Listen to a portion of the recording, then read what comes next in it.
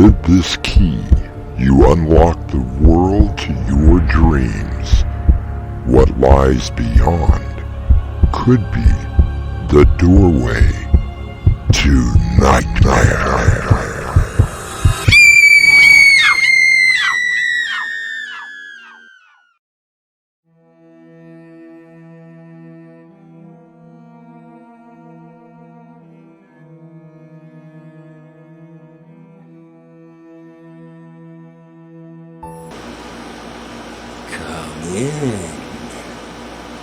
Welcome.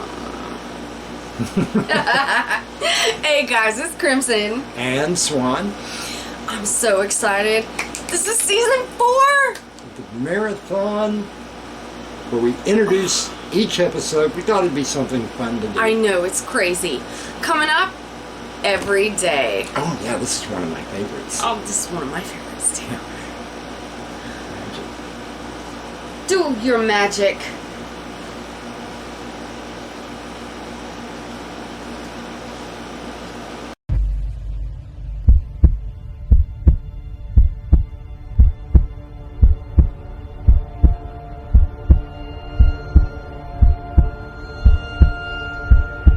With this key, you unlock the world to your dreams.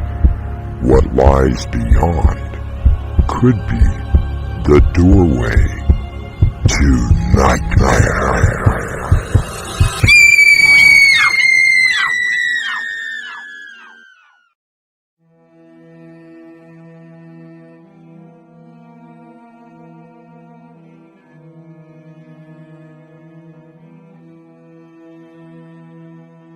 Come in. Welcome.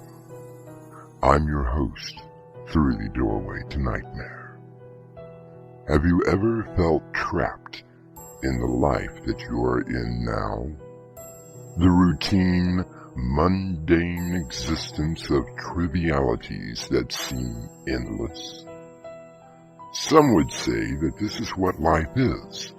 Simply a day-to-day stream of conscious thought.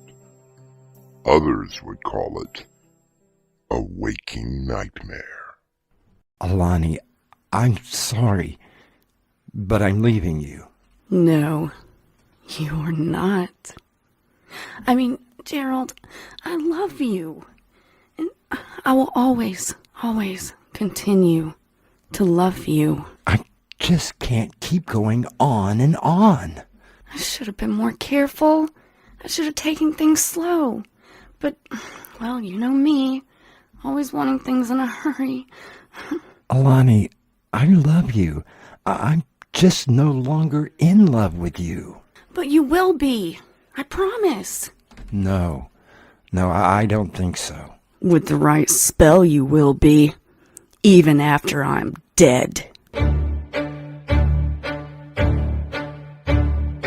Our mystery drama, Every Day, was adapted from the short story and written especially for Doorway to Nightmare by Winslow Swan and edited by Crimson McKenzie. Our stars include Ezra J D Emmans, Crimson McKenzie, and Winslow Swan. I'll be back shortly with Act 1.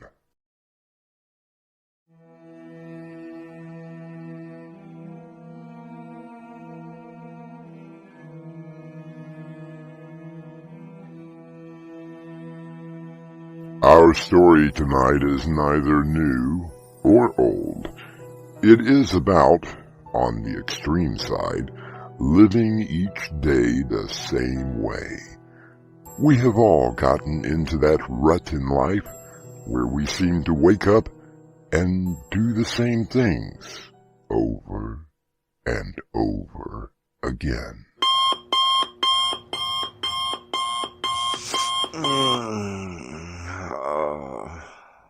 6 in the morning. Well, another day, another, what is it now? 27 cents. Well, shave, shower, and then downstairs to breakfast.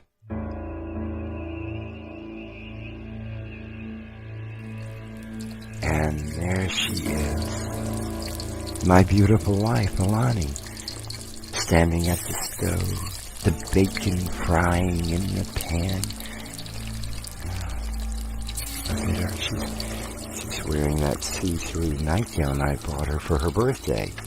Or was it for me? I just wonder what her flesh would sound like in that hot grease. Morning, babe. Gerald, what are you doing? No!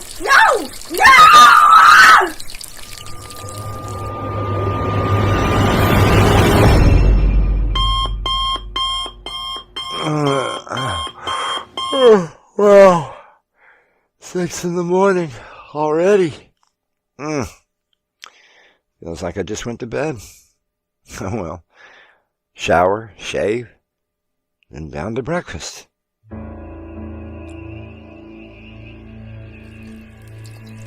And there is my beautiful wife, Alani. Look at the sweet curves of her body. I can smell her perfume over the bacon. I wonder what her blood would look like on top of the stove. Good morning, Gerald. What are you doing with that knife? What are you doing with that?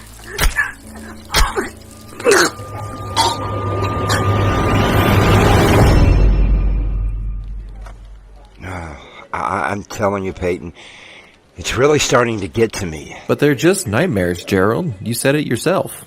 The same one, 2 nights running, and each one more graphic than the last. So how are things with you and Alani? Oh, never better. That was a quick answer. No arguments? Well, that's just it. She never argues. She never disagrees with me. It's like having some sort of a slave or a yes person. And this is a bad thing. I almost wish there really was an argument clinic. You mean like on Monty Python? Yes, I could just go and pay someone to have an argument with, because I really think that Alani doesn't know how. Well, you're just stupid. What? You heard me. You're just stupid and ignorant. Peyton, what are you trying to do? I thought you wanted to have an argument. No, that was abuse, not argument. No, it wasn't. Yes, it was. No, it wasn't. Yes, it... Oh, I see. No, not going to do the Monty Python routine with you. Well, I tried. Not helping. So, what am I going to do? About what? Well, the nightmares. Oh, those. Well, maybe you shouldn't eat before going to bed. I've read somewhere that certain food can cause nightmares. What, and give up my foot-long subs? No way. Think of something else. Warm milk? Ugh, how vomitable. Okay, well, and how about a stiff drink? No, already doing that. And stop doing that. Look, I don't know. So you had 2 nightmares in 2 nights. Big deal. Yeah, I guess you're right. Now, if I'm in your nightmare, please, just keep it to yourself.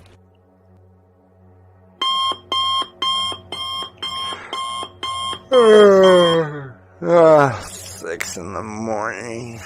Again. Well, time to get up, take a shower, shave, and go down for breakfast. Wow. She is really beautiful.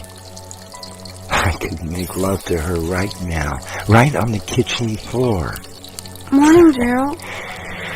But Gerald? maybe I'll just drown her in Gerald? the sink. What are you?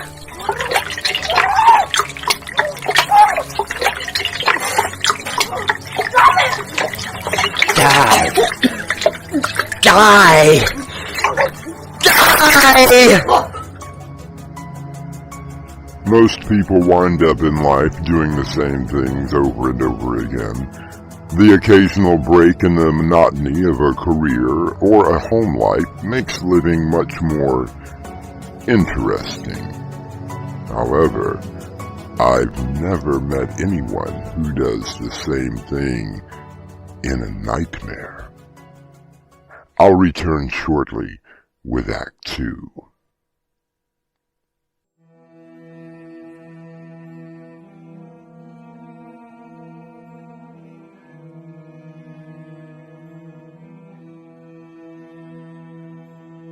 I believe that we have all found ourselves in a situation that seems both hopeless and endless. While most of us are able to find an exit, Gerald is only beginning the journey. Gerald, Jesus, you look like a wreck. Yeah, it's called not getting any sleep. You mean for the past 2 weeks, you were still having the same nightmare? Every night. And you kill your wife in all of them? No, not just kill her, Peyton.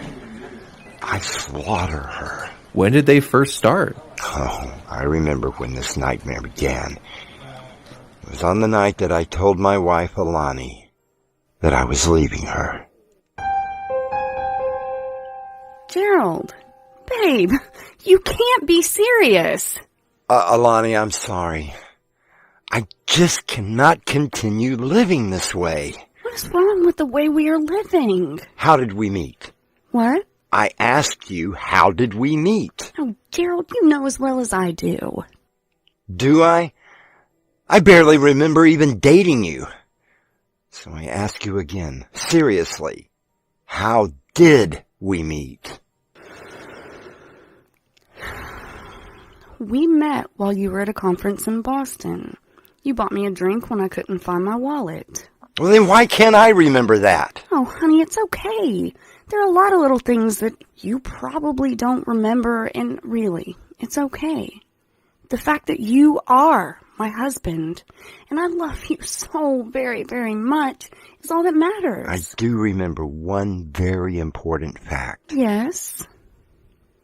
I only knew you for less than a week. And then we were married. How do you explain that? Oh. You swept me off my feet, silly. You went screaming into the ballroom of the hotel and yelled, "Someone, anyone, marry this lovely creature to me or I shall go mad!" Don't you remember that? All that I can remember is that I woke up in this house with you beside me. Perhaps you should go and see a doctor. Perhaps I should leave. Now stop being like that. You don't want to leave me. No, Alani, I don't want to, but I believe that I have to. All right, Gerald, I admit it. I probably moved too fast, but then that was always my problem. I suppose the spell I used on you was just too strong. A spell? What are you talking about? Please, Gerald, just listen to me. I've always gone after whatever I wanted. I saw you in Boston and decided that I wanted you. So I used a spell on you and I got you. Only I think the spell worked almost too well. So what you were saying is that you were a witch? No! Not the Halloween kind. I am a follower of the old ways. I was born with sort of a gift, and I have used it throughout my life. Oh, Gerald, don't you understand? I can give you anything you want. No, not that way. I don't want any part of it.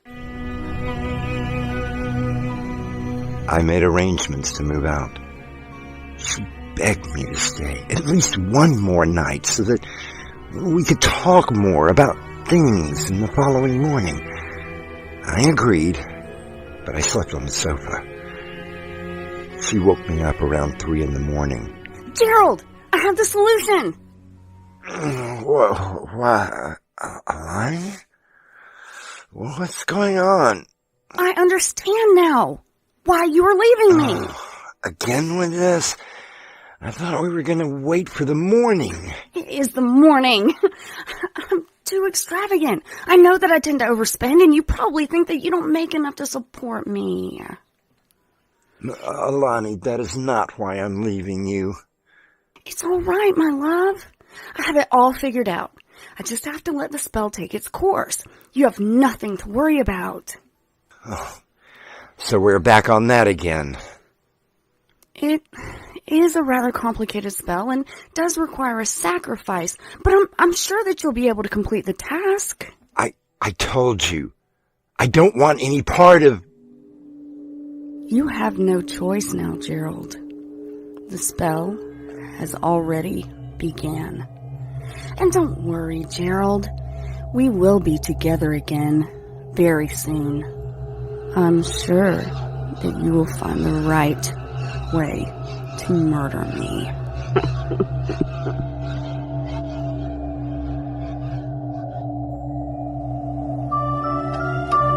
Did I just understand Alani correctly? She did use the word murder. And what exactly is the right way to murder someone? Or is there a right way at all? Perhaps we shall all find out when I return with Act 3.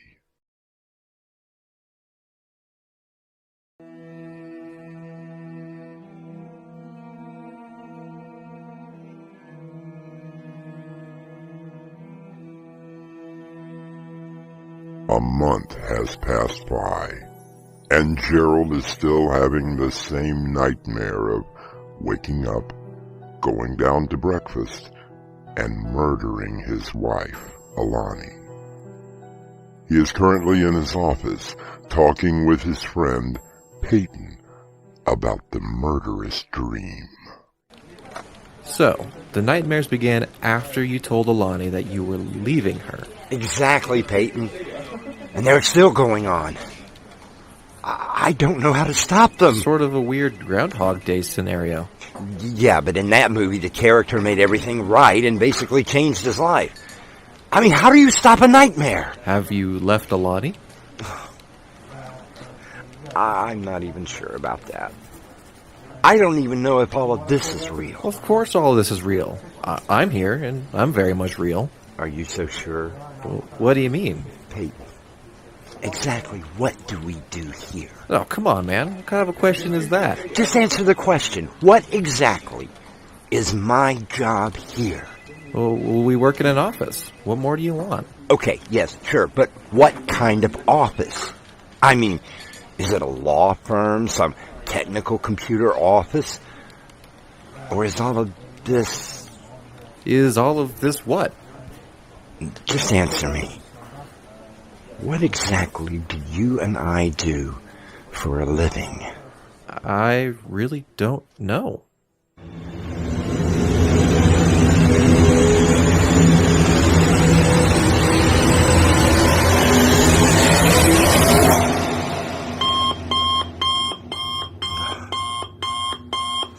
Morning. Again. I'll shower, shave, go downstairs, see Alani by the stove, and then I will kill her. Yet again. I wonder how to do it this time. How'd you do her in this time? I found myself in the kitchen, holding an axe. And walked up behind her and buried the thing straight into her head. What happened after that? You know, that's the funny part. I simply find myself here, talking to you. So basically, you kill your wife, then you lose time. Look, why don't you just stay in bed? Don't get up and take a shower. Maybe run down the stairs and out the door. Break the cycle. I wonder if it will be that easy.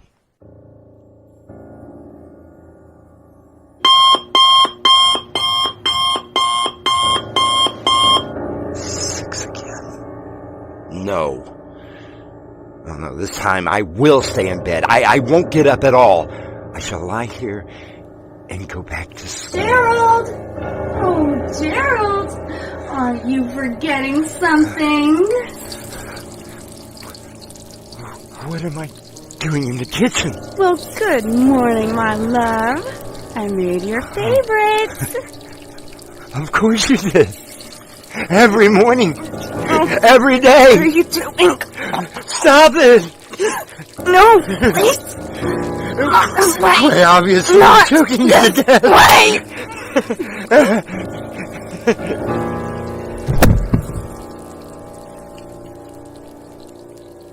Gerald, buddy, you're looking worse and worse. It didn't work, Peyton. I tried to stay in bed. It didn't work. Nothing works. I'm trapped.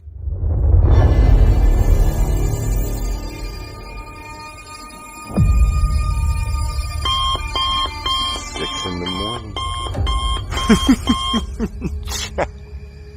Shower and shave. And then go and kill Alani. Just another day.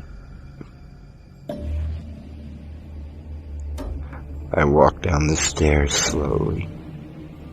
I look into the kitchen. I hear the bacon on the stove. I can smell the aroma of coffee mixed in with her perfume and the bacon. I'm holding a gun. And there she lays, on the kitchen floor, the hole in the back of her head spurting blood. It pools around her long, beautiful hair. Really? Gerald? Really? I told you. The spell has certain specifics, and you were just not doing it right. You were dead! Again, Gerald. We will just have to try again, and again, and again, until you get it right! It's been 10 years now. Every day, the same thing.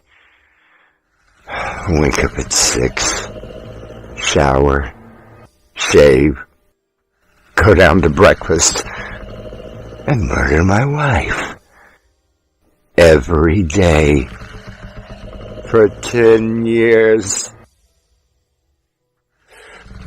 For God's sake, help me!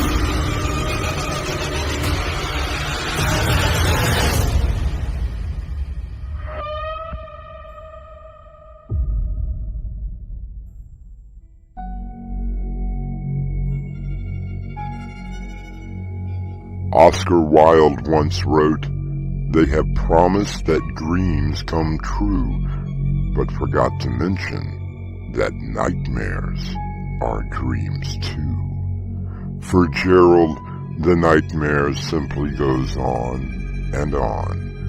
until he makes it right. I shall go on a bit more when I return shortly.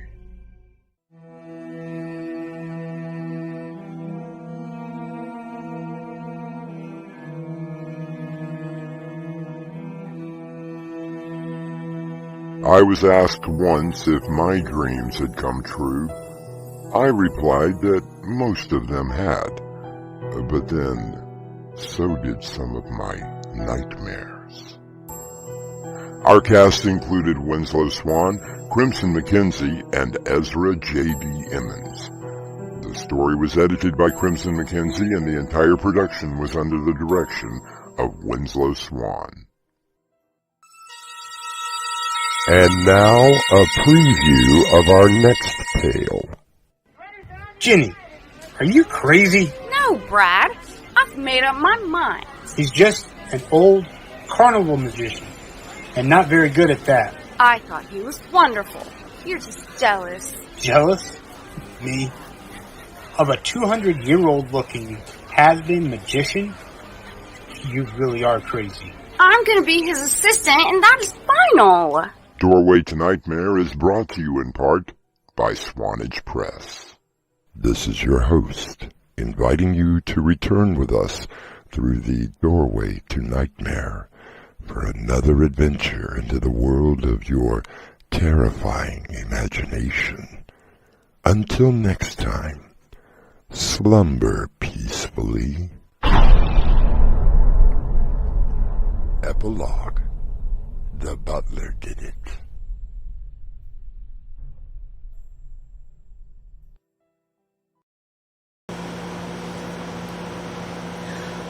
Do it again. Got another quarter? You already owe me $1.25. Well, give me another quarter and I'll do it again. Here's a quarter.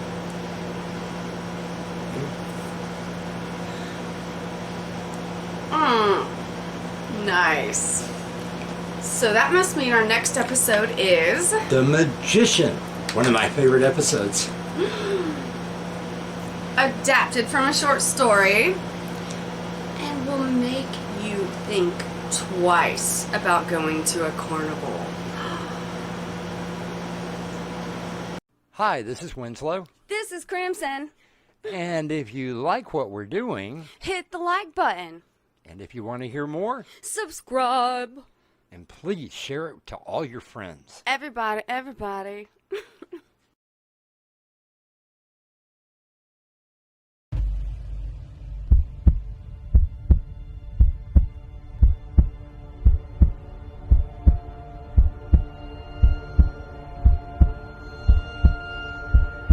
With this key, you unlock the world to your dreams.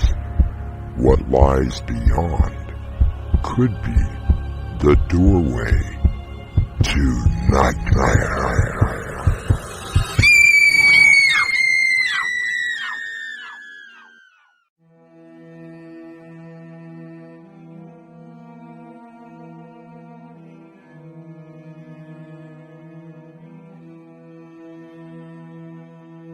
Come in. Welcome. I'm your host through the doorway to nightmare. The magician, the fakir, the one who does the tricks, has been around for centuries. Only the props and techniques have changed. Magic has become more sophisticated, and the art of manipulating an audience can be quite enjoyable and entertaining. Sometimes. Jenny, are you crazy? No, Brad. I've made up my mind. He's just an old carnival magician, and not very good at that. I thought he was wonderful. You're just jealous. Jealous? Me? Of a 200-year-old looking has-been magician? You really are crazy. I'm gonna be his assistant, and that is final. Our mystery drama, The Magician, was based on a story by John Allen and written especially for Doorway to Nightmare by Winslow Swan and edited by Crimson McKenzie. Our stars include Crimson McKenzie, Mark Wheeler, and Mark McLain. It is sponsored in part by Swanage Press. I'll be back shortly with Act 1.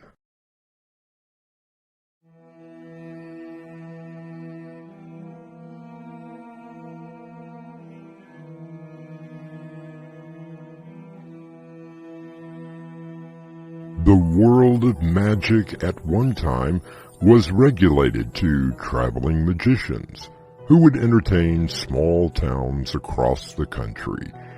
It would be many years before the large stage shows that you can see today. Oh, Brad, look! A magician! Let's go. Oh, come on, Jenny. Once you've seen one magic act, you've seen them all. But I really want to check him out.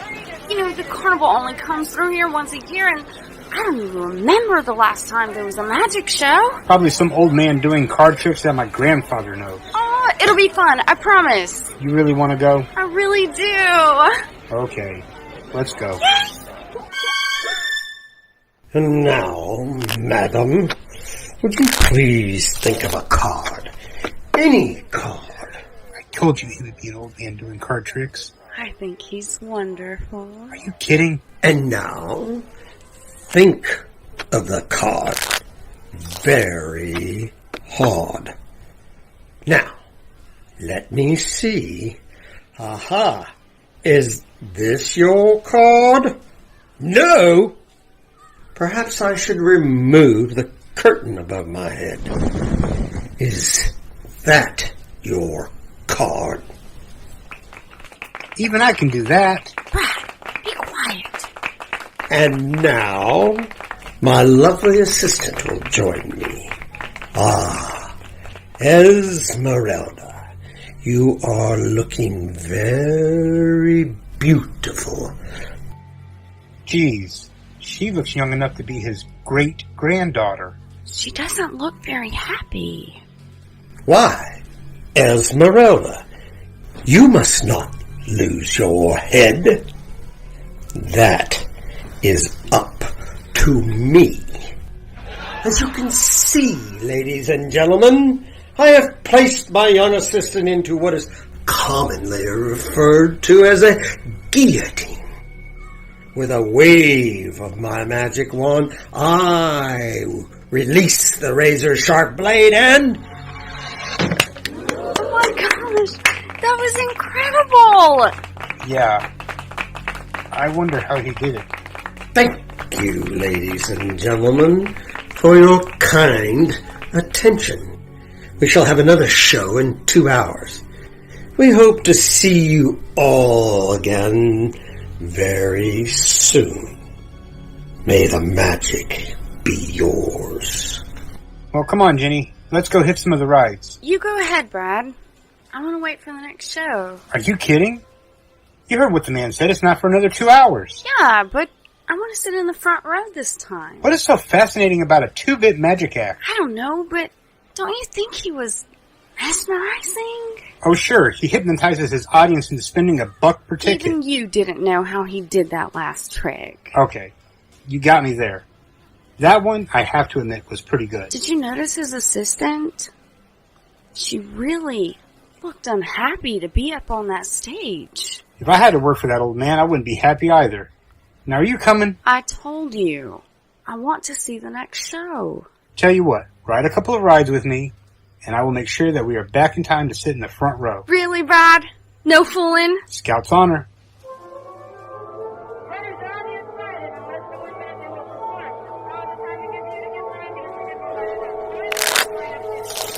This is not your card, madam.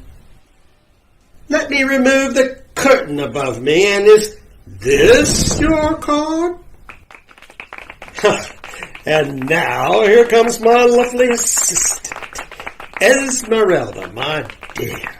You should not lose your head.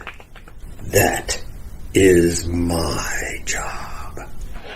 She almost looks scared, Brad. It's just part of the act. I beg your pardon, young man. Did you say part of the act?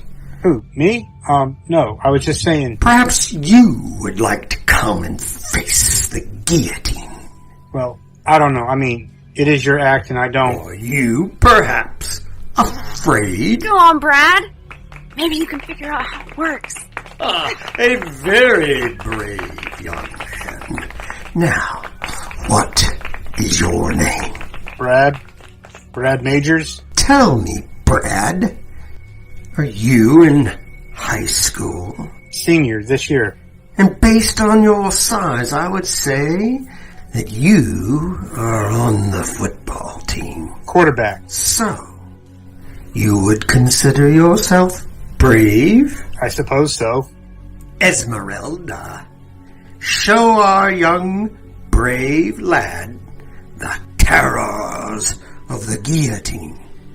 Now, ladies and gentlemen, as you can see, our young football player is firmly strapped into the mechanism. With a wave of my wand, I press the trigger in. Please, a round of applause for the brave, very brave, Brad Majors. Come on, Jenny, let's get out of here. Brad, are you all right? No, not really. What is it? That girl, Esmeralda, while she was strapping me in, she slipped something into my pocket. What was it? Her phone number? No, here, read it. Please help me. What do you think it means? I don't know, but there's something very strange about Merlin the magician. Some magicians are more theatrical than others, while others lean more towards the comedic side. Merlin seems to be more sinister than dramatic. I'll be back shortly with Act 2.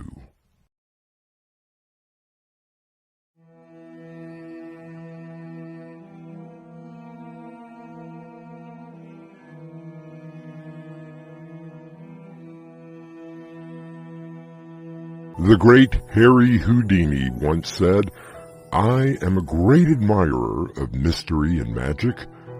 Look at this life, all mystery and magic." And now, ladies and gentlemen, for this next illusion I will require a man's what? Here you go. Well, well, well. Good to see you again, Mr. Brad Majors. Wow, you remembered my name. I remember everything.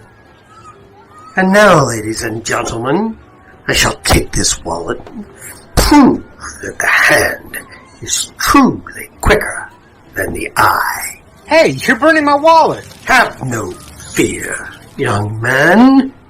And abracadabra. Here is your wallet. Esmeralda, please return the property to the young man. Whoa. And now, ladies and gentlemen, my lovely assistant, Esmeralda, will be facing the horror of the guillotine. Hey, what's this note? Meet me at the haunted house after the show.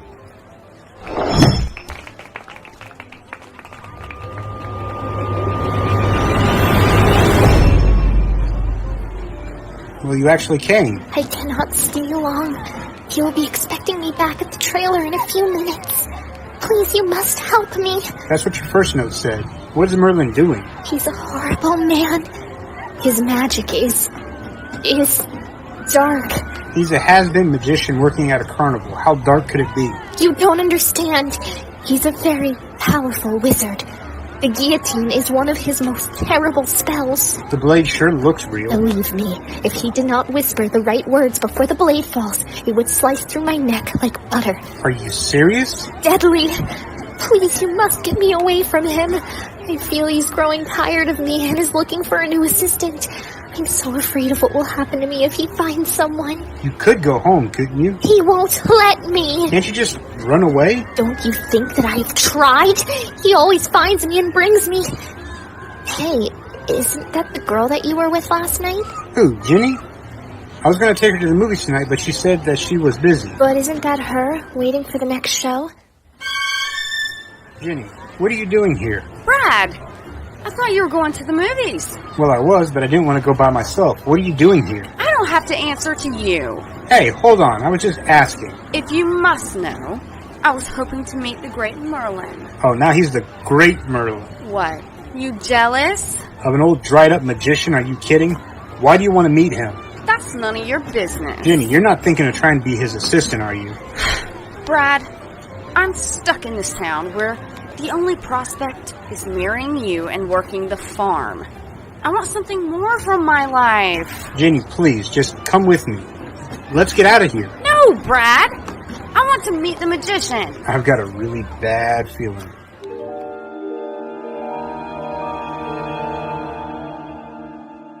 Brad sees the look of determination on Jenny's face. The feeling of dread that began earlier is growing inside of him. I'll be back shortly with Act 3.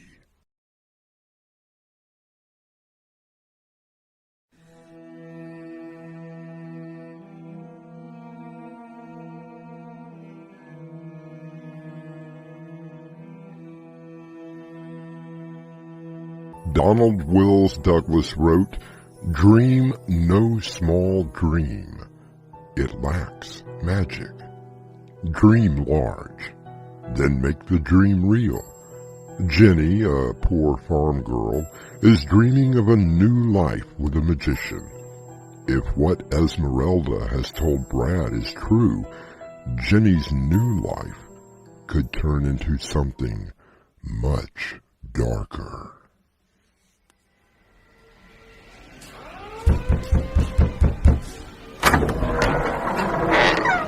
May I help you? Mr. Merlin? My name is Jenny, and I think that you're the greatest magician in the world, and I would love to be your assistant. Jenny, Eh? What a pretty name. What a pretty girl. And you say that you would like to be my assistant? Come in, Jenny. Oh my! What an interesting... Oh wow. Please, look around, my dear. These paintings. 6 eyes? 4 arms? These are the paintings of the old ones, my dear. The gods who were here long before man crawled out of the ooze. What is that? It looks like a bat. It is, my dear, it is. Now, if you will forgive me, I must have a talk with Esmeralda. You have been a bad girl, haven't you, my pet? I won't stay here any longer. That's 1. I won't be your assistant anymore. That's 2. What are you going to do? I will be with you in a moment, my dear. Jenny! Get out of here! Run away while you still can! That's 3!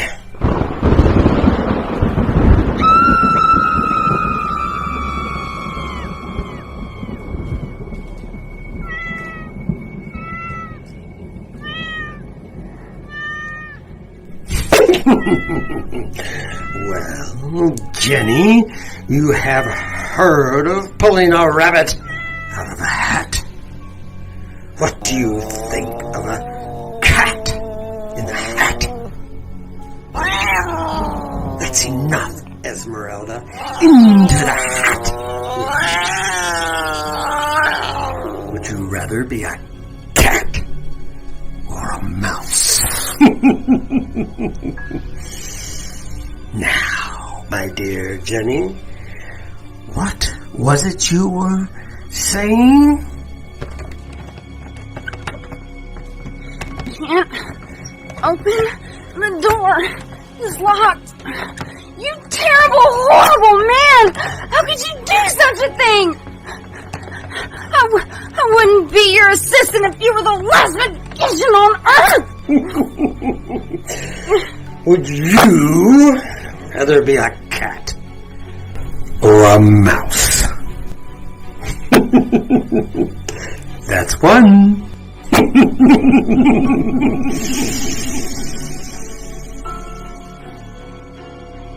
Jenny's face becomes ashen white. She realizes, a little too late, that she is now trapped under the magician's spell.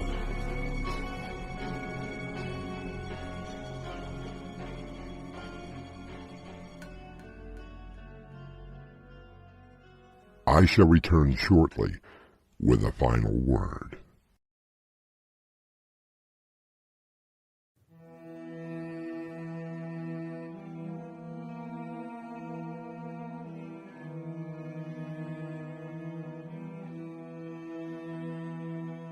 One of the first rules of magic is to never reveal a secret.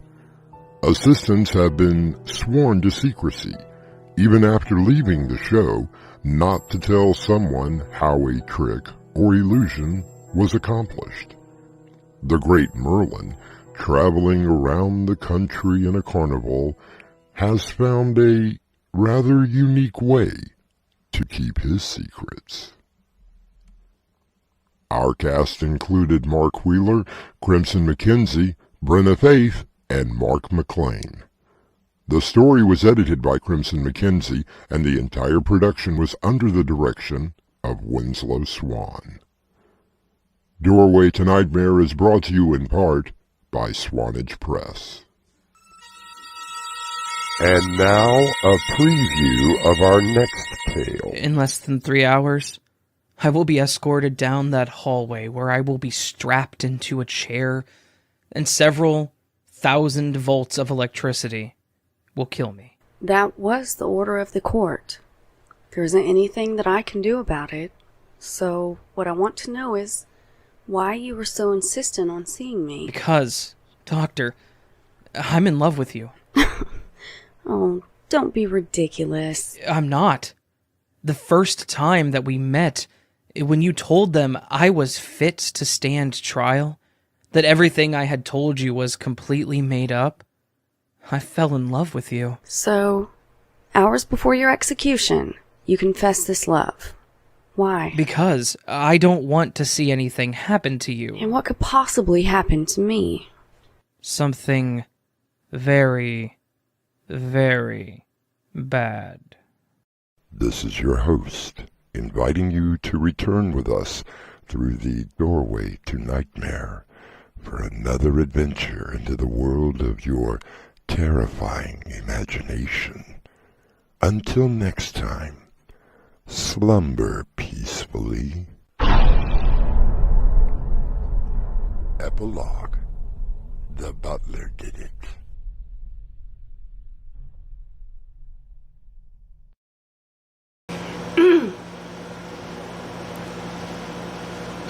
Remind me to never fall in love with a magician. So, coming up next is a much anticipated story, The Confession. Ooh, one of my favorites. And as always, it may sound like one thing, but be another. Flies. Hi, this is Winslow. This is Crimson. And if you like what we're doing, Hit that like button. and if you want to hear more, Subscribe.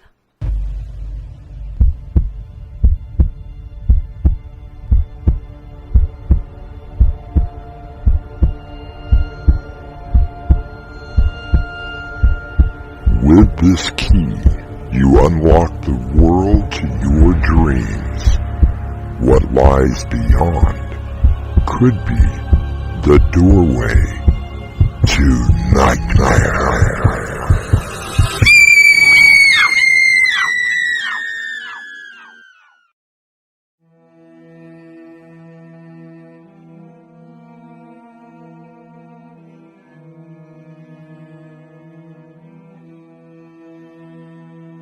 Come in.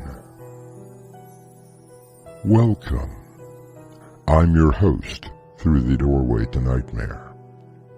The scariest monsters are the ones that lurk within our souls, wrote Edgar Allan Poe.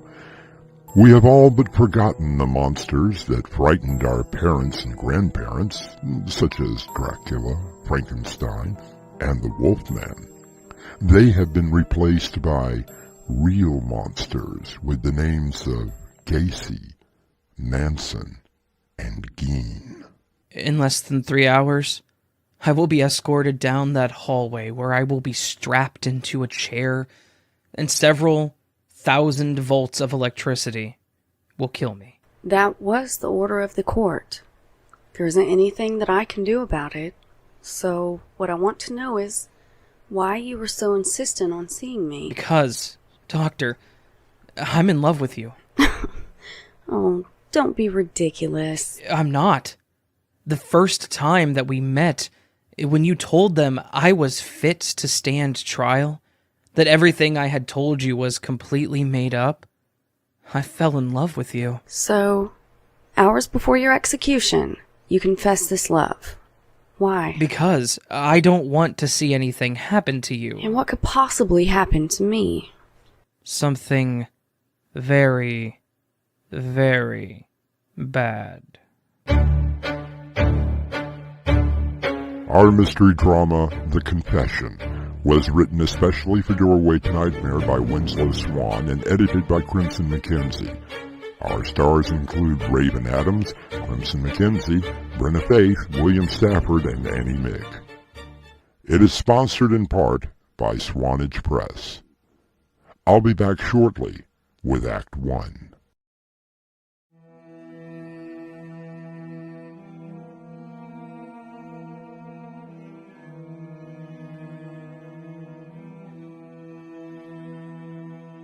We take you now from the kind people that make these productions possible to the monsters that will make it impossible for you to sleep. I hope. Dr. Emily Mason enters the office of Thomas Lansing, warden of the state prison. She is there at the request of a monster who is awaiting execution in the electric chair. Come in, Doctor. Oh, Emily is fine, Warden. And I insist on you calling me Tom. So I wanted to talk to you first before you saw the prisoner.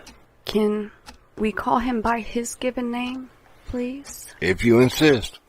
I wanted to find out why Paul Drake was so insistent on seeing you. I won't know that until I talk to him. And you are aware that he is to be executed at midnight tonight. Very much aware. I understand that you were the psychiatrist who found him fit to stand trial. Did you follow the proceedings? No, but I was kept abreast of what was going on by the DA. After my testimony, I went back to my private practice and forgotten about Paul Drake until... Yes? I received this letter from him last week. I see now why you wanted to come. According to this letter, he wants to confess something to you. The DA always thought that there were other victims. Perhaps Paul is ready to show us where they are to give closure to the family. I must confess that I am not comfortable with you seeing him alone. However, against my better judgment, we have a private room for you to meet Mr. Drake. Naturally, we will be monitoring the interview. I understand. I hope so. This man, Paul Drake, is one of the coolest killers that I've ever met in my life.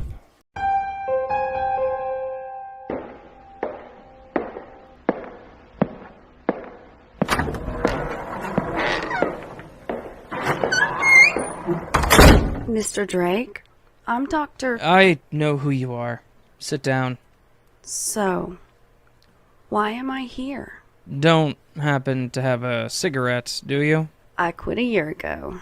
Shame. However, since the circumstances are rather unusual, the warden has allowed me to bring you a pack. I don't suppose he gave you a lighter as well? Yes, he did, but I had to promise not to give it to you.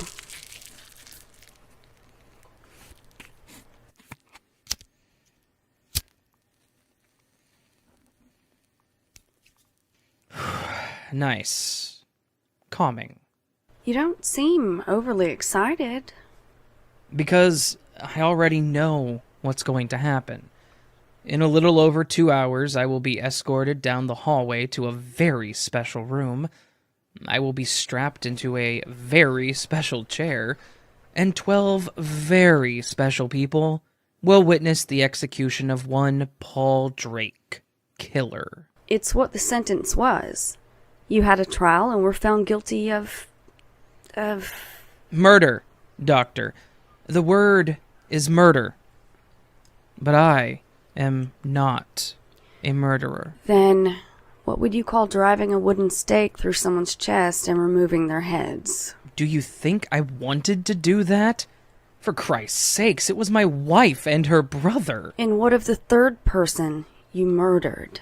It was because of him that I did what I did. And how many others have you killed in this fashion? Oh, I see. The DA must have some unsolved murders, and wouldn't it be nice to wrap everything up and put them on Paul Drake? Have you killed others? Is that the reason you thought that I wanted to see you? Your letter only stated that you had to see me. And you thought that was the reason? I'm still waiting for the reason. Because, Emily, I love you. What? I love you. I fell in love with you at that very first meeting. What? Why are you telling me this now? Because I don't want anything to happen to you. What do you think is going to happen? Tonight, after my execution, there is going to be a bloodbath. And no one will be able to stop it.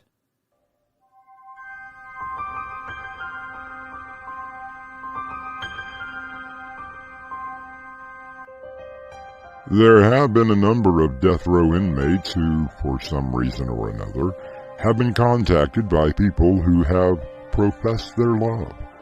Prison marriages happen all of the time, but I don't recall one that happened a mere 2 hours before an execution. I'll return shortly with Act 2.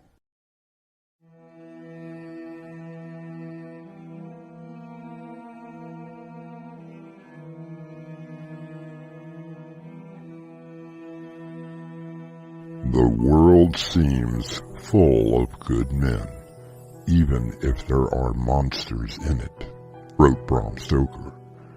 While Paul Drake, convicted killer, has professed his love to Dr. Emily Mason, does this make him a good man or a monster? You are facing the death penalty, Paul. You are simply wanting to cling to what little life that you have. Spoken like a true psychiatrist. You did just call me Paul, though. I was being civil. And you don't feel anything for me? Mr. Drake, I listened to you 3 years ago. The story that you told me was fantastic and obviously contrived, but you displayed all of your mental faculties. I had no choice but to find you fit to stand trial. Is that why you came here today? Fine. Then let me tell you the story again. And what of this proof that you talked about in your letter? Did you bring the crime scene photos? And the ones from the medical examiner? It took some doing, but the DA agreed. After I'm finished telling you my story again, you will have your proof. All right, Paul.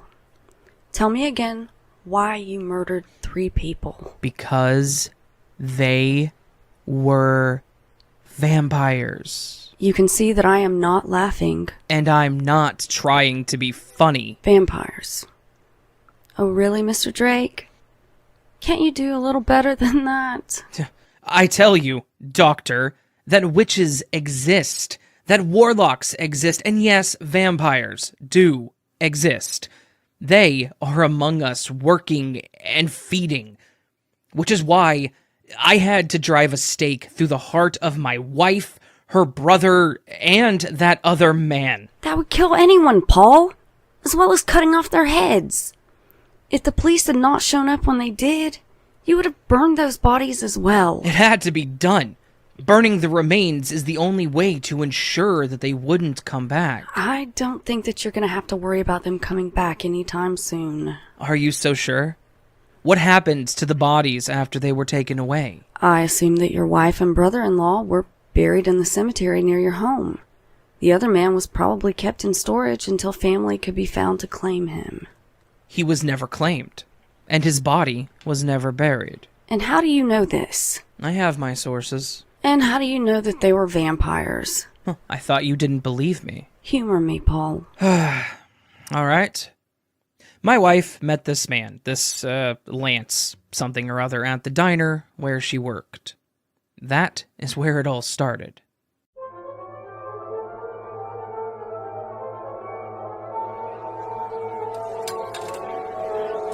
What'll it be? I believe that I will have the special tonight. One special coming up. And your company when you in your shift. That's a new one. Oh, I'm very serious. Yeah, aren't you all? Look, I don't date the customers. Besides, you see the ring? Married.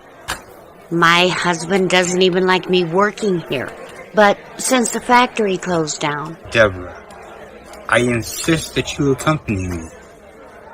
Look, I got other customers. They no longer matter. They no longer matter. Trust me, Deborah. Your husband will no longer matter. Nothing will matter anymore.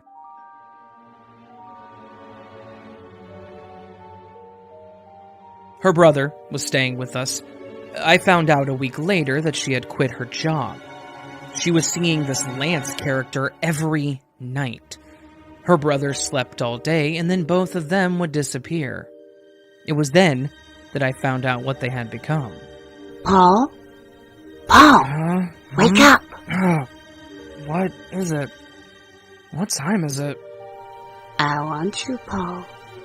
I want you to join us. Hey, what are you doing? I want you now. Hey, stop that!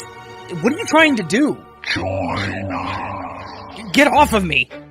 There is no use in fighting it, Paul. You will be one of us. Debbie won't leave without you. What the hell are you? I think that you already know. Just give in, Paul. There really isn't anything that you can do.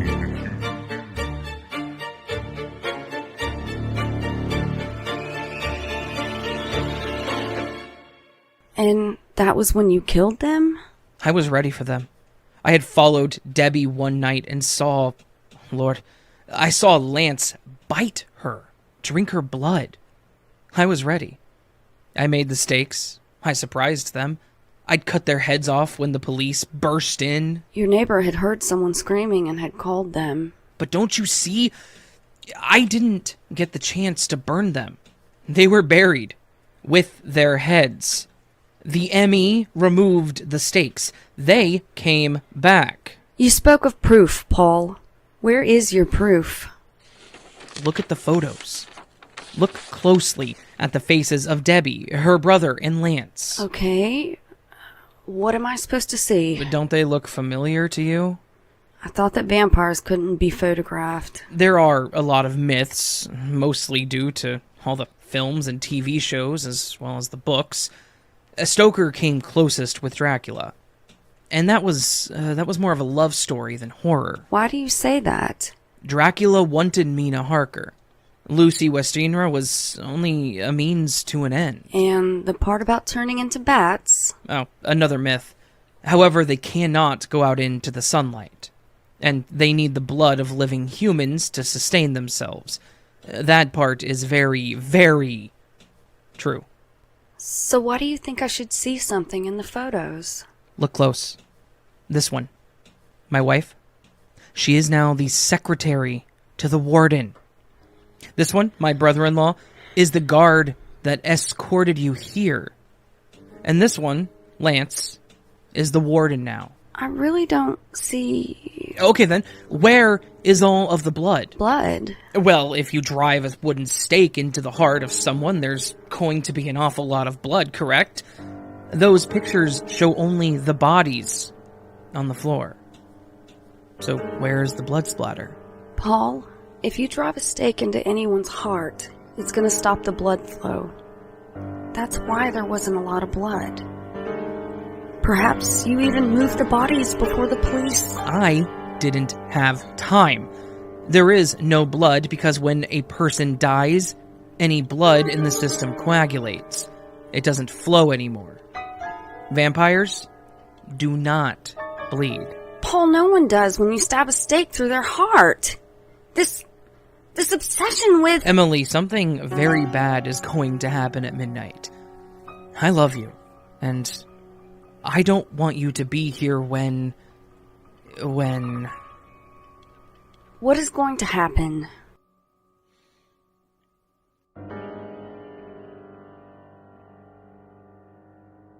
According to Nietzsche, whoever fights monsters should see to it that in the process, he does not become a monster.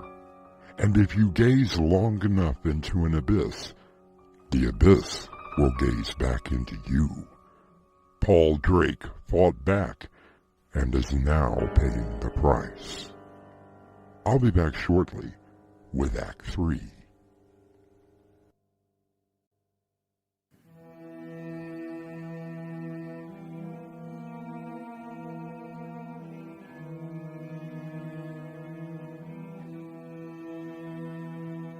Dr. Emily Mason sits across the table from Paul Drake and listens quietly. The photographs of his 3 victims lie in front of her. In another half hour, Paul Drake will be executed. Paul, I want you to listen to me now. Don't you understand? They came back. They are here. Paul, there is a resemblance to each of them, but I can assure you that they are not vampires. Let me tell you what I believe. I'm listening. You say you followed your wife one night and saw Lance Henderson? Henderson? Yes, that was his name. The police tracked his identity down. Now you say that Lance bit your wife and drank her blood, turning her into a vampire? But I did. Just listen. I believe that you did follow your wife. I believe that you saw Lance and her together. Seeing your wife making love to another man set something off in your mind. So why was Lance in my house while my wife was trying to bite me? I believe they were there to tell you that she was leaving you.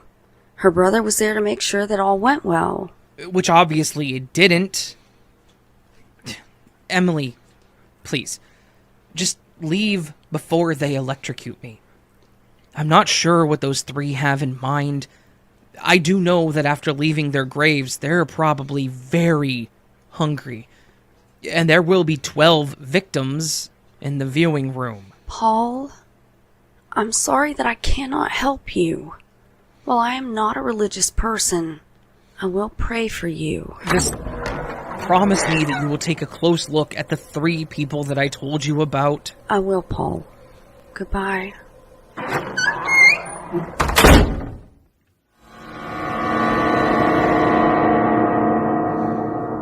So, what happened? I don't know. I left before the execution. Do you think that he was telling the truth? About the vampires, I mean. I know that he was. How do you know?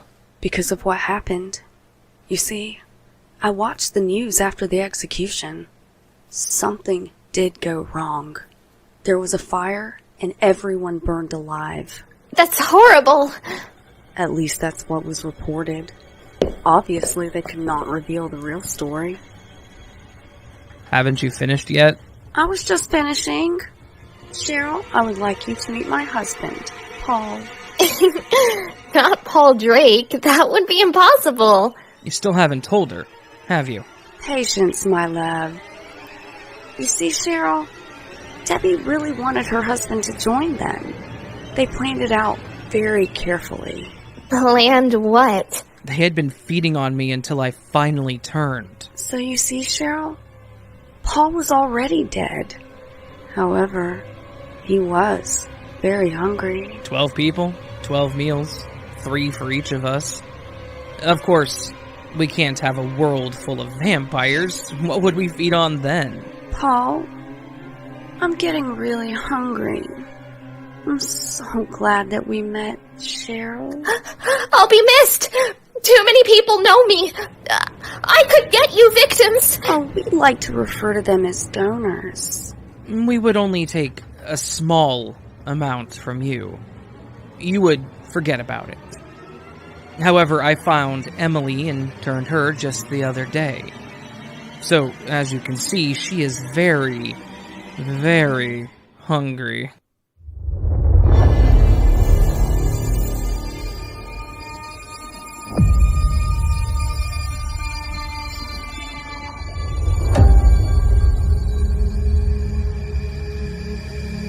Cheryl watches in horror as her hosts descend upon her. She feels the teeth bite into the soft flesh of her neck and hears the slurping noise that Emily makes as she drinks her fill. I'll be back shortly.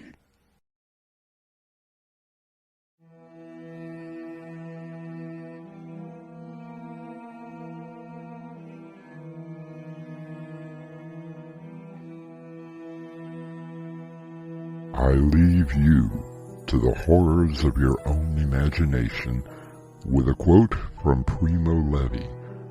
Monsters exist, but they are too few in number to be truly dangerous.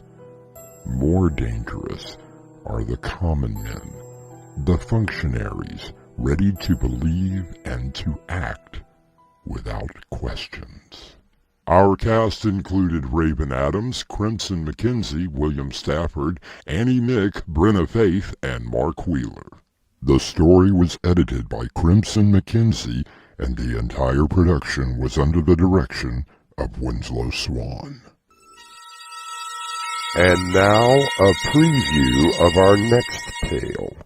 Oh, come on, Dad. You can't be serious. Deadly serious, Mark. It's been exactly 10 years since the last sighting, and the strange occurrences around here have begun again. Dr. Coleman, do you really believe that there is some sort of entity that haunts that field? My dearest Evie, I know that there really is a shadow man. Doorway to Nightmare is brought to you in part by Swanage Press. This is your host, inviting you to return with us through the Doorway to Nightmare for another adventure into the world of your terrifying imagination. Until next time, slumber peacefully. Epilogue. The butler did it.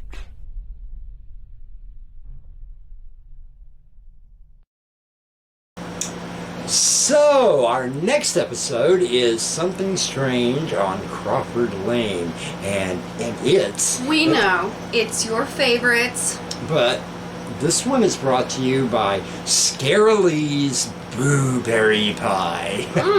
I'll have a slice. Of the pie! The pie!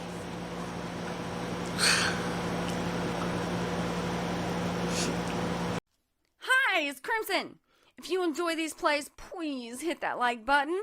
That way we know. Don't forget to subscribe and share it with all your friends.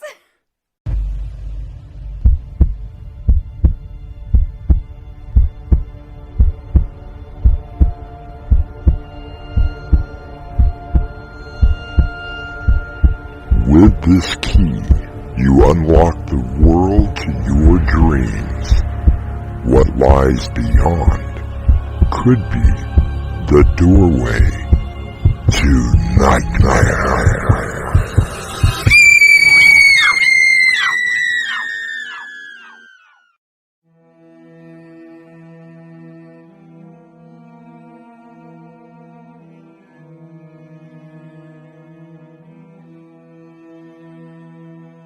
Come in.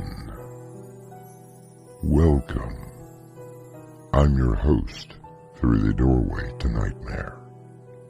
I have always been fascinated with the ghost story. Not only the ones that were written down and published, but the legends that seem to be a part of every culture and province. The stories that are handed down throughout the years to each generation. Oh, come on, Dad. You can't be serious. Deadly serious, Mark. It's been exactly 10 years since the last sighting, and the strange occurrences around here have begun again. Dr. Coleman, do you really believe that there is some sort of entity that haunts that field? My dearest Evie, I know that there really is a shadow man. Our mystery drama, Something Strange on Crawford Lane, was written especially for Doorway to Nightmare by Winslow Swan and edited by Crimson McKenzie. Our cast includes Dave Arkipov, Crimson McKenzie, and Winslow Swan. It is sponsored in part by Swanage Press.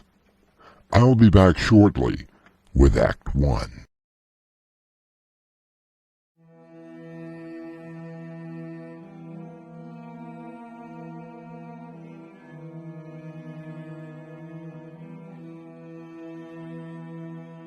The ghost story, literature that has been around since the dawn of man.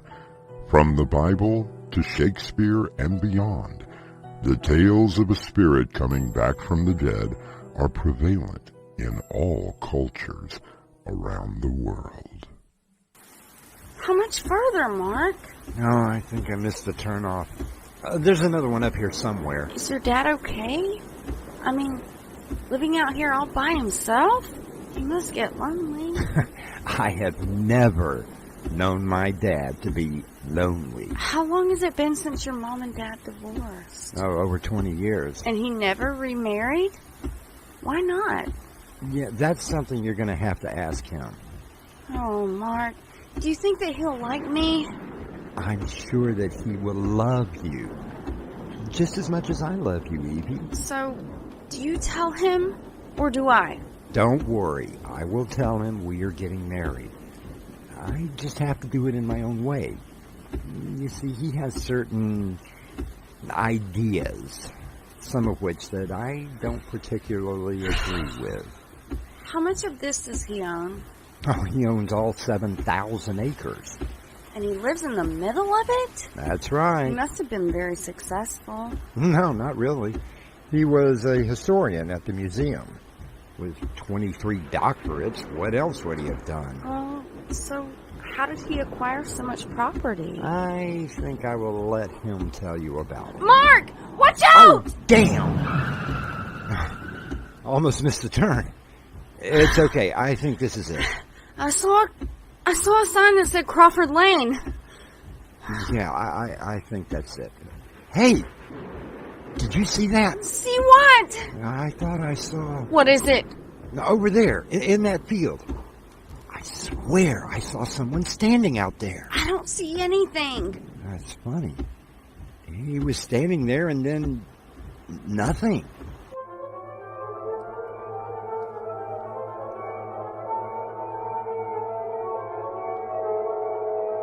Dad! It's great to see you again. Good to see you, too. And you must be the lovely Evie that Mark has been telling me about. Very pleased to finally meet you, Dr. Coleman. Please call me Edward. Now, I've already fixed up the guest room, and you will find clean towels and sheets. I've also made a small dinner in case you're hungry. Oh, Dad, you really didn't have to. Now, it's okay. Get yourselves settled in, and I will meet you in the dining room.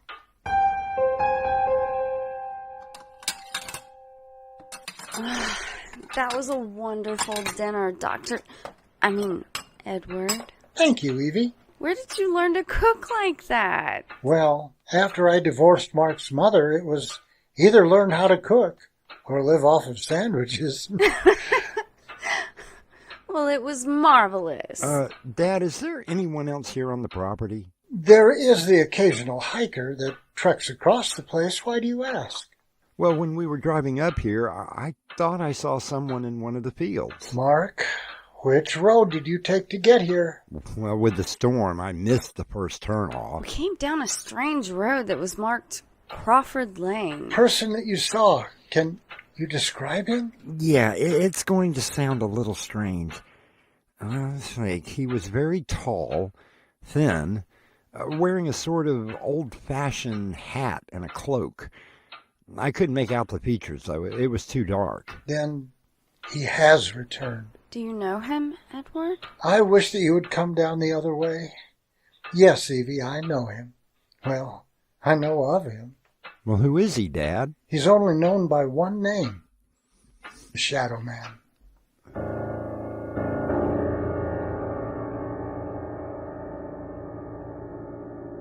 The author Ruskin Brown said that ghosts are all around us.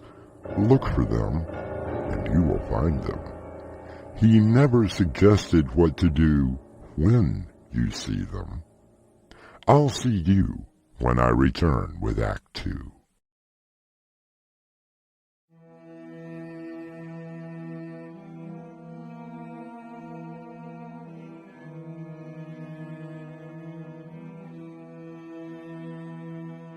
There has been a resurgence of interest in the ghost story.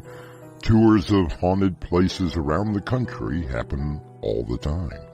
Local legends of mysterious happenings are reported by people everywhere. Oh, it's so beautiful tonight. Yes, I often sit out here after dinner and simply watch the stars. Dad, you're avoiding the subject. Mark tells me that you own over 7,000 acres. How did you manage to come by all of this land? What about this Shadow Man? Please, both of you. I can answer both questions if you'll just give me a chance. Fine. Evie, may I present Dr. Edward Coleman, my father. Very funny, Mark.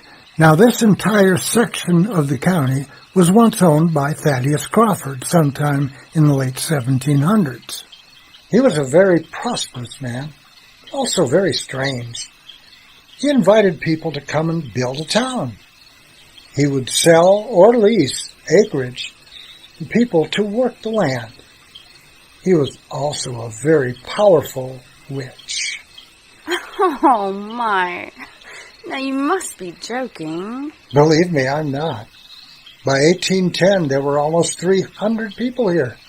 And that is when the mysterious things begin to happen. What sort of things? Most significantly, children began to disappear. How awful! Did they ever find any of them? Not a trace. Several drifters were caught and tried in what could only be called a kangaroo court. It wasn't until the spring of 1811 that the truth came out. What happened? A young girl by the name of Letty LeGros had disappeared. She was found 3 days later out on what is now called Crawford Lane. She told of a demonic ritual held out in the field where she was to be sacrificed. She managed to run away and hide. So how does that explain the Shadow Man? I'm not finished. The town, infuriated by what they heard from the girl, stormed the mansion. They found Crawford at some sort of altar to the devil. They dragged him out and burned him alive. With his dying breath, he cursed the town and swore vengeance. Are you saying that this man Crawford is the Shadow Man? Possibly. According to the legend, every spring the Shadow Man appeared.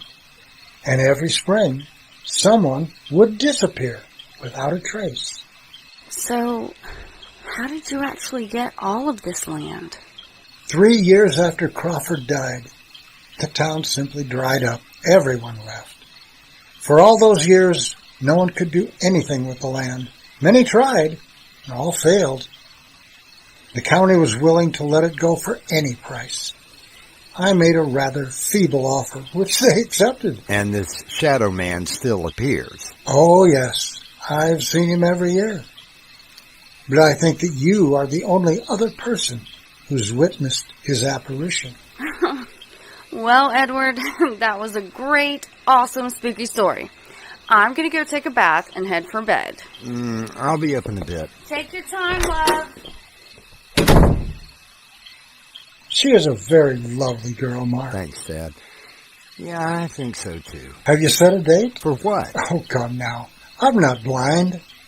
I saw the engagement ring. I could never pull one over on you, could I? Why would you try? Now, are you going to go the traditional wedding route? You mean in a church? Dad, you know my feelings about organized religion. I blame your mother for that. No. I wasn't all Mom.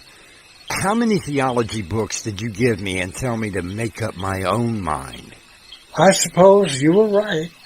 How is your mother? Oh, you know, the same, I guess. Mark, I want you to keep a close eye on Evie. Now, why do you say that? Because of the part of the legend that I left out for her benefit. I don't understand. What part? And I want you to be extra careful this weekend. Dad, what are you talking about? I told you that the Shadow Man would appear each spring. What I didn't tell you was that each spring someone has disappeared without a trace. Oh, come on, Dad. This is the 21st century.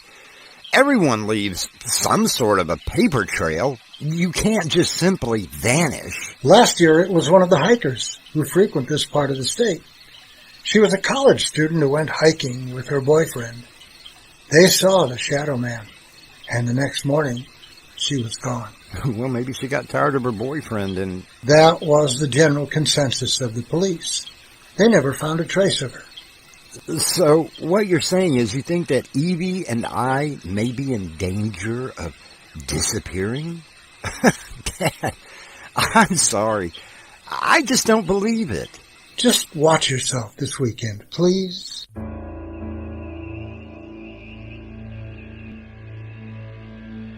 What a horrid story. I know that I'm going to have nightmares tonight. Oh, it got so cold in here. Who's there? Mark? Is that... No, it can't be.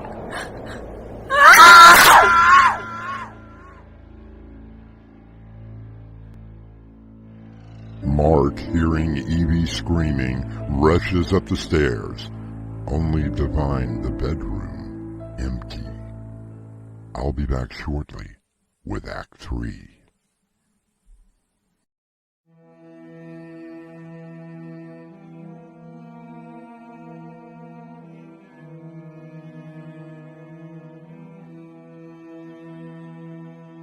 Dr. Edward Coleman, after searching the house with his son Mark and not finding a trace of Evie, has driven to the closest town to enlist the aid of the police.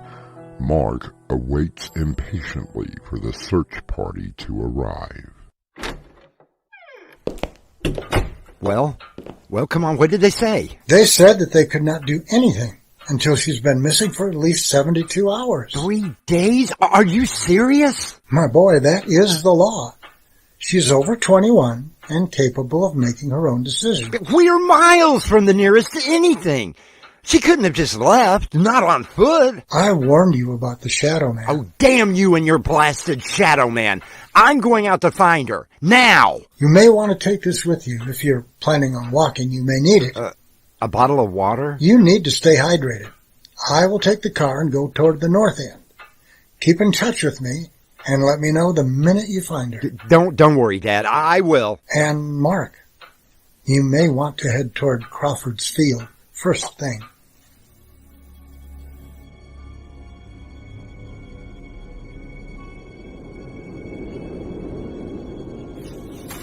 Evie!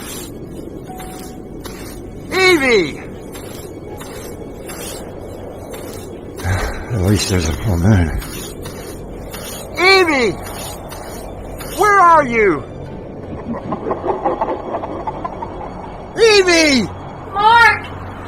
Help me! Where are you? Oh my God. What is that? Mark! Help me, please! Please! I'm coming! Just hold on! The Shadow Man is real! He's trying to take me! What are you? Those eyes. Those red glowing eyes. I can't move! No! You won't take her!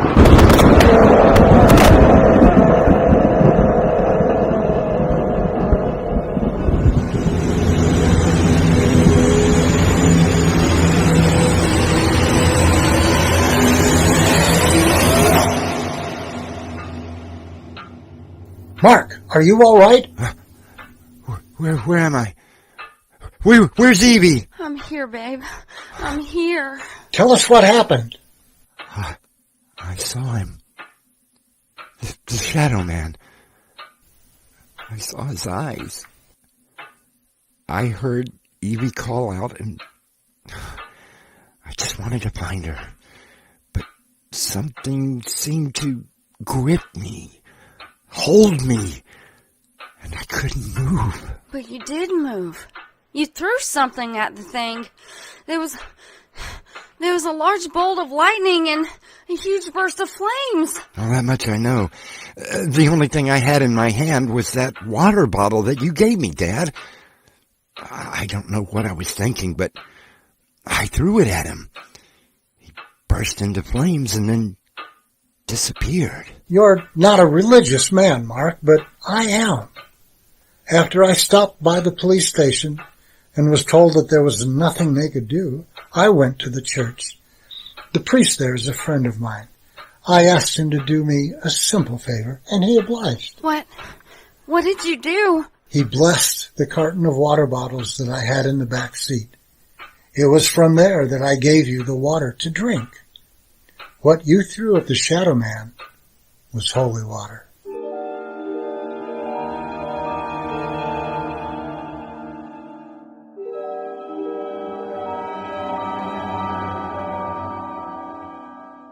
Mark Coleman looks at his future bride, Evie.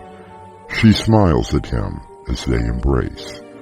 Edward is only relieved and wonders if the Shadow Man has been defeated, or will he appear again the next year. You reappear when I return shortly.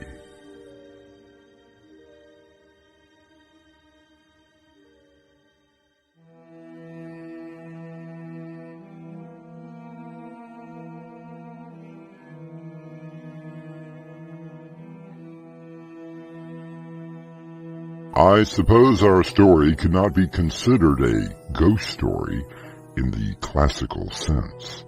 It was neither gothic in nature, nor was it a cautionary tale. It is the sort of story that I hope will give you chills in the days to come. Our cast included Dave Arkipov, Crimson McKenzie, and Winslow Swan. The story was edited by Crimson McKenzie, and the entire production was under the direction of Winslow Swan. And now, a preview of our next tale. That's my life. I mean, every day. For 5 years I have lived with that. I'm just so tired. So what would make you happy? To sleep. Just to sleep. And never worry about what might happen when I wake up. Doorway to Nightmare is brought to you in part by Swanage Press. This is your host, inviting you to return with us through the Doorway to Nightmare for another adventure into the world of your terrifying imagination. Until next time, slumber peacefully. Epilogue. The butler did it.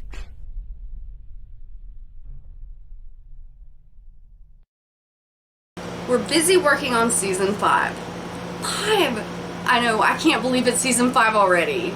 Yeah, I know. Well, I'm real happy about that. Which brings us to episode 5, Happiness. Oh, and this is really one of his favorites. I know. They know.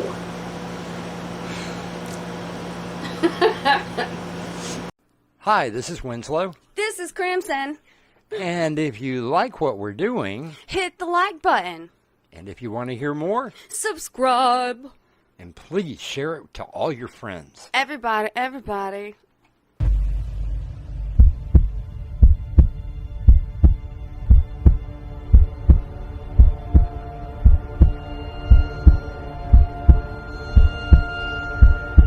With this key, you unlock the world to your dreams.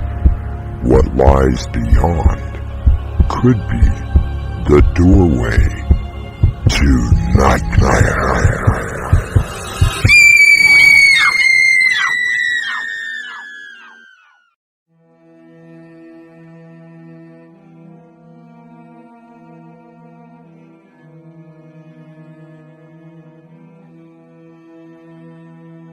Come in. Welcome. I'm your host through the Doorway to Nightmare.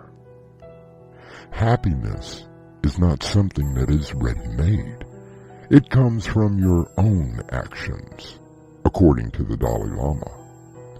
Ah, sweet happiness. It is something that today seems somewhat rare. For what makes one person happy can be a torturous hell for someone else. What would make you happy? You saw my wife. That's my life. I mean, every day. For 5 years I have lived with that. I'm just so tired. So what would make you happy? To sleep. Just to sleep. And never worry about what might happen when I wake up. Our mystery drama, Happiness, was written especially for Doorway to Nightmare by Winslow Swan and edited by Crimson McKenzie. Our stars include Robert Jackson, Crimson McKenzie, and Winslow Swan. It is sponsored in part by Swanage Press. I'll be back shortly with Act 1.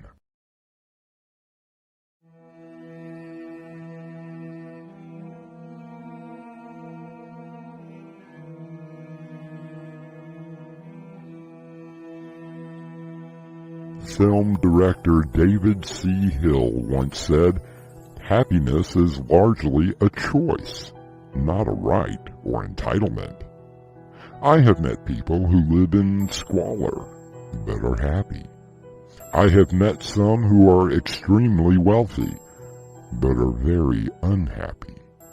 So we can say that it is possibly your state of mind that really makes you happy. So, Oliver, I find you at last. Amy, please, it's only one drink. Oh, sure. And who are you meeting? No one. I am meeting no one. I only stopped in for one lousy drink. And you expect me to believe that? Really, Oliver, what do you take me for? A complete fool? If you think for 1 minute that I'm gonna go home, cook your dinner, and wait up until all hours of the night for you to come staggering in? It's only one drink! Don't you yell at me, Oliver Bradley Morris. My parents were right about you. Must we do this here? Oh, I'm sorry. Am I embarrassing you in front of your so-called friends? Maybe one of them will let you sleep it off. I'll be home within the hour, I promise. And we both know how much weight that holds. If you can manage to find the keyhole of the door, heat you up whatever you like.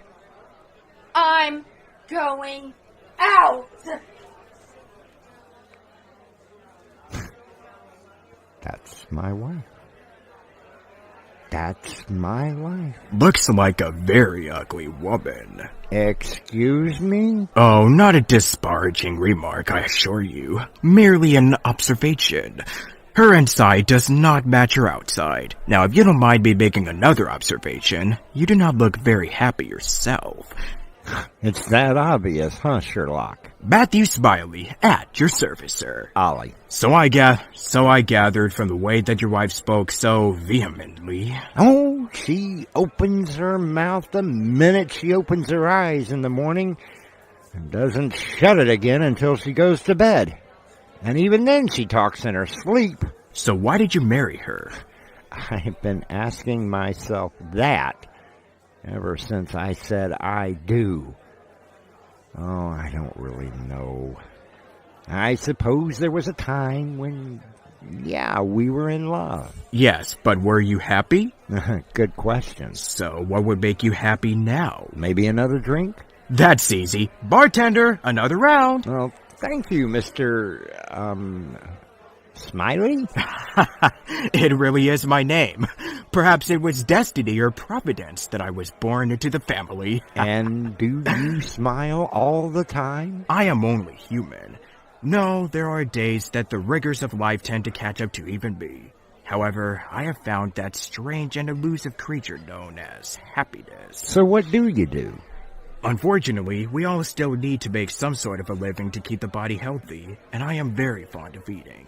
So, to make my meager ends meet, I have a part-time job. What's that?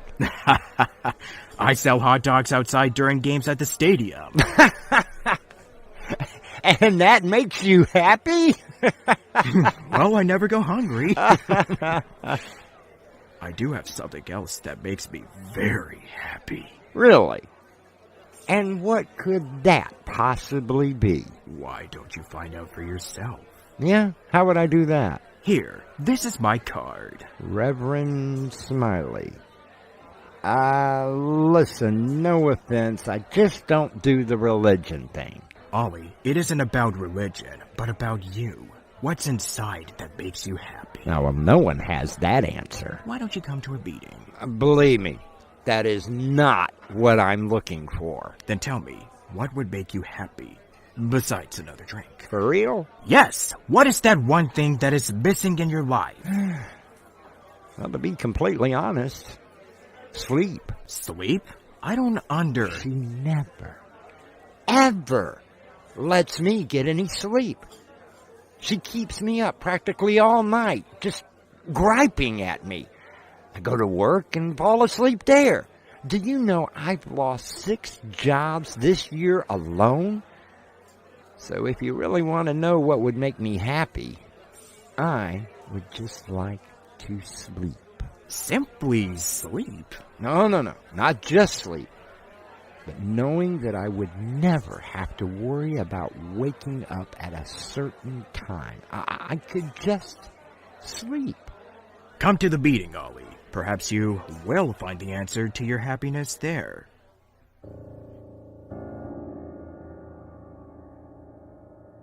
Ask yourself whether you are happy, and you cease to be so. Perhaps John Stuart Mill was on the right track.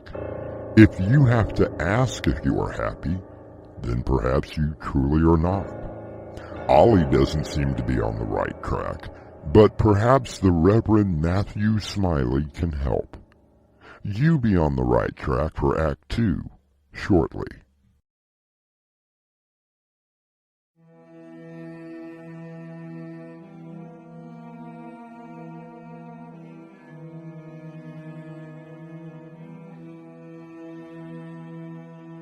It has been a week since Oliver Bradley Morris met the Reverend Matthew Smiley.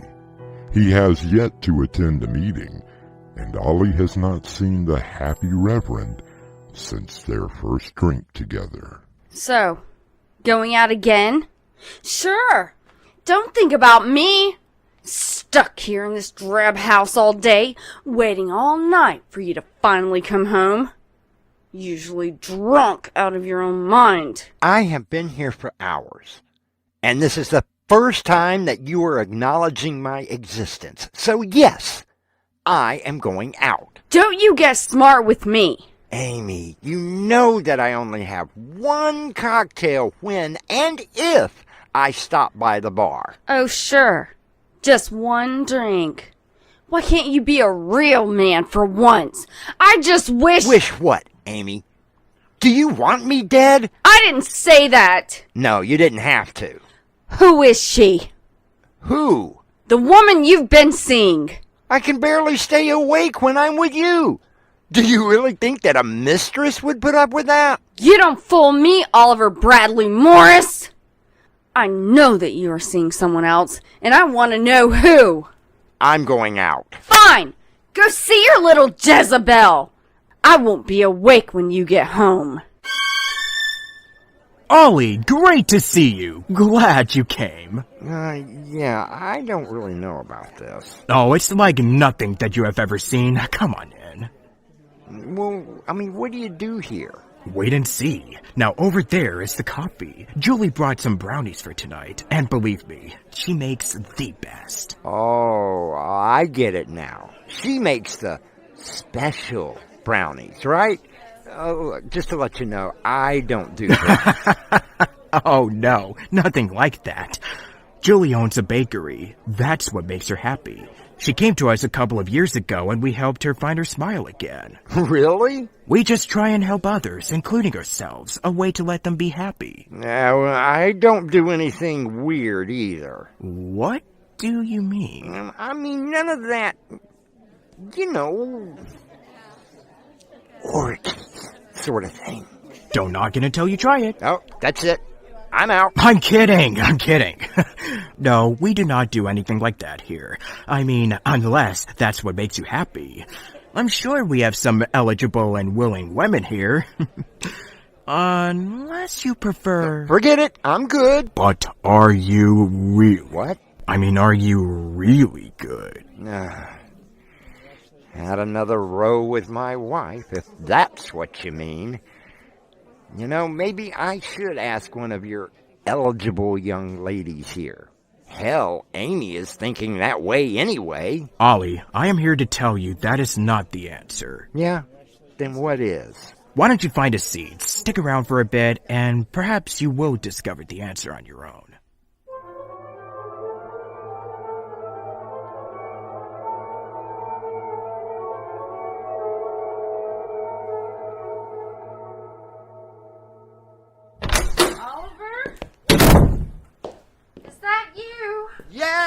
Yes, my beloved desired, loving husband. Oh, did you wait up for me? Oh, such a wonderful wife. Ugh! What are you doing? I'm giving my wife a kiss. Well, stop it! What's got into you? Vodka or scotch? Happiness! Must be one heck of a woman. Yes, but she doesn't cook. I'm kidding. I love you. Amy, I swear, I'm not seeing anyone. I have found something wonderful. Your blankets and pillow are on the couch. Oliver, have you given this Reverend, what's his name, any money? Well, no, not yet. Yet? You had better not. Sounds like some sort of a cult to me. They didn't brainwash me. They just listened.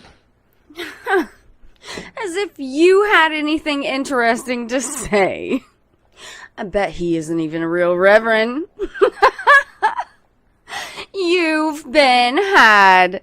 You're a bigger fool than I ever took you for. He wants you to come too. He really wants to meet you, and I think that you should come. I'm perfectly happy right here in my own home. Are you, Amy? Are you really happy? An interesting question, and one which I think that is asked of everyone at one time. But can a person be truly happy? Perhaps we will find out when I return with Act 3.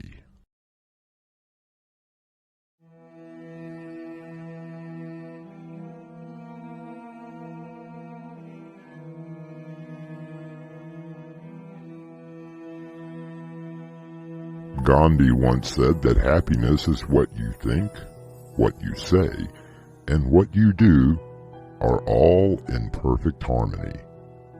But how often does perfect harmony happen? From the way that Ollie was talking to his wife, Amy, that harmony has already happened for him. Is this where I meet her? Who? Your girlfriend, your lover, whatever the heck you call her.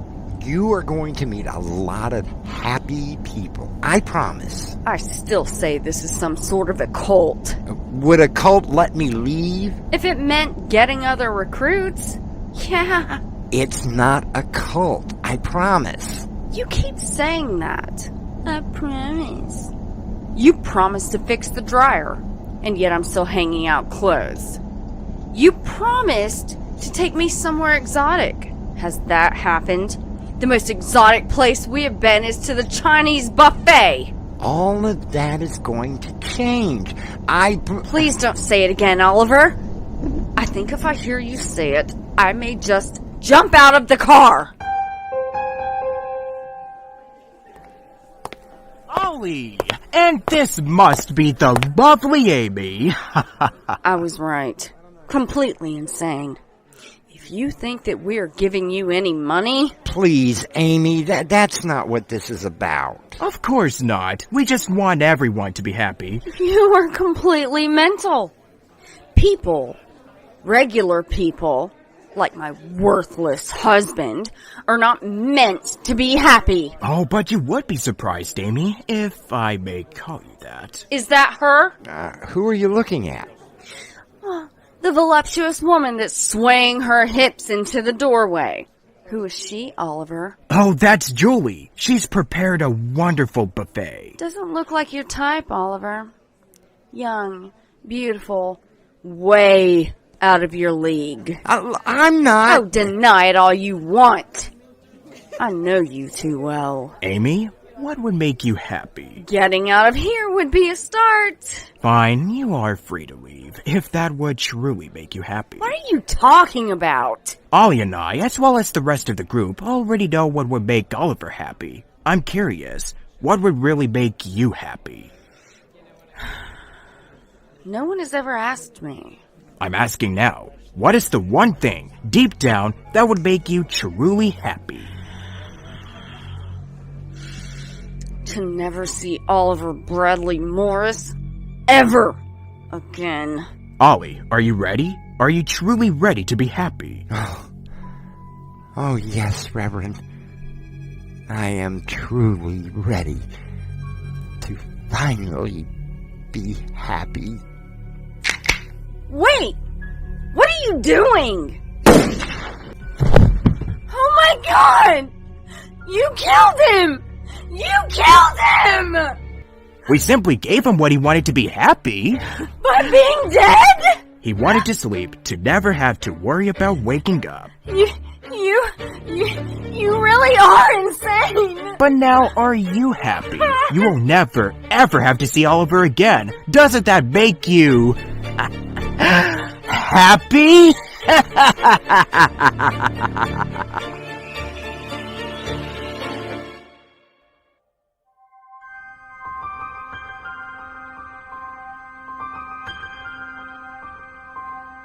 The Reverend Matthew Smiley puts the gun away.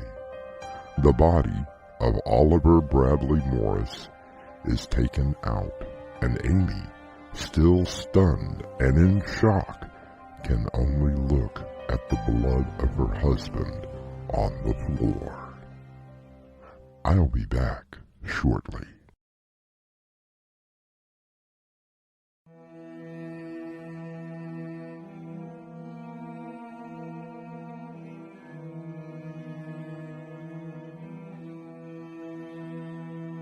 Even a happy life cannot be without a measure of darkness, and the word happy would lose its meaning if it were not balanced by sadness. I believe that Carl Jung had something there, and I wonder if anyone can be truly happy. Our cast included Robert Jackson, Crimson McKenzie, and Winslow Swan. The story was edited by Crimson McKenzie, and the entire production was under the direction of Winslow Swan.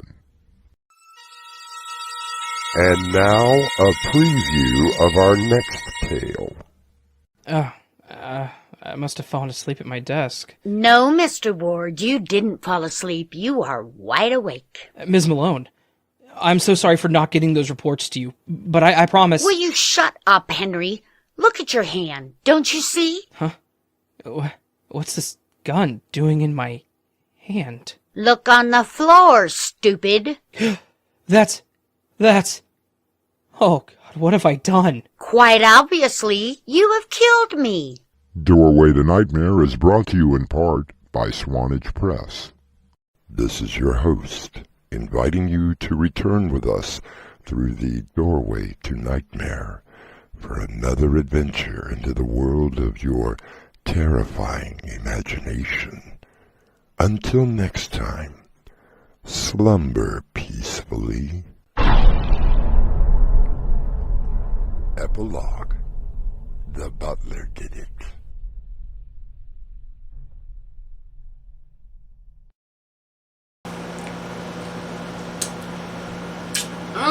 That pie was so good. You know what would have made it even better? What, pray tell? A big tablespoon of Ghoul Whip topping. Our next episode is Speak of the Dead. Which is one of my favorites.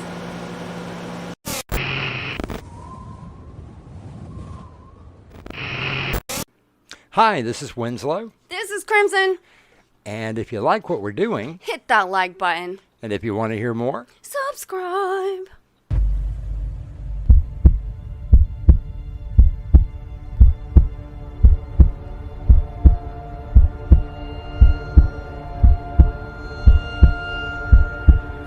With this key, you unlock the world to your dreams. What lies beyond could be the doorway to nightmare.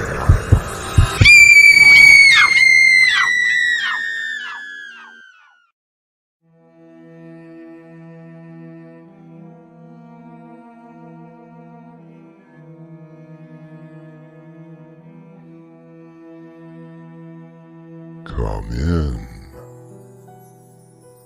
Welcome. I'm your host, Through the Doorway to Nightmare. Murder. The final solution. The cruel act of taking the life of another human being. For some, it comes as easily as answering a phone or turning on the radio. For others, it is a desperate attempt to alleviate an unbearable situation. I must have fallen asleep at my desk. No, Mr. Ward, you didn't fall asleep. You are wide awake. Ms. Malone, I'm so sorry for not getting those reports to you, but I promise... Will you shut up, Henry? Look at your hand. Don't you see? Huh? What's this gun doing in my hand? Look on the floor, stupid. That's... Oh, God, what have I done? Quite obviously, you have killed me. Our mystery drama, Speak of the Dead, was adapted from a short story and written by Winslow Swan and edited by Crimson McKenzie. Our cast includes Annie Mick and Raven Adams. I'll be back shortly with Act 1.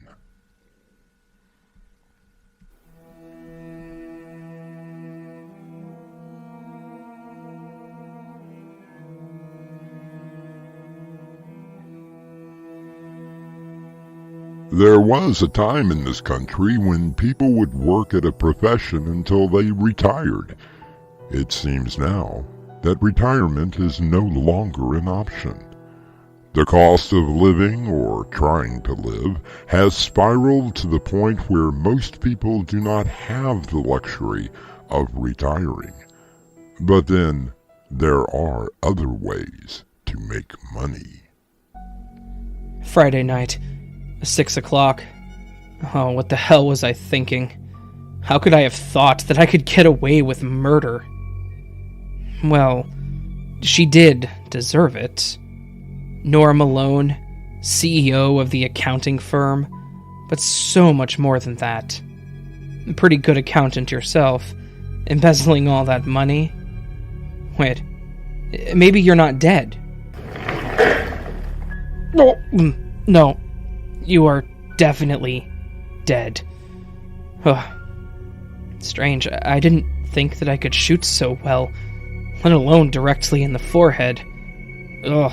The blood on the floor, that one thin line of red trickling down the end of your nose. You look so surprised. I'm sure the mortician will have a heck of a time changing that look on your face. Okay, so you are definitely dead. And I have definitely killed you. I suppose I really didn't think this thing all the way through. Oh, now what am I supposed to do? You get rid of the body, stupid. Miss Malone? Wow, he remembers my name. But, where are you? Are you kidding? Look down on the floor. See the mess? Now, can you see me? No, maybe I have fallen asleep and... Heck of a shot. Right into my third eye. Who knew you could shoot like that? What are you doing now? I am trying to wake myself up. Ouch. Serves you right. Besides, you are not asleep. Will you look me in the eye when I'm talking to you? But those eyes, those cold, dead, white, milky eyes. Oh, I think I may be sick. Don't you dare throw up in here. This carpet cost a fortune to import. But You're bleeding all over it. Don't change the subject. I'm truly sorry, Miss Malone. I'm truly sorry, Miss Malone. You couldn't just turn evidence over and put me in jail. Oh, no, that would have been the sensible thing to do. It was only a few $1 million, but no, you have to put a bullet in my brain. Now, just a minute. You were going to kill me first, remember? Well, of course I remember. What did you think I was going to do? Throw you a party? When I found that note that you left on my desk, I didn't really have a choice now, did I? And by the way, why did you only ask for $5,000? Actually, it was $4,132.78. Damn accountants. Always have to have the figures right to the penny. That was the cost of repairs to my car that you smashed into a few months ago. Are you serious? If that weren't bad enough, it was you who made sure the insurance company would not pay it off by making it look like the whole thing was my fault. Well, it was your fault. Just shut up, or I'll... Shoot me again? It wasn't just the money. Oh, really? It's always about the money. You murdered my mother. I don't even know your mother. The money that you embezzled. One of the accounts was her entire life savings. She had no choice but to go to a nursing home. She was such a vibrant woman. But being in that place, it's what killed her. I hold you responsible for that, Miss Malone. Why couldn't you have taken care of her? Oh, no, she was too proud for that. Then why is it my fault? How many others have you killed? How many other lives have you destroyed? Only the stupid ones. Only the ones who handed me their money and the knife to stab them in the back with. Only the idiots who have no idea how the world actually works when it comes to money. You really are a cold and heartless woman. Oh, you just had to change a decimal point or two, and then I was a little bit richer. It really was quite easy until you started poking your nose into my business. And where did it get you? Lying on the floor of my office with a bullet in your brain. Okay, genius. Now what do you plan on doing? I hadn't really given it much thought. Another brilliant deduction from Henry Ward. Okay, it's Friday night. That works in your favor. How so? Think about it, dummy. You have all weekend to clean up. Clean up? You don't really want everyone coming in Monday morning and seeing a gun on your desk and you talking to a corpse, do you? You might as well just stick your foot in a bucket of water and put your finger into a light socket. Save the state a lot of money. Oh, not helping. Oh, you want my help? You do realize that I was going to kill you when I saw your little note.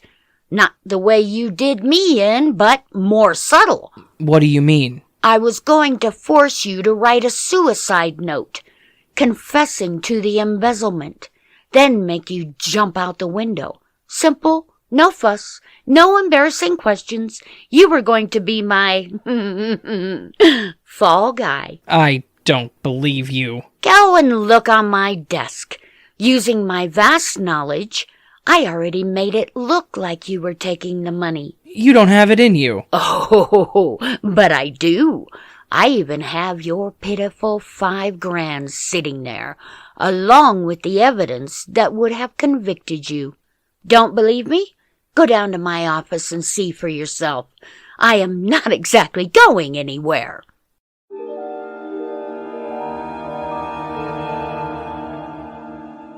Henry looks at the corpse lying on his office floor, blood pooling around its head. He begins to walk down to Nora's office to find out if what she has told him is true. You come back and find out what happens when I return with Act 2.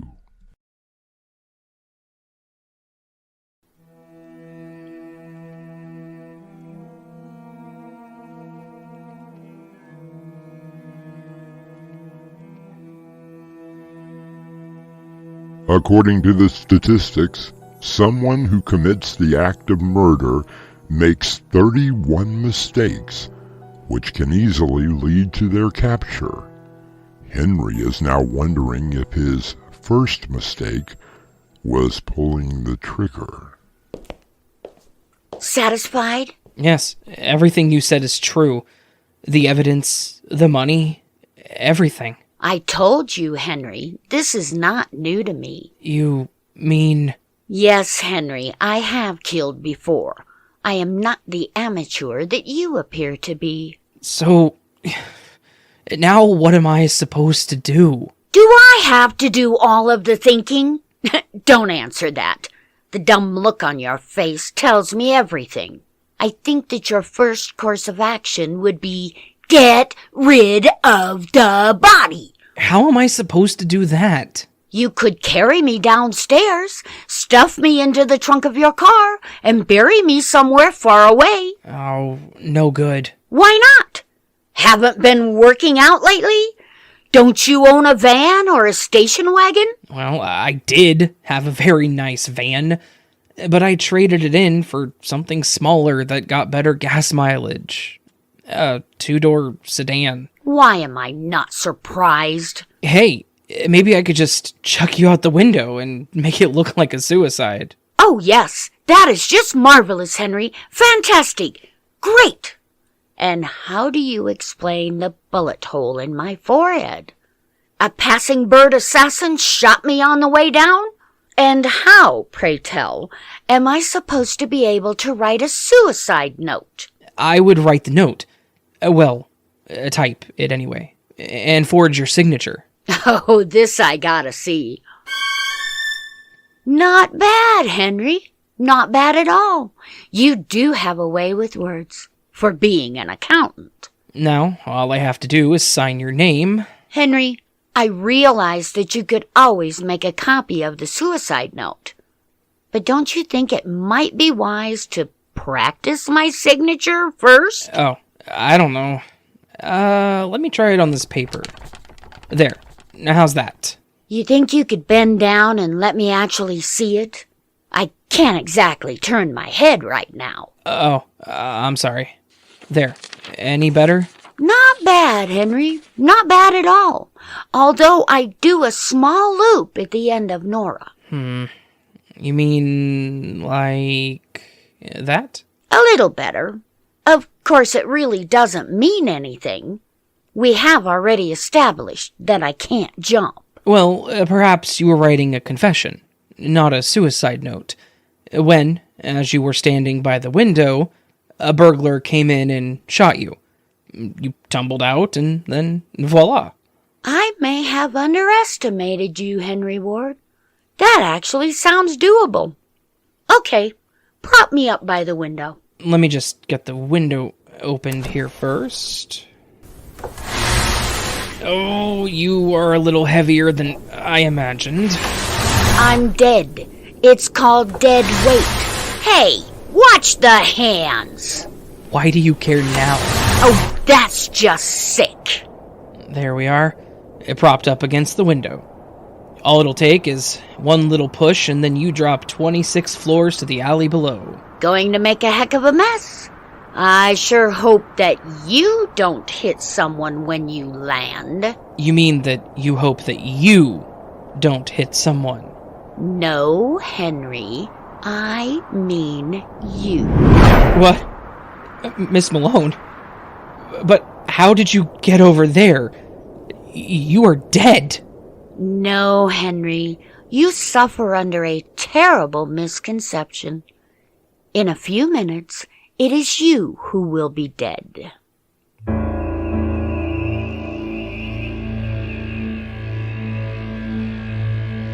Henry Ward looks at where he thought that he placed the corpse of his employer at the open window.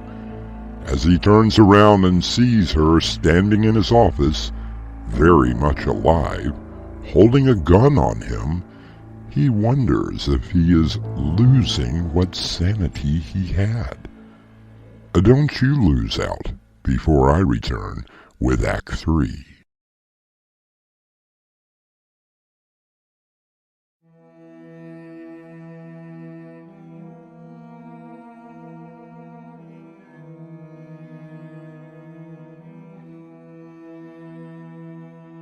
Henry Ward thought that he had killed his employer, Nora Malone. His plan was to simply push her out of the window, saying that she must have been shot by a would-be burglar and tumbled out from the force of the bullet. Imagine his surprise when he sees her standing in the middle of the room, holding a gun, and very much alive. But I shot you. Right in the head. I don't know what you are talking about. As soon as I walked in and told you that no one, absolutely no one, tries to blackmail me, you fainted dead away. This can't be real. When I found that note demanding money from me because you discovered my secret, I knew that it was you. After you passed out, I thought that I would just throw you out the window. But I needed to stick to my plan. You nearly scared the life out of me when you jumped up, but then I noticed that your eyes were closed. I must have been sleepwalking. You really helped me out. I followed you to my office, where you found the evidence that I was talking about, waiting for you to wake up.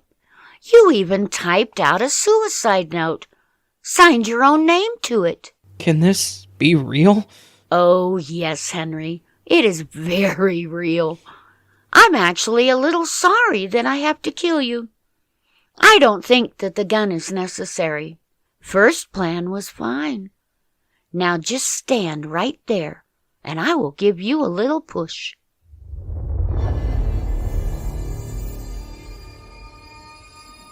I couldn't believe it. I closed my eyes, waiting for that fatal plunge. Just one little...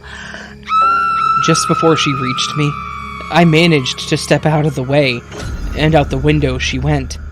I heard the sickening thud as she hit the alley below. I looked back into the office, and I found the note.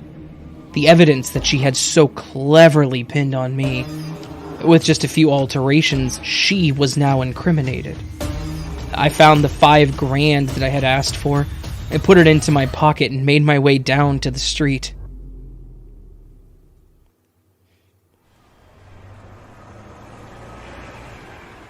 For a city as large as this, there were hardly any people out. As I passed by the alley, I thought that I heard a faint groan. Henry? Perhaps she had somehow managed to survive the fall. I hurried into the alley and... Henry, is that you? I thought the bullet wound to the head was bad, but this? How bad is it? Well, you hit the dumpster, and it seems to have cut your body right in half. Oh, I think I may be sick. You picked a good place to do that. Who would know? Now, stop that. Where are you going? I'm going home. The number 14 bus should be here any minute. Henry, aren't you forgetting something? You tried to kill me. Instead, you went out the window. Think about it, Henry. If you can hear me, don't you think that the police will be able to as well? I can always tell them that you pushed me. No, you are dead. Am I, Henry? Am I really dead? No, you are dead. You are...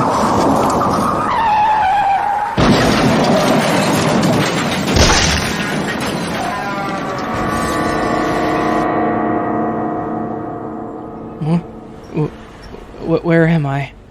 Where do you think? Ms. Malone? No, your guardian angel. Of course it's me. Where are we? In the alley. Remember? I fell out the window when you... What about me? You were just hit by the number 14 bus. Hit you so hard, you came flying back into the alley and landed right next to me. So, now what do I do? I have no idea, Henry.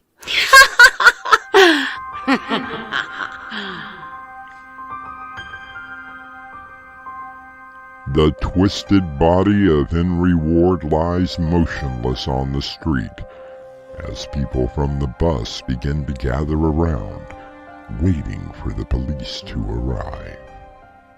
You arrive right back here when I return with a final word.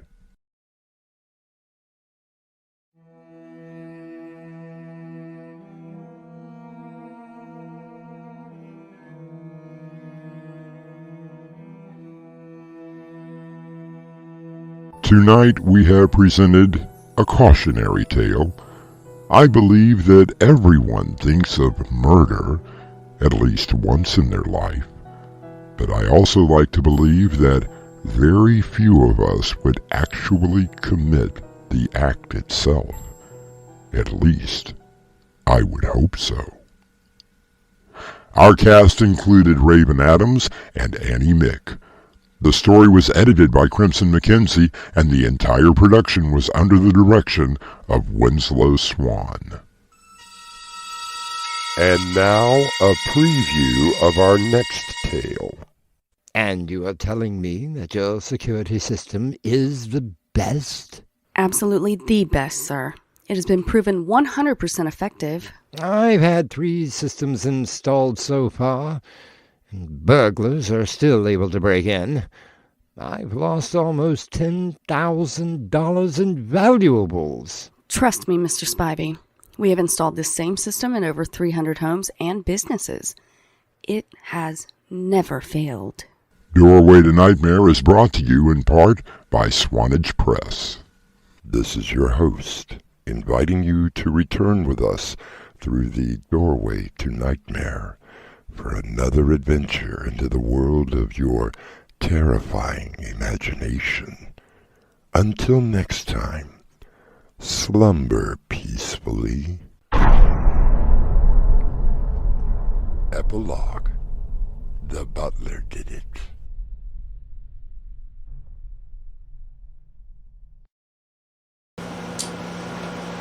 Well, that was a creepy, twisted one. Yes, and if you think that was creepy, our next episode is called Home Security, and it's brought to you by Scare Logs, Fright and Fiber.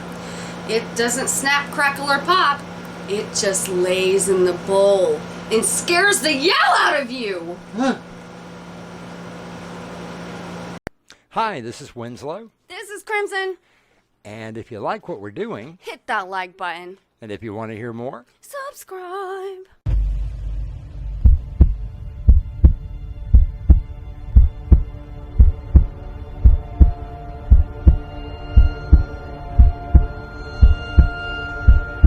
With this key, you unlock the world to your dreams. What lies beyond could be the doorway to nightmare.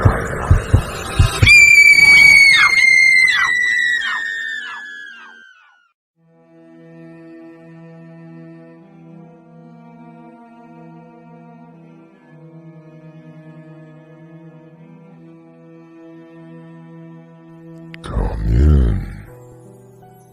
Welcome. I'm your host through the doorway to nightmare. The word security may mean different things to different people. There is the security of a favorite toy for a child. There is the security of finding the one person to truly love. There is even the safety and security that you may feel in your own home. and you are telling me that your security system is the best? Absolutely the best, sir. It has been proven 100% effective. I've had 3 systems installed so far, and burglars are still able to break in. I've lost almost $10,000 in valuables. Trust me, Mr. Spivey. We have installed this same system in over 300 homes and businesses. It has never failed. Our mystery drama, Home Security, was adapted from the short story and written especially for Doorway to Nightmare by Winslow Swan and edited by Crimson McKenzie. Our cast includes Annie Mick, Raven Adams, Crimson McKenzie, and William Stafford. It is sponsored in part by Swanage Press. I'll be back shortly with Act 1.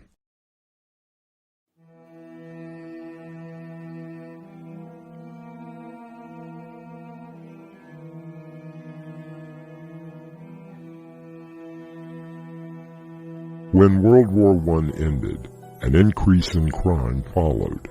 As a result, Americans became sensitive to security needs and were eager to find ways to protect themselves and their property. The first home security system, a group of night watchmen who shook door handles to make sure that they were locked, was invented. And this, Clive, is a genuine Rembrandt. Most impressive, Richard. Did you have it authenticated? Oh, naturally. The insurance company wouldn't have covered me otherwise. Well, you have a unique collection of antiquities. Thank you, Clive. But don't sell your own collection short. Now, I may have a few trinkets, but nothing compared to the museum-quality pieces that you have. I hope that you have all this insured and secured. Well, the finest one I could find. You have no idea how expensive a home security system costs nowadays. You should do what I do. Get yourself a dog. Oh, sure. That way the thief could feed it as he is wiping you out. Nothing's happened yet. And I've had Bull for over 3 years now. And what happens if Bull attacks you? Now, with me, he's a sweetheart. With someone else, he's a killer. Thank you for the advice, Clive, but the last thing I need around here is another mouth to feed. Here's your drink, darling. Oh, thank you, darling. Anything of interest in the newspaper tonight? Same old thing. I don't know why you insist on upsetting your stomach over things that you have no control over. Another break-in. What? Oh, no, this item in the paper. They had another home broken into last night. How dreadful. And a bit frightening. How so? It was only a few blocks from here. According to the paper, the owners were away when the crime happened. Good thing we have our alarms in place. It didn't deter these burglars. And they were able to get past the system, cleaned out the house of almost everything. Richard, please don't tell me any more. Oh, Elaine, don't worry, my dear. We have the most sophisticated security system ever invented.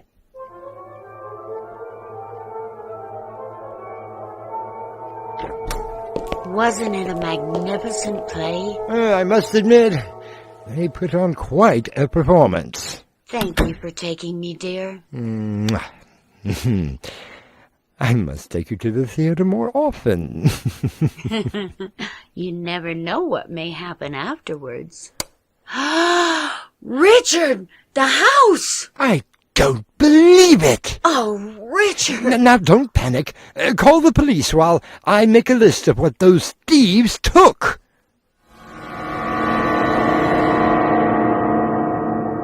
How much did they get? All of the silver, the electronics, and any jewelry they could find. Well, lucky there weren't art connoisseurs. Still, as I added up, I've lost almost $7,000. And what did the insurance companies say? Oh, I'm sure that they will try to find a way not to pay on the policy. And you did contact the police? Of course I did. I'm not completely stupid. Well, naturally, they said that they would investigate, but even I know what that means. Right. Don't call us, we'll call you. Exactly. What about the security company? They said that there was nothing wrong with their system. I then asked how anyone was able to break in at all.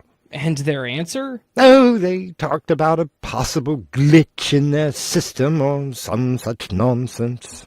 So, are they willing to compensate on a system that you paid for from them? But I'm not sure at the moment. I am sure that I will be shopping around for better security.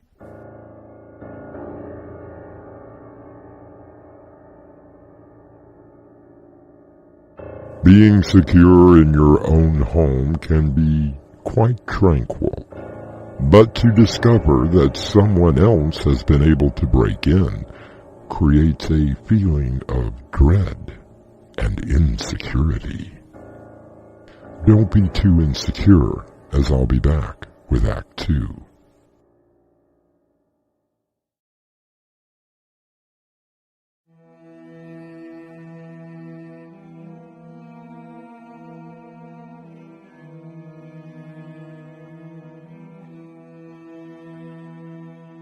The first video security system was, believe it or not, invented in the 1940s. In his book, 1984, George Orwell told of a frightening security system that monitored everyone. Hello, yes, I saw your advertisement and I would like to receive an estimate. No, yes, I should be home at that time. The associate's name is Clara Selby? Well, I shall expect her then. Mr. Spivey? Richard Spivey? You must be Clara Selby from the security company. Yes, sir. Here are my credentials. Yes, they look in order. You should always make sure with whom you're speaking with, especially a stranger at your door. Oh, I always am. Won't you come in? Very impressive, Mr. Spivey. Tell me, what prompted you to call our company? We had a break-in the other night. How dreadful! Luckily, most of the antiques were left alone. The uneducated burglar is the best kind. Yes, thankfully. I have almost $100,000 tied up in paintings and sculptures. My wife, Elaine, is the real expert. I'm sure she is a lovely woman. Oh, she is a professor of art at the university, so she is, well, much more educated than I. Wow. And I am sure that you would like to protect not only your home, but her as well. Well, of course. Which is why I've been instructed to offer you our most deluxe of packages. I can almost see the dollar signs in your eyes. It isn't expensive as you might think. But then again, can we really put a price on security? Okay, imagine if you and your lovely wife had been home when the burglars broke in. Yeah, I'm trying not to. It might have been a lot worse than just the taking of a few trinkets. Why don't we just discuss this, deluxe system of yours? Oh, the deluxe. It's unlike anything you've ever seen. Completely automatic and only takes a few hours to install. Oh, wonderful. More holes in the walls? On the contrary, Mr. Spivey, our system requires no additional wiring or mounting of any equipment. No holes? How is that possible? Well, we do have a few trade secrets that I'm not allowed to indulge. We'll never mind all that. How effective is this system? 100%. Now, wait a minute.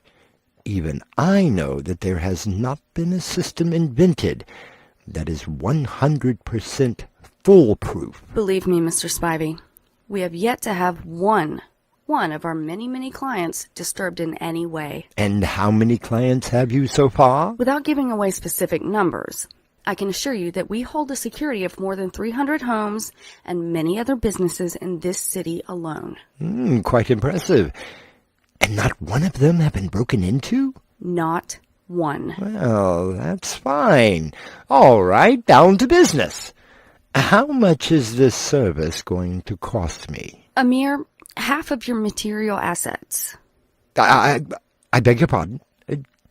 Did you say half? That will give you a lifetime of protection, no matter where you are. Suppose you sell this house and move to another. Our system will follow you without reinstallation or renewal of contract. But half of everything? As I said before, can you put a price on security?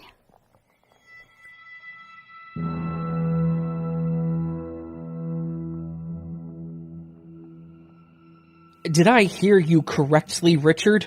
Yes, Clive. Half of everything. Surely you didn't pay it. Richard, are you insane? Well, after the second break-in. You mean you had another break-in? Yes, and what's worse is that Elaine was home when it happened. And is she all right? Oh, yes, perfectly all right. She heard them break in and hid in the closet. Of course, they got away before the police could actually get there. Elaine was scared, but she is okay. She went to visit her sister while I signed the paperwork, and they installed the new system. So, you did pay? Like the sales rep said, you can't put a price on security.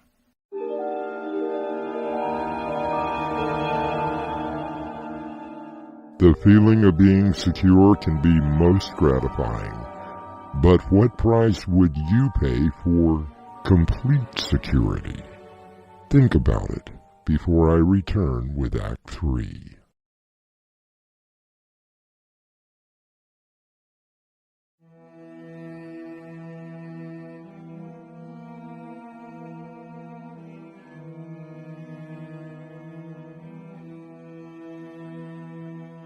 Franklin Roosevelt once said that if you want real security, go to prison.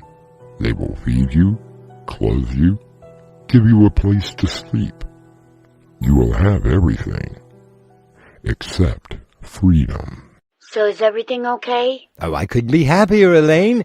I was told that the system had been successfully put in place and that we are now completely secured. That is great news.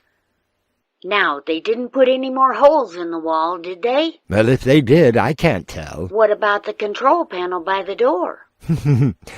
There isn't one. Then how do they know it's us when we come through the door? It is an alarm. Well, according to Clara, the entire system is automatic. It only recognizes our own biometric system and will act accordingly. That must be one sophisticated system. Yes, I talked with one of their other customers, and they told me that it was the best thing that they ever did. I certainly hope so. When are you coming home? Not until Friday, if you can stand to be away from it. I shall be counting the minutes until your return, my beautiful lady. Oh, how you talk, kind sir.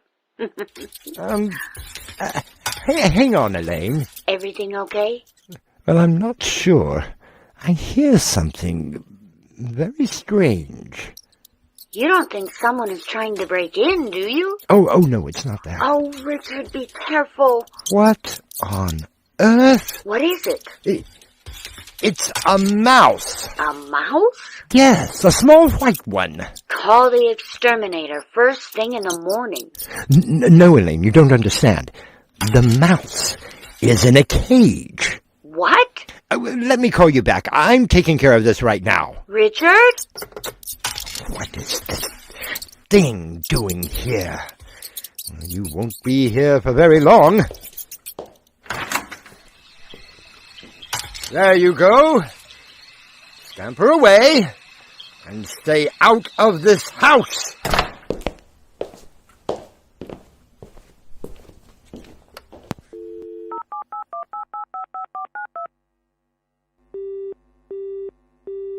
Clara Selby, how may I help you? Ah, Miss Selby, just the person I was hoping to hear. This is Richard. Richard Spivey? Why, yes, Mr. Spivey. What can I do for you? Well, you can begin by telling me what kind of a security company that you represent. I beg your pardon? I don't know what kind of games you are playing with me, but I just found your cage in my living room. Well, yes, sir. It is part of the deluxe package. You are now fully protected. Oh, so the mouse was supposed to fend off the burglars. Oh, no. You don't understand. The mouse is simply an offering that we provide. An offering? To what? It is all explained in the papers that you signed. You did read our contract, didn't you? Oh, yes. I read it. I couldn't understand most of it. The Old English was extremely confusing. And what was with all of the Latin? Oh, well, it is just legal jargon that Only attorneys can decipher. Wait, what did you do with the mouse? I let it go, naturally. You let it go? Right out the door. And one more thing. Who gave you permission to carve up my oak bedroom door? Again, Mr. Spivey, if you had read the contract... That door was imported from Spain. Do you have any idea the cost? The cost of complete security can be very high, Mr. Spivey. Hang on, Miss Selby. I hear something. Wait, Mr. Spivey, are you in the living room? Ooh, just hang on. Hold it right there, buddy. Who are you? What are you doing in my house? Well, let me see. I've got this gun. It's pointing at you, and I understand that you have a nice, big, cozy safe somewhere.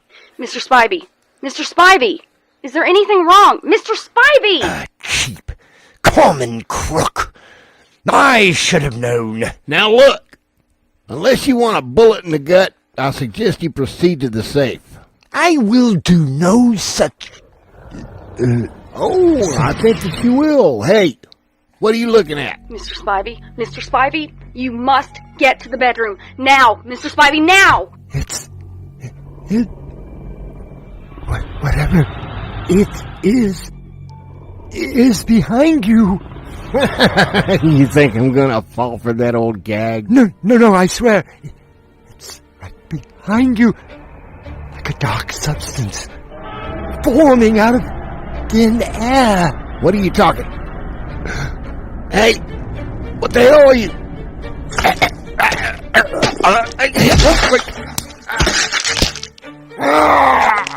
Oh, dear God! It's ripping out his heart! I think I'm going to be sick. It's eating, gnawing the flesh off of his face. It's eating his hands. It's eating.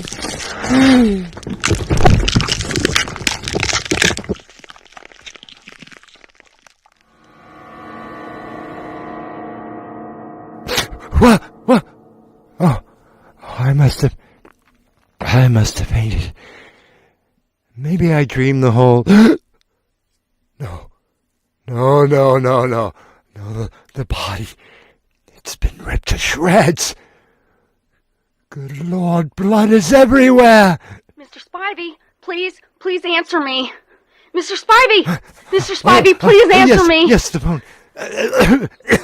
Miss Selby? Oh, thank the gods. Are you all right? I am, but the man who broke in isn't. I need to call the police. Mr. Spivey, are you still in the living room? Look, what has that got to do with... It matters, Mr. Spivey. Richard, you must listen to me. You let the sacrifice go. You must get to your bedroom now. The symbols on the door should protect you from the demon. What are you talking about? A man has just been killed by... I don't know how to describe it. Now! Get to the bedroom! Even though the demon is fed, it might not be done. Wait. There is something over in the corner. Red, fiery eyes. It looks like... Run! Please get to the bedroom now, before it's too late! Oh my God. It's no.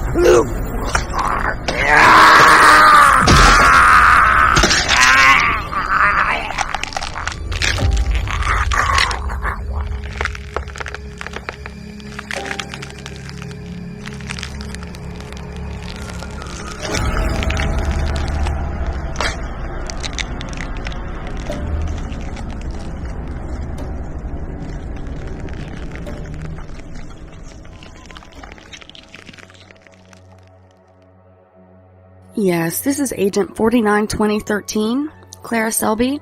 I have a cleanup. 2 victims in all, however one of them was the contract holder. Oh no, sir. He paid for the Lifetime Deluxe package. In full. So my commission is still intact? So what about the contract? Null and void now. That's all I wanted to know. I'll be back in the office tomorrow. Good night. To have complete security, you must be willing to give up a lot. Richard Spivey gave up much more. I'll return shortly.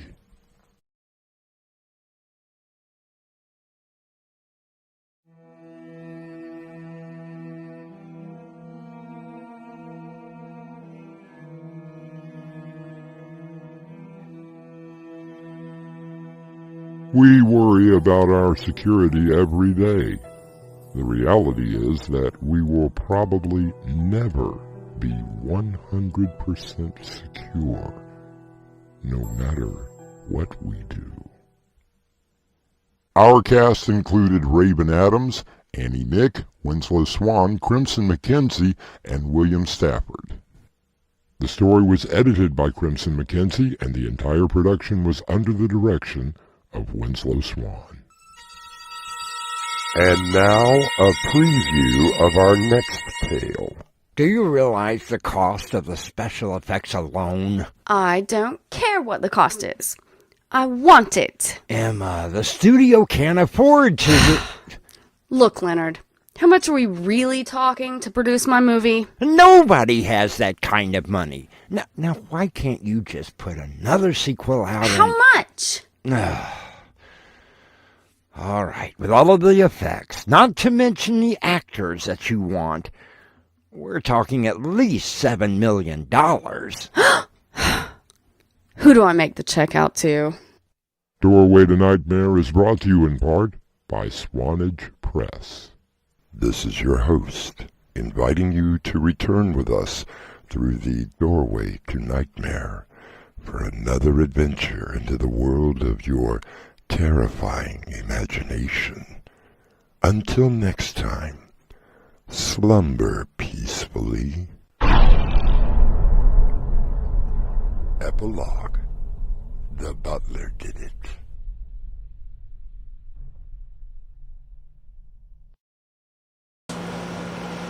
Now, this is one of my favorites. Oh, who are we kidding? We like them all.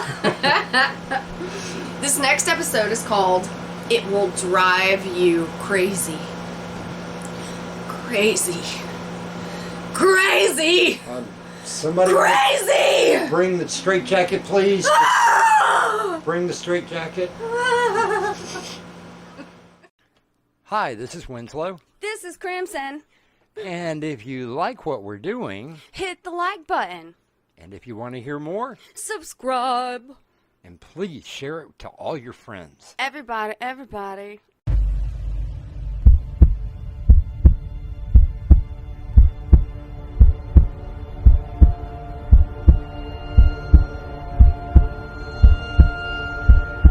With this key, you unlock the world to your dreams.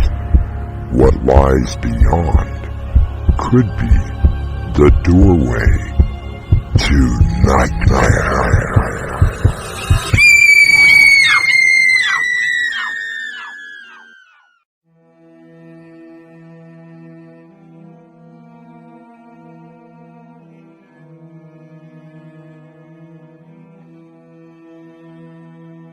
Come in.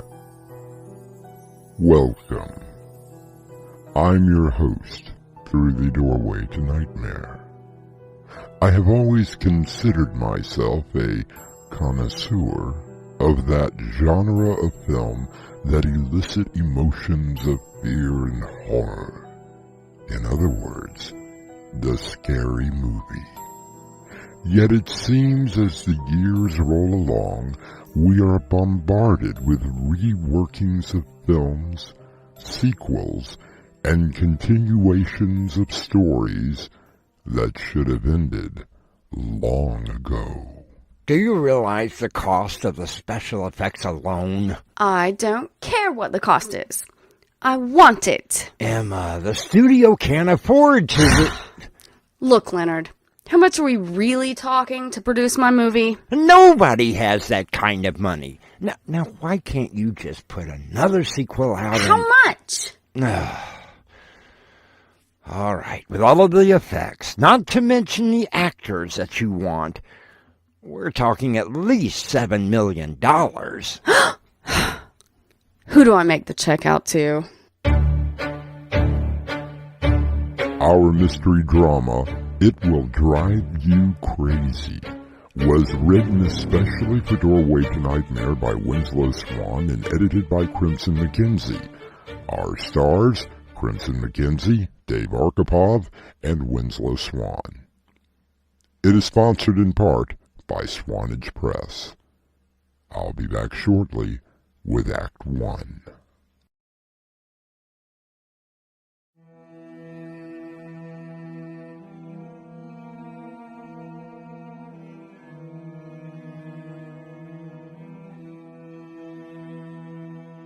It can be the most thrilling ride that you have ever been on without ever leaving your chair. The horror movie. There are many different types, from the slow-moving, suspenseful film to the in-your-face, graphic showing of blood and gore. But essentially, they are all the same. A piece of film flashing before your eyes and scaring the wits out of you. Set me up, Ray.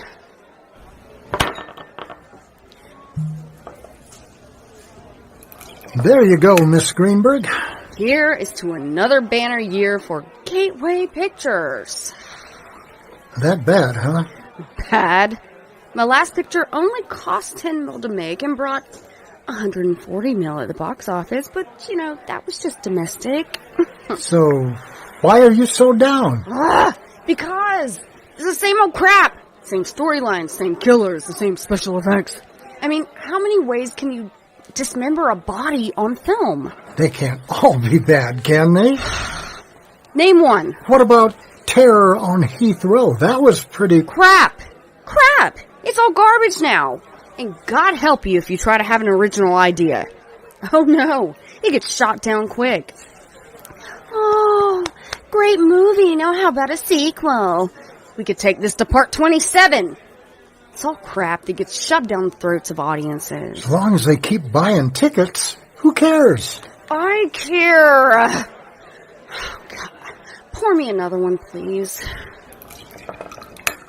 So why don't you write a movie? I'm sorry, I don't think that I heard you. You keep complaining about the bad movies. Why don't you write one and make it? Because I'm a producer.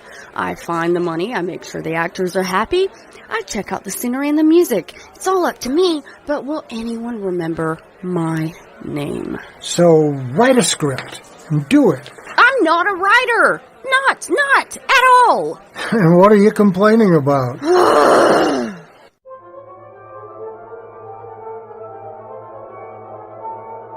Great returns so far, Emma. The shareholders are very happy. Yeah, whatever. So, we need to start working on what part are we on now? 117. You always can make me laugh. I mean, does the public really want Slimebag Part 8? A new beginning. Emma, they will eat it up. Why not something original for a change? Because originality is overrated. And it's not guaranteed profits. Exactly. Leonard, what if I were to bring you an original script? Completely different story. Would the studio back me? Gee, I don't know, Emma. I mean, we are very happy with your returns. Your last 15 movies have shown a profit every time. But 13 of them were sequels. I tell you what, you bring me a script, let me take a look, and we will see what we can do. And you will read it? Emma, have I ever lied to you? Only when your lips are moving. Yeah, yep, always makes me laugh.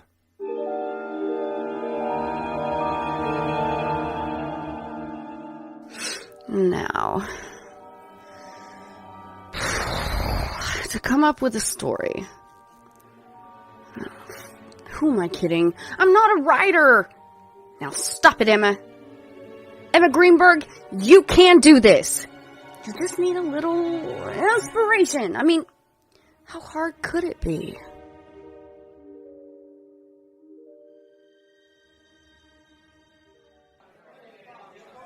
Hey! Set me up, Ray! Hey, Miss Greenberg. Haven't seen you in here for a few weeks. Working on another blockbuster? I suppose you could call it that. I actually took your advice and I wrote a script. Hey, that's great. Any chance of letting me read it? Actually, I was kind of hoping that you would. I need an outsider's opinion before I show it to anyone else. So you're asking for my honest opinion? I would not expect any lies from you. Miss Greenberg, I consider you a friend. I wouldn't want to hurt your feelings if it's not any good. When you're a producer, you don't have any ego to bruise. Don't worry, Ray. No matter what you think of it, you'll still be my friend. I mean, of course, if you don't like it, you may have to keep the drinks coming until I pass out. It's a deal.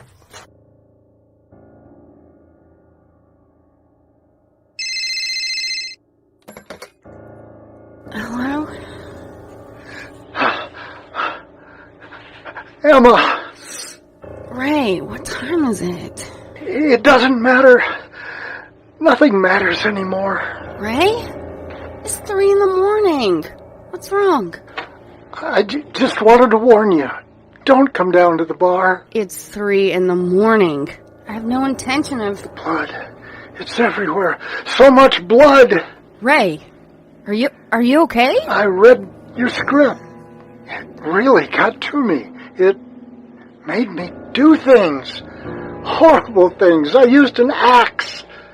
I can't believe all the blood. No. Ray, what are you saying? Terrible, horrible things. I can't bear it. No! Ray!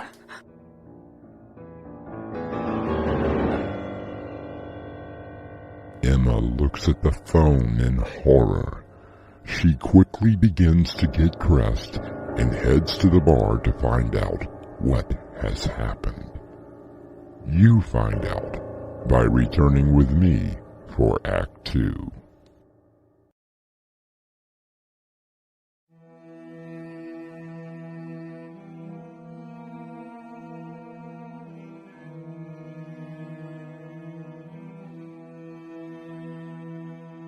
The first movie that was considered to be horror was filmed in 1896 by French director Georges Méliès, titled The House of the Devil. It ran 3 minutes, and the genre of horror in films was born. And you say he did all of this just by reading your script? That's why he told me. Oh, Leonard, it was horrible. The police were all over the place. 27 people dead, including Ray, who shot himself in the head. No matter how they tried to cover the scene, you couldn't help but see the blood. It was flowing into the street like a river. Wow. What a gimmick. What are you talking about? Oh, Emma, I think this is the best advertising gimmick that you have ever come up with. It's no damn gimmick! Ray killed those people and himself just from reading the damn script. Okay. Oh, don't get angry. I read it, and it didn't affect me. That's true. Yeah, the only problem is... Why did I not see this coming? Now, don't be like that. Have you considered the cost? Of course I have. Yeah.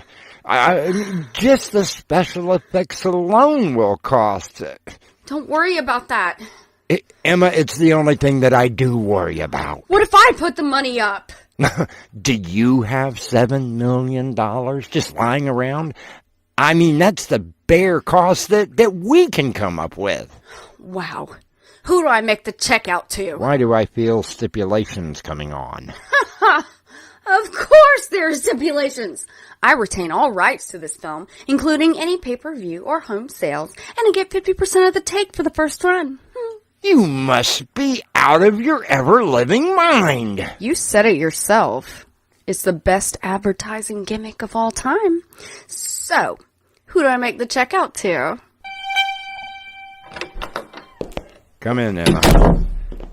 You want a drink? Of course, but look, Leonard, I'm sorry I wasn't at the screening, but there were... Never mind. It's okay.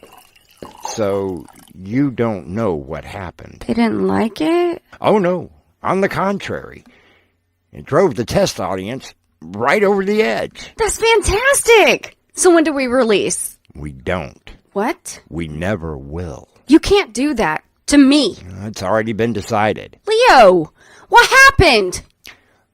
I only saw the first few minutes of the film. I had a phone call that I had to take. Well, it lasted longer than I would have liked, but when I got back to the auditorium, I almost threw up. Quit dragging this out and just tell me. Everybody, the entire audience, they were dead. They had used whatever they could find, and they tore each other up. You wouldn't have believed the blood. Then this is wonderful! Wonderful? Have you lost your mind? Think about it, Leo! I can see the poster now. We have the title, and directly under it, in blood-splattered letters, it says, "It will drive you crazy!" We can't do that. I've already ordered all the prints to be destroyed. What? I knew it! I knew that if anyone, including me, had come up with something original, you would find a way to shoot it down. But calm down, Emma. I like making money just as much as the next person, but this film, there is something about it that, well, it really does drive people insane. So based on one, count them, one, audience reaction, you're ready to destroy something that I worked so hard on? No, it's not just me. It's the studio, the shareholders, the other producers and directors that work here. Look, I have a responsibility. No. Well, it's a damn good thing that I kept a print of the film. What are you talking about? Simply this, Mr. Leonard Stone. I'm gonna distribute the film myself. I paid for it to be made. So now I will pay for it to be released, and you and your studio can go to hell!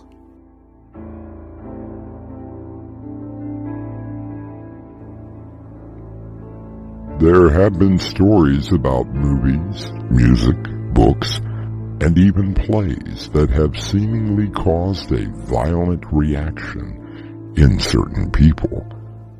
But I have never heard of a film making an entire audience insane. I'll return shortly with Act 3.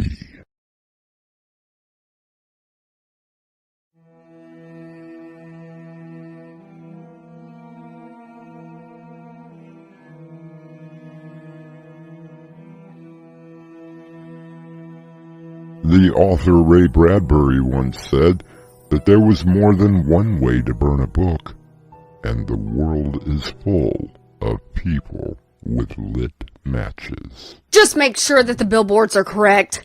I don't want to have to drive down the street again and see, "It will drive you hazy" again. Crazy! Crazy! Well, you take care of it! Come in. Emma, is it okay? No firing squad waiting? Leonard, come on in. It's okay. I understand that you got your film into 120 theaters. Not bad. Oh, after the premiere tonight, it's only going to get bigger. And it's a pretty good gimmick.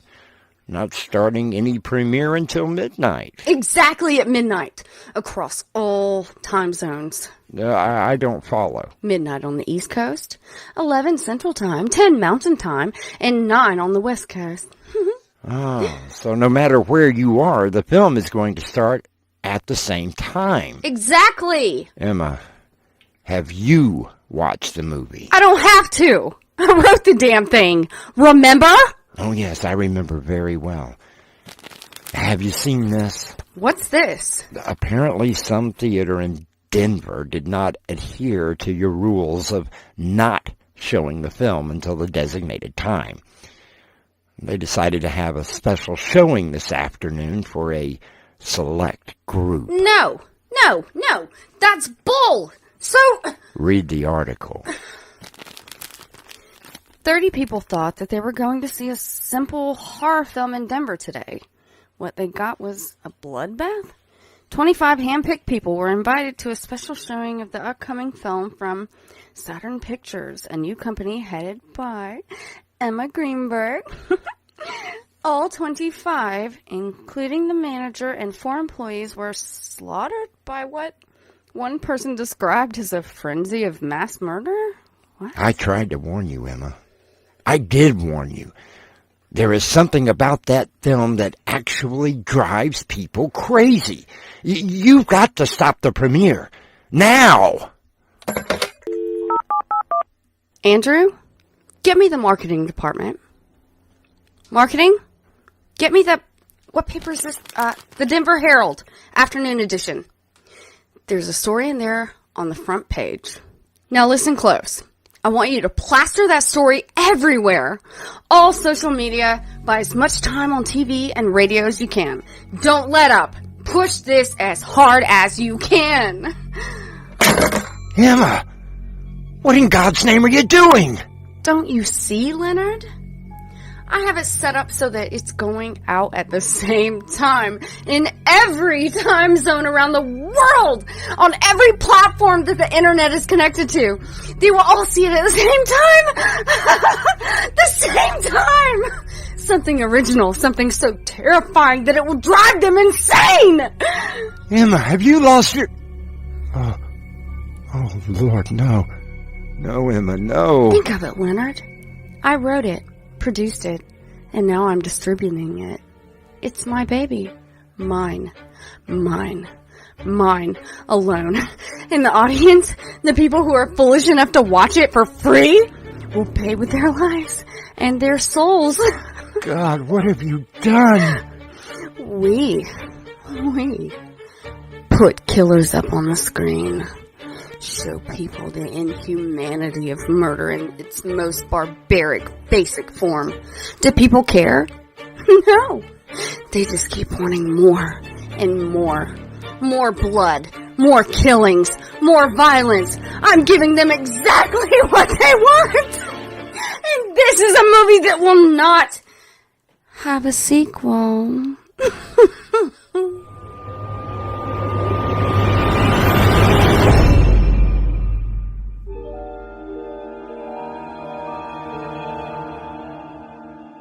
Leonard shakes his head in disbelief. He sees the insanity in the eyes of Emma Greenberg, and he realizes that what she is saying is right. I'll be back shortly with a final word.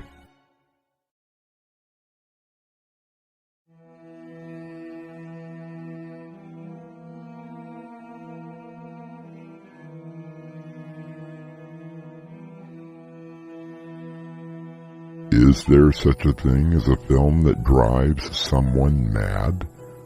Police files say a boy and his cousin in L.A., obsessed over a film, murdered his mother by stabbing her 45 times.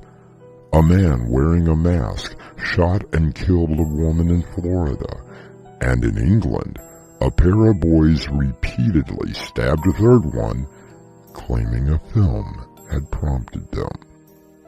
Perhaps it all is just a coincidence, right?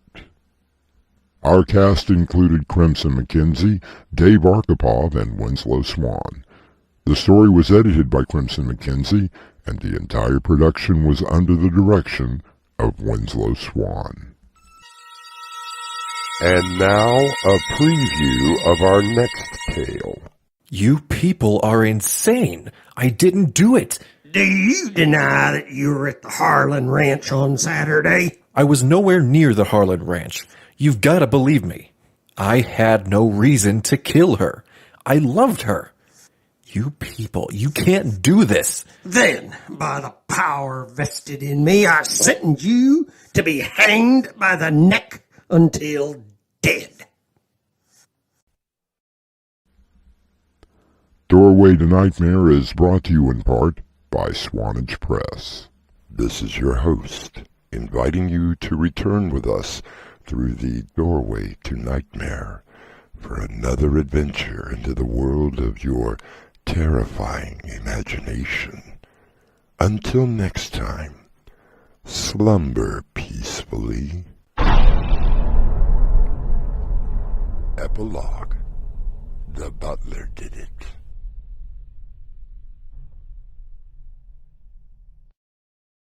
So what are you reading? Oh, the latest issue of U.S. News and World Report. It's so sad. I know how we can end the wars. How is that? We just send them a bunch of copies of Doorway to Nightmare and scare the pants off of them. How will that stop the war? Ever heard of an army fighting in their underwear? Well, no. But we do have a bit of frontier 1800s justice in the hanging tree. Our next episode. Hi, this is Winslow. This is Crimson. And if you like what we're doing, Hit that like button. and if you want to hear more, Subscribe.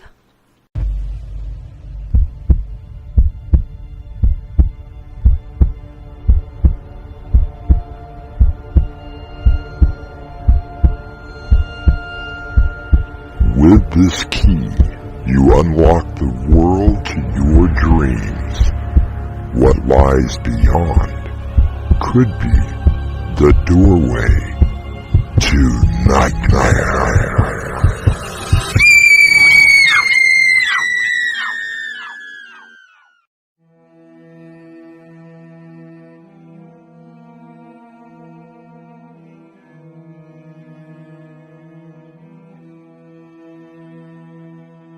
Come in. Welcome. I'm your host through the Doorway to Nightmare. Pray, why are you so bare, bough of the old oak tree? And why, when I go through the shade you throw, runs a shudder over me? So begins the poem by Paul Dunbar. While trees give off the life-giving oxygen that our bodies so crave, they were also used for much more nefarious activities. You people are insane. I didn't do it. Do you deny that you were at the Harlan Ranch on Saturday? I was nowhere near the Harlan Ranch. You gotta believe me. I had no reason to kill her. I loved her. You people, you cannot do this. Then, by the power vested in me, I sentence you to be hanged by the neck until dead. Our mystery drama, The Hanging Tree, was written especially for Doorway to Nightmare by Winslow Swan and edited by Crimson McKenzie. Our stars include Mark McLain, Brinna Faith, Crimson McKenzie, Ezra J D Emmans, and Robert Jackson. I'll be back shortly with Act 1.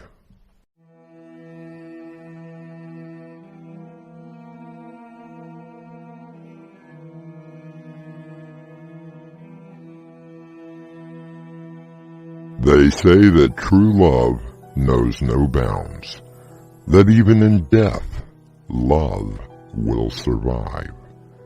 And so, we take you back in time to the untamed West, the 1880s, where justice was meted out with a swift hand and a taut rope.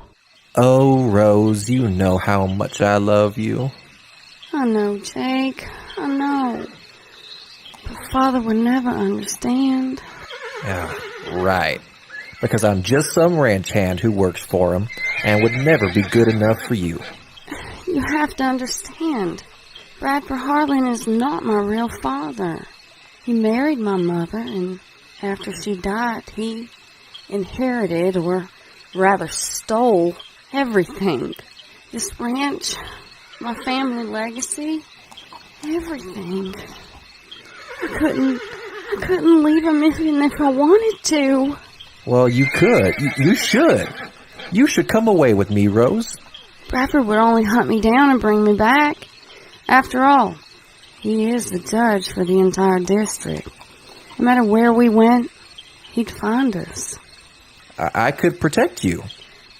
I know you could. You'd try, my dearest, but I'm so fearful of what the judge might do.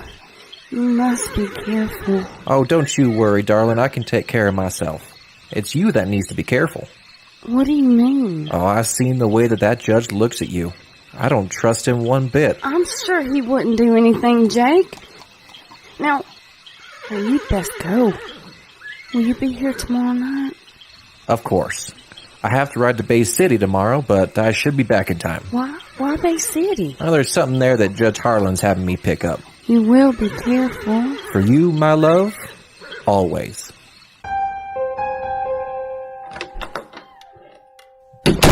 Rose, is that you? Yes? You have been on your walk for quite some time. Well, it's a beautiful night. Where were you? Just down by the old oak tree. I'd love to sit there and... A daydream of young Jake Price, no doubt. And what if I do? What if I were to run away with Jake? Tonight, for instance. I would hunt you down and drag you back here.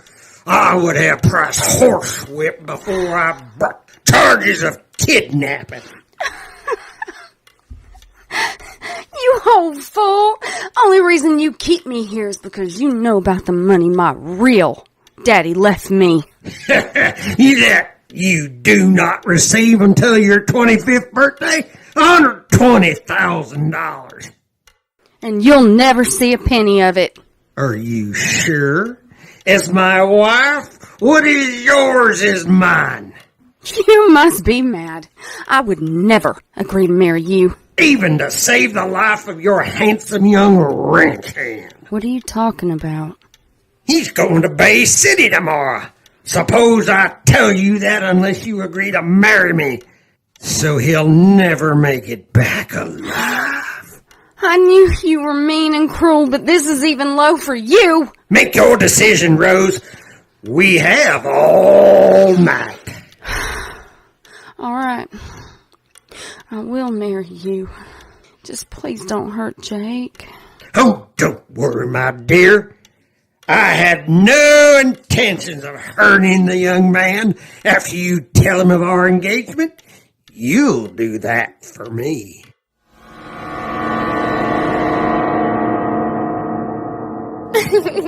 Oh, Judge, you are so naughty. Of course I am. Now, come here. Oh, careful.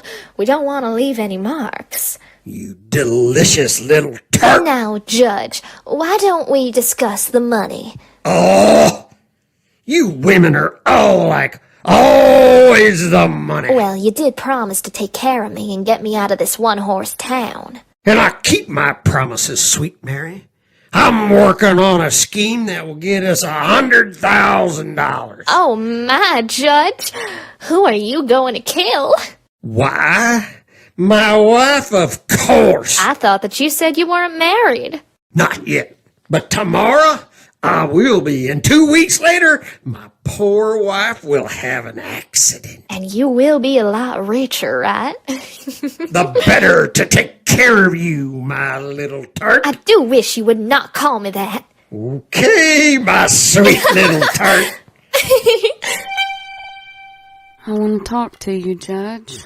What about? I'm not going to marry you. Then you forfeit your young man's life. Not if I warn him first.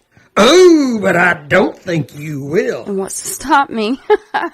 You, old man. Quit being so hysterical, young lady, or I shall be forced to discipline you. I'm not a child anymore. I saw what you did to my mother. I know how you killed my father. Well, it won't happen to me. You stupid little tramp. I've taken care of you for the last 15 years, and this is how you repay me? Taking care of me? By holding me a virtual prisoner on this ranch? My ranch. You are making me very angry. I'm leaving, Judge. I'm going to tell Jake everything, and we're leaving. I would not advise that. Oh, no? Why? Because I won't allow it. You don't have a choice. Oh, no? You will marry me. You will. You don't have a choice. Rose? Rose! Judge, you okay? I heard something that? Sam, it seems that Jake Price has just murdered Rose. What do we do? Go get the sheriff, then bring Jake Price to me.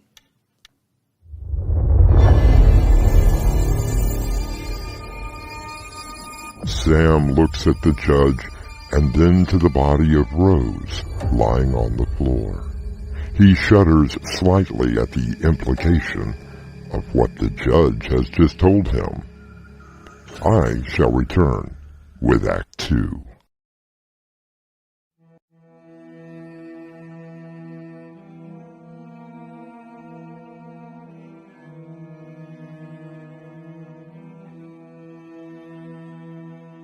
The trial of Jake Price was carried out in the same study that the murder took place.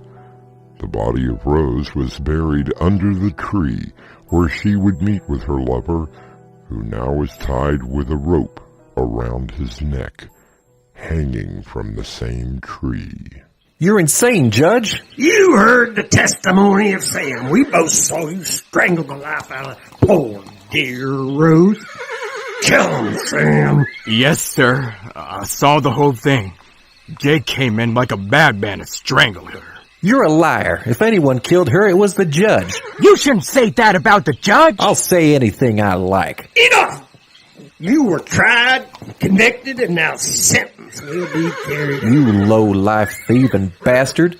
Why would I have wanted to kill Rose? Because you found out that she was going to marry me. That's absurd. She would never... never... And now you know the truth. She loved me. Hang him!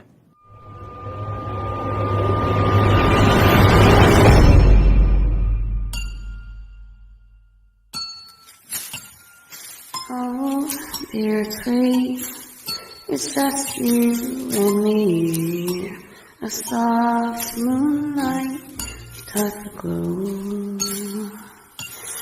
And through your branches and through your roots, my voice will grow.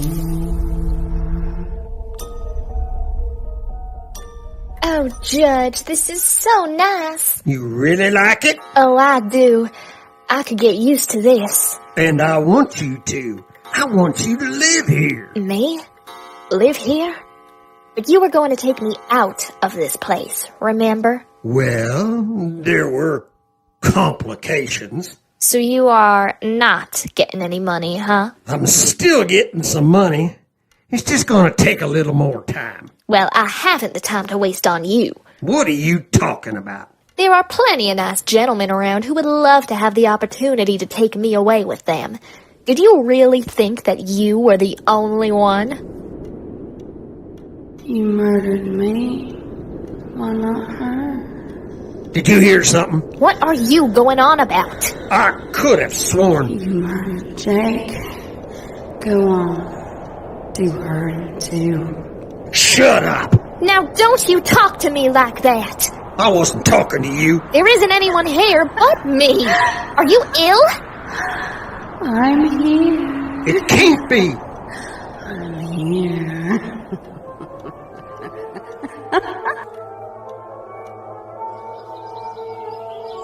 What are you doing out here, Judge? Sam, have you heard anything strange? What do you mean?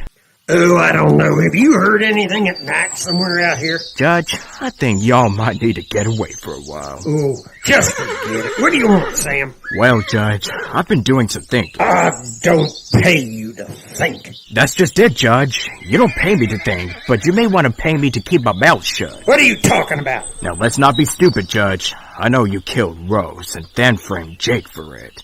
That wasn't no trial, and you know it. Oh, so it's blackmail, is it? I figured $500 a week should cover my silence. Why don't I just kill you? Because I'm not as stupid as y'all think I am.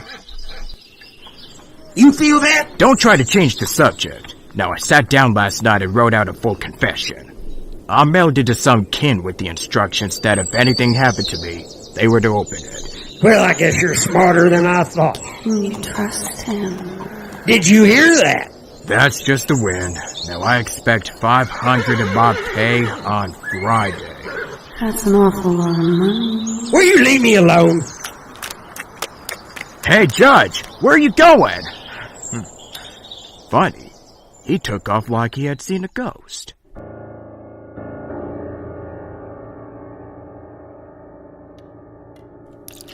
Oh, that's what I need. A good, stiff drink. Just the wind. That's all it was. Just the wind.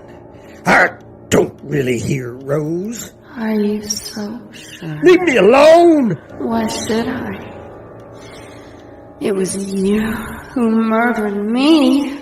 No, you drove me to it. You hung an innocent man. No, you're dead. He's dead, and there isn't anything you can do about it. You buried me under my tree. And you will stay there. You're dead. Nothing but a voice in my head. Really, Judge? What about Jake? What are you talking about? See for yourself. Look out the window by the tree. No, it can't be!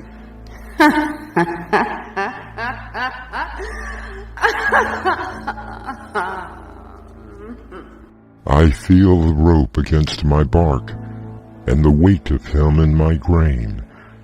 I feel in the throe of his final woe the touch of my own last pain.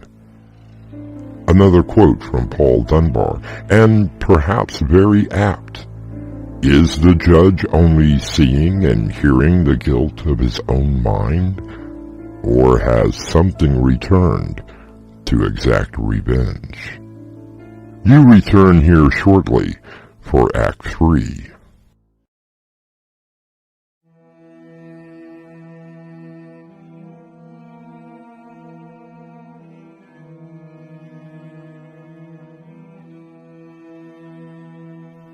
The power of love versus death. The power of good versus evil. Most of us would like to think that good will triumph, that evil will be discovered, and justice will be served, whether in this life or the next. Can I get you anything to drink? Why did you want us here? Yes, Judge. What are you up to? I can assure you both that I'm not up to anything. I just wanted some company tonight. Scared to stay in this lonely house by yourself? What's the matter, Judge? Afraid of ghosts?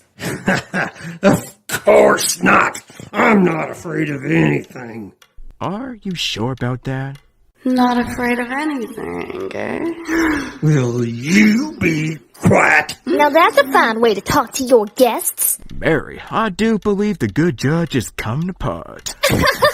Ready for the loony bin he is. Fine. Don't stay. Oh, come on, Judge. We were only having a bit of fun. Of course we'll stay, won't we, Mary? Wouldn't miss it for the world.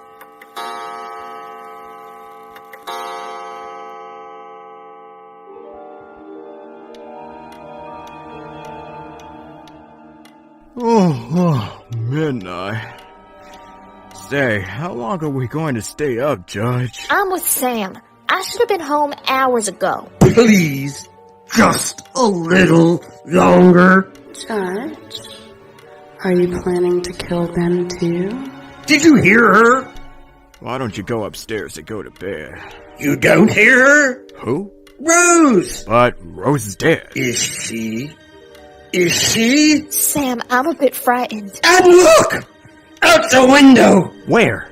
There by the tree! I don't see anything. It's Jake Brass, he's come back! Well, I'll show him! Where's he going? I don't know. Judge, what's going on? You won't get me! You won't get me! You're both dead, do you hear? I'll ride away from here, you won't catch me! Judge, where are you going? Judge! Judge! Look out! That branch of the tree!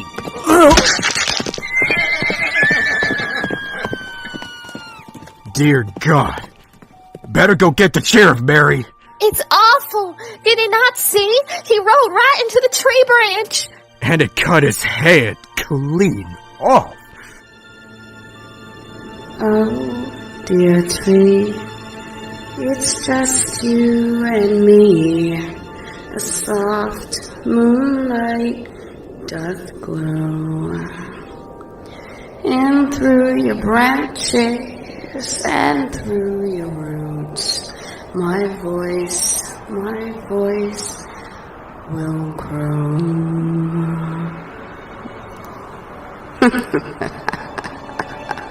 Hey, did you hear that? Just the wind. No. Something else. Like someone is laughing.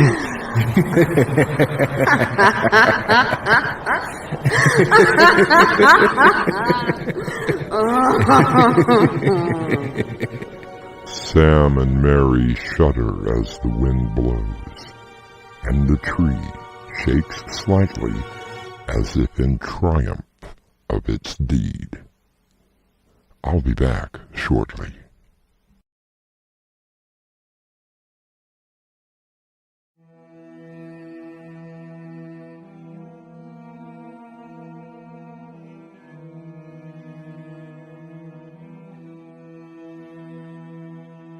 I began our tale with a part from a poem by Paul Laurence Dunbar, titled The Haunted Oak. I will end it with yet another stanza.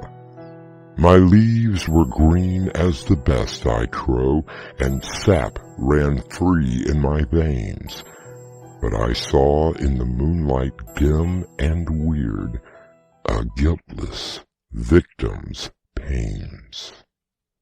Our cast included Mark McLain, Ezra J D Emmans, Crimson McKenzie, Brinna Faith, and Robert Jackson.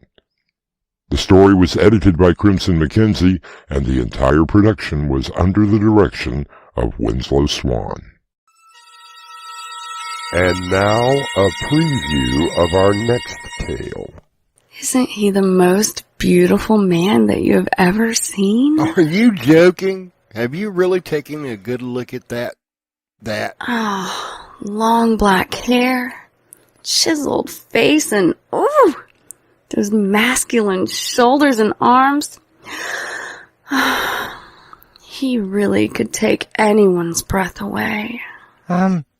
Stan, I have a very bad feeling about this. You and me both. Dot! Snap out of it. And he asked me to come away with him. Wouldn't that be wonderful? Doorway to Nightmare is brought to you in part by Swanage Press. This is your host, inviting you to return with us through the Doorway to Nightmare for another adventure into the world of your terrifying imagination. Until next time, slumber peacefully. Epilogue. The butler did it.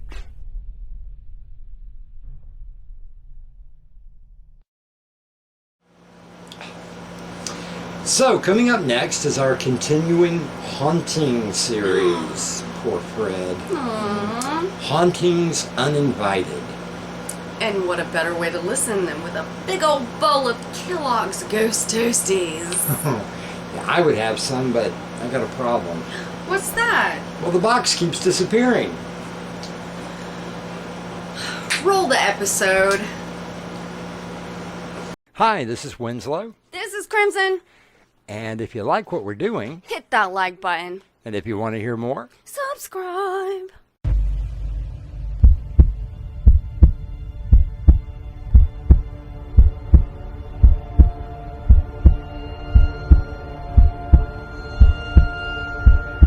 With this key, you unlock the world to your dreams. What lies beyond could be the doorway to nightmare.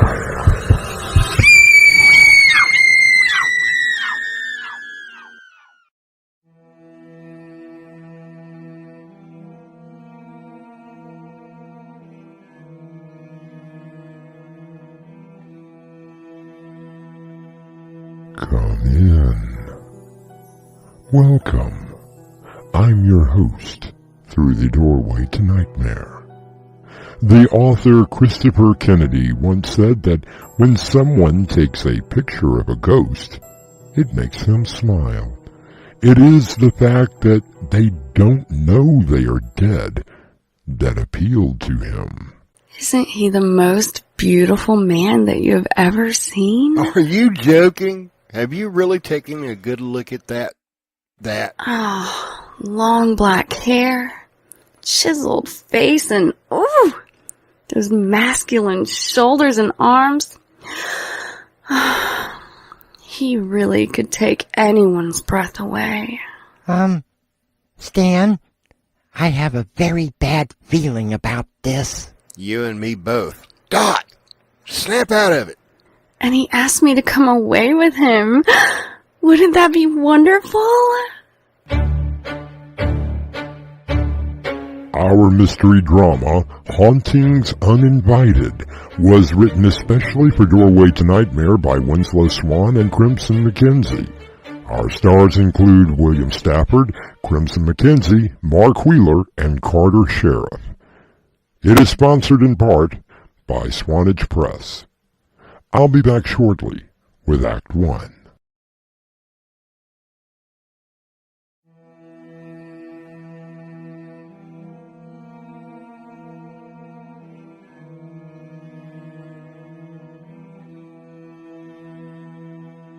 The actor Sidney Poitier once said, "I always wanted to be someone better the next day than I was the day before." Frederick Washington Davis, the resident ghost of Stan and Dorothy Peters, tries to be a better spirit with each passing day.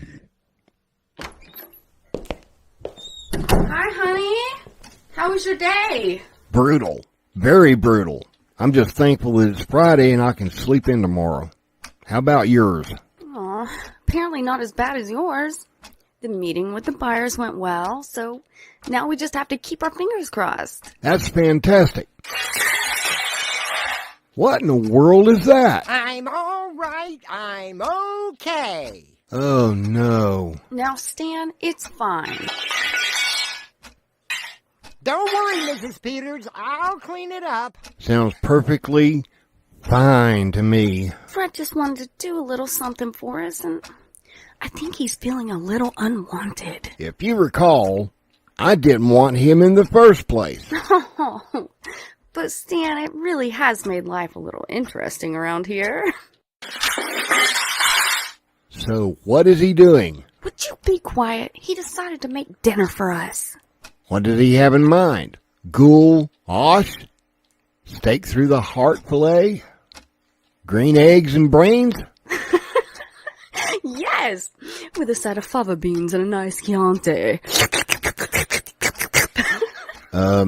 Dot? I'm just kidding.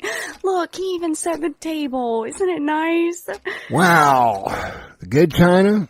Candles? Wait. It isn't our anniversary, and I forgot. Is it? How could you? No, I'm just kidding. Your birthday? Will you stop? Fred just wanted to do something for us for a change instead of always causing problems. Good evening, Madame and Monsieur. Welcome to the Café Le Fred. Your table awaits you. Wow, you set a very nice table, Fred. Thank you, Mrs. Peters. Tonight we have a very special menu. First, the appetizer. Fred, what exactly is this? Monsieur, it is the specialty of the house. Yes, but what is it? Risez-vous. It is a delicacy breaded and fried in butter. Yes, but what is it? In this country, it is known as sweet bread. Oh, you've got to be kidding me. Dot, I've heard of them, but what exactly are they? Mostly the pancreas. The pancreas. Are you nuts, Fred? It is not to Mademoiselle's liking. I'm not putting that thing in my mouth. Oui. I shall bring on the next course. Just remember, Dot, this was your idea. I know. Yeah, perhaps you will like the foie gras. It has been prepared in a lemon sauce with just a hint of garlic. I'm almost afraid to ask. Goose liver. I thought it was illegal to... But at Café de Fred, nothing can stop us. How about we just move on to the main course? Very well, monsieur. That would be the steak tartare. Steak? Now you're talking my language. Stan. Just make mine medium well. Stan, I don't think it's even... And bring plenty of steak It's sauce. raw, honey. No, can't stand it rare. No, not rare. Raw, as in raw meat. Fred, what is wrong with you? No, I'm sorry. I thought that you would enjoy something different. Different, yes. Perhaps shrimp or lobster or even something different with chicken, but this... Don't you have a pancake or something in there? Oh, I guess I goofed again. Seems to be a habit with you. I just wanted to do something special, and I guess the only thing I know how to do is mess up. Oh, Fred. Hey, come on. It's okay. It just took us by surprise is all. I know you're new to the internet, Fred, but just because it looks expensive and may be expensive doesn't mean that everyone would want it. I'm really sorry. It's okay, Fred. I'll tell you what. I'll order us a pizza and we can sit and watch a movie. I really am sorry. Oh, it's okay.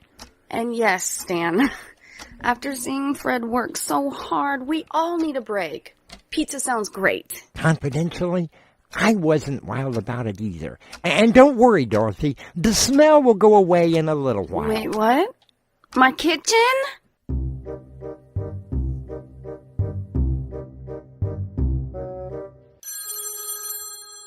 Dorothy, would you like me to get that? Would you please?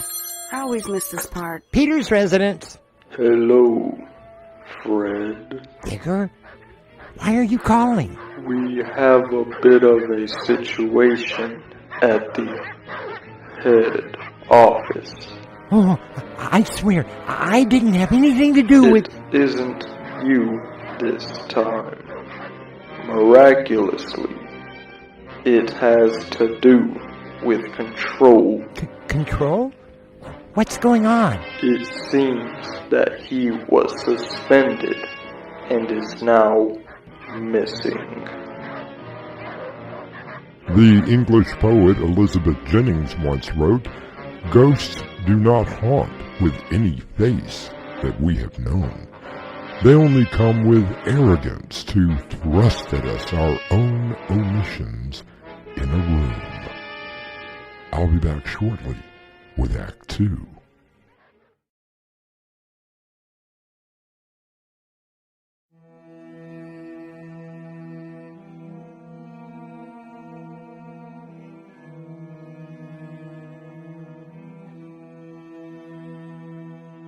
While some ghosts can be frightening, Fred is only trying to be a helpful spirit. But as Lewis Carroll once wrote, ghosts have just as good a right in every way to fear the light as men to fear the dark. Who was on the phone? Oh, well, you remember Digger Odell. Of course. And you know Control. I have spoke to him a couple times. Why? He's missing. Who's missing? Well, Control. So why would Digger call here looking for him? Oh, he's calling every spirit. You see, Control can be a little dangerous. In what way? Well, it's kind of hard to explain. He has something about him that women just fall for. I don't think we have to worry about that. I'll get it.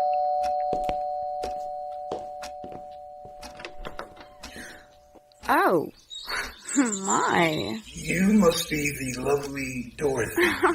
Well, yes, I am. How very nice it is to meet you in person, so to speak. And you are? My dear, don't you recognize my voice? You are Control. One in the same.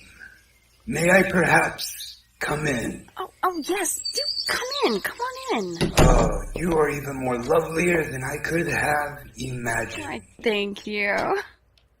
I must say, you don't look like what I imagined. Hi, I'm... Yes, Stanley Peters, the owner of this humble home. Control? Is that you? Frederick Washington Davis. How nice it is to meet you face to face. You don't look anything like what I thought. I must say, I thought you might be taller. Stan, don't be so rude. This nice gentleman came to our house for something. Dorothy, are you okay? I'm fine. Perfectly fine. Dot, what's got into you? And I see that I have interrupted your dinner. Do you perhaps think that I may partake of your delicacies? If you mean the pancreas and the raw meat, have at it. Please, let me get you a plate. Stan, why don't you go with her? You know, to help? I'm sure that she can... I'll explain later. Just go.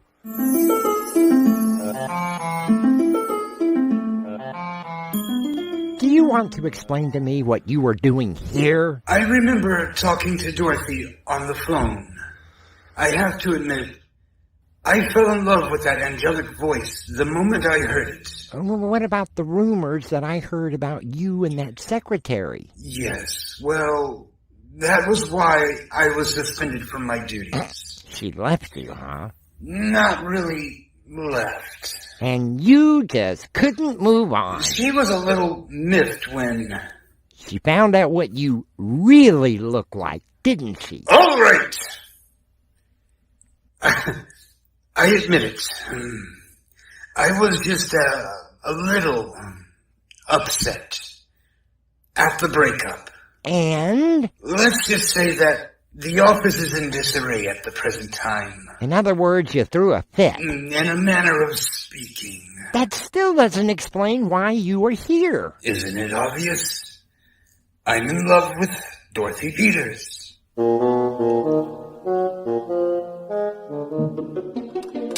Dorothy, will you stop with the dishes and tell me what you were doing? Isn't he the most handsome man? Oh, well, ghost that you have ever seen? You're kidding, right? Tell me you're joking. Long, flowing black hair, chiseled face, and those shoulders. Are we talking about the same ghost? Of course we are, silly. Dot, I want you to peek out and tell me what you see. Well, I see Fred talking to one of the most beautiful men I've ever seen in my life. Now, I must go and make our guests feel welcomed.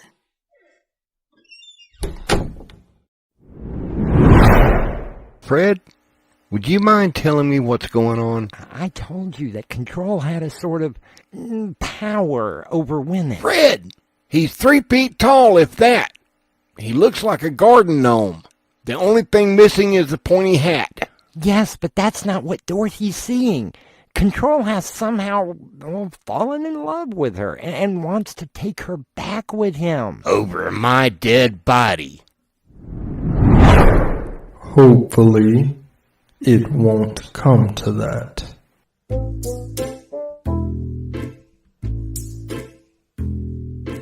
I remember someone once saying that no one was perfect until you fall in love with them. Control is far from perfect, at least to everyone else. For Dorothy, she is under his spell. But for what purpose? Perhaps we shall find out the answer when I return shortly with Act 3.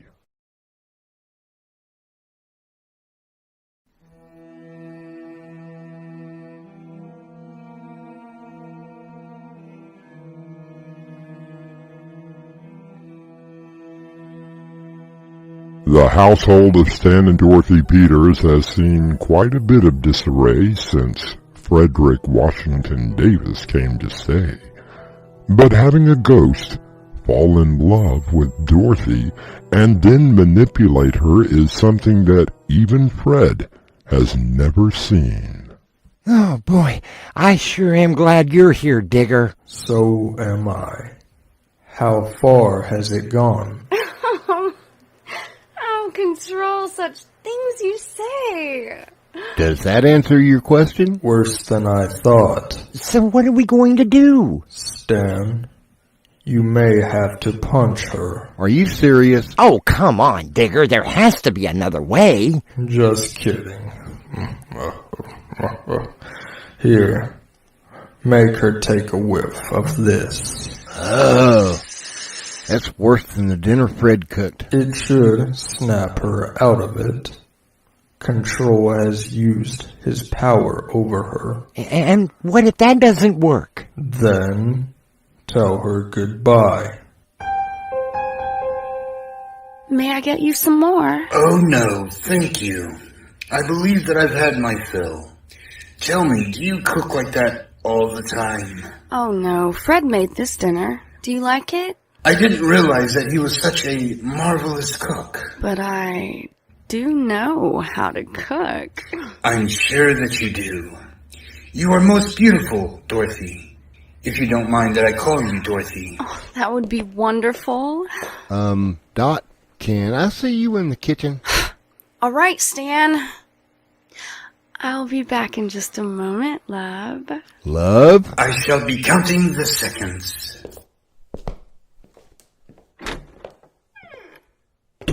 What is going on? Isn't he the most wonderful? Now, Stan! Ew! What is that horrible smell? Fred, I thought that you threw dinner out. Would you mind peeking out to the living room and tell me what you see? Fred, I thought you promised no more visitors. What did you see? I don't know, it looks like a troll. Low to the ground with a beer belly? Who is it? Are they in the rules too, Fred? That's all I want to know. I feel strange, Stan. What's been going on? You won't believe it. And he fell in love with me. That's right, Dorothy. Oh, you just wait until I... Now, Dot, watch yourself. No! You better watch out for me. You and Fred just wait in here, but be ready with that horrible smell. If I start to, well, you know, just the nasty, grossest... Stan, what is she about to do? Now, Control, where were we? I was hoping that you would want to come away with... Come away with you?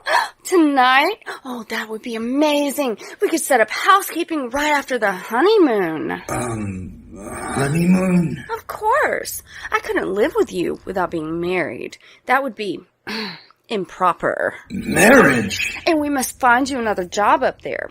Your talents were obviously being overlooked, and of course I'm sure Mother will want to come for a visit. Nothing long, mind you, only a few months we could get a guest house. You see me now, don't you? You're darn right I do. How could you do such a thing? Forgive me. I couldn't help myself. Control, I think that you had best come back with me. I suppose so. All charges were dropped against you. You have been reinstated. That's wonderful. Oh, do please forgive me, Dorothy. That's Mrs. Peters to you. Yes, of course. Well, so long. Stan? Fred? Come out! Is he gone? Of course. Yeah, we saw. You are a force not to be reckoned with. Why, thank you, Fred. And tomorrow night, I shall cook you both an awesome meal. Oh, no. Please, Fred, let me do the cooking from now on. Oh, no, I was thinking of something simple. You know, like hamburgers. Now that I can deal with. Oh, Fred, you truly are wonderful. And don't ever think that we don't want you here. Right, Stan? Stan! I suppose so. Stan and Dorothy Peters settle in for the night. Fred takes his place somewhere in the darkness. You settle in and return with me shortly.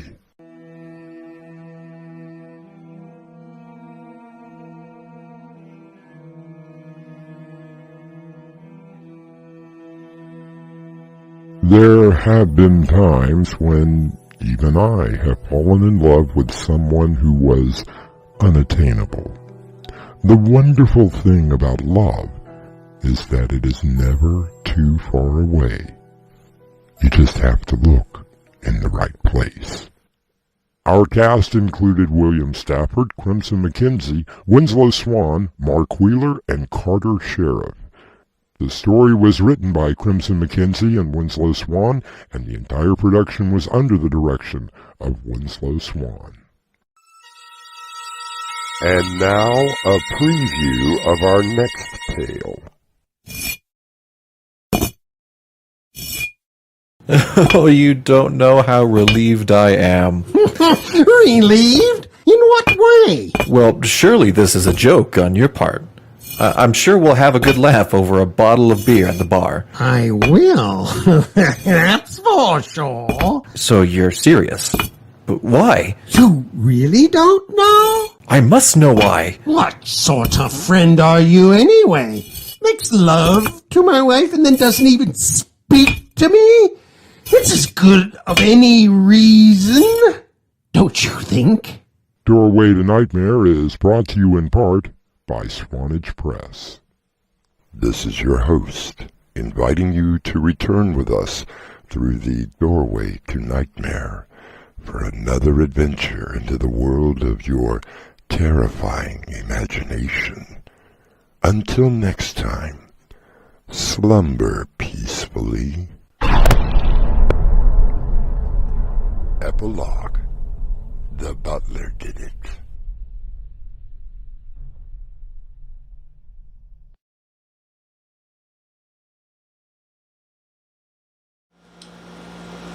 What are you eating?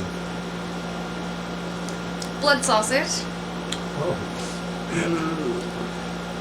Is it good? Well, maybe you could give some to our next character. Oh yes, The Feeder. Based on Edgar Allan Poe's story. And as always, there's a little twist in the tale. Hi, this is Winslow. This is Crimson. And if you like what we're doing, Hit that like button. and if you want to hear more, Subscribe.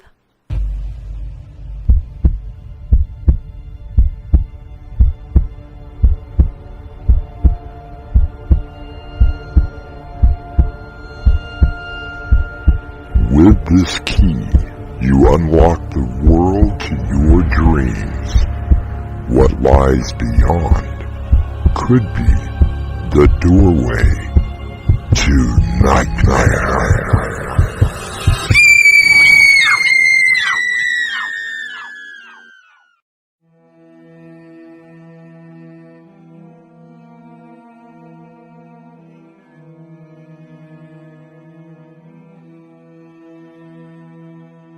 Come in. Welcome. I'm your host through the doorway to nightmare. The great American author and poet Edgar Allan Poe wrote many stories of horror and terror. One such story was about a man who was deathly afraid of being buried alive. Poe had a similar fear of such an ugly way to die. To be buried in one's own tomb, scratching and clawing, trying to get out. Oh, you don't know how relieved I am. Relieved? In what way? Well, surely this is a joke on your part. I'm sure we'll have a good laugh over a bottle of beer at the bar. I will. That's for sure. So you're serious? Why? You really don't know. I must know why. What sort of friend are you anyway? Makes love to my wife and then doesn't even speak to me? It's as good of a reason as any. Don't you think? Our mystery drama, The Theater, was inspired by the Poe classic Cask of Amontillado and written especially for Doorway to Nightmare by Winslow Swan and edited by Crimson McKenzie. Our stars include Ezra J D Emmans and Brinna Faith. It is sponsored in part by Swanage Press.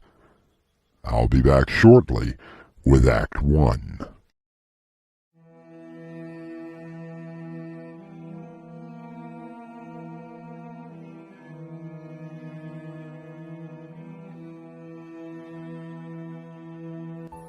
Permit me to introduce Victor Clemens, a rather average-looking man who had the good fortune of marrying a very beautiful woman.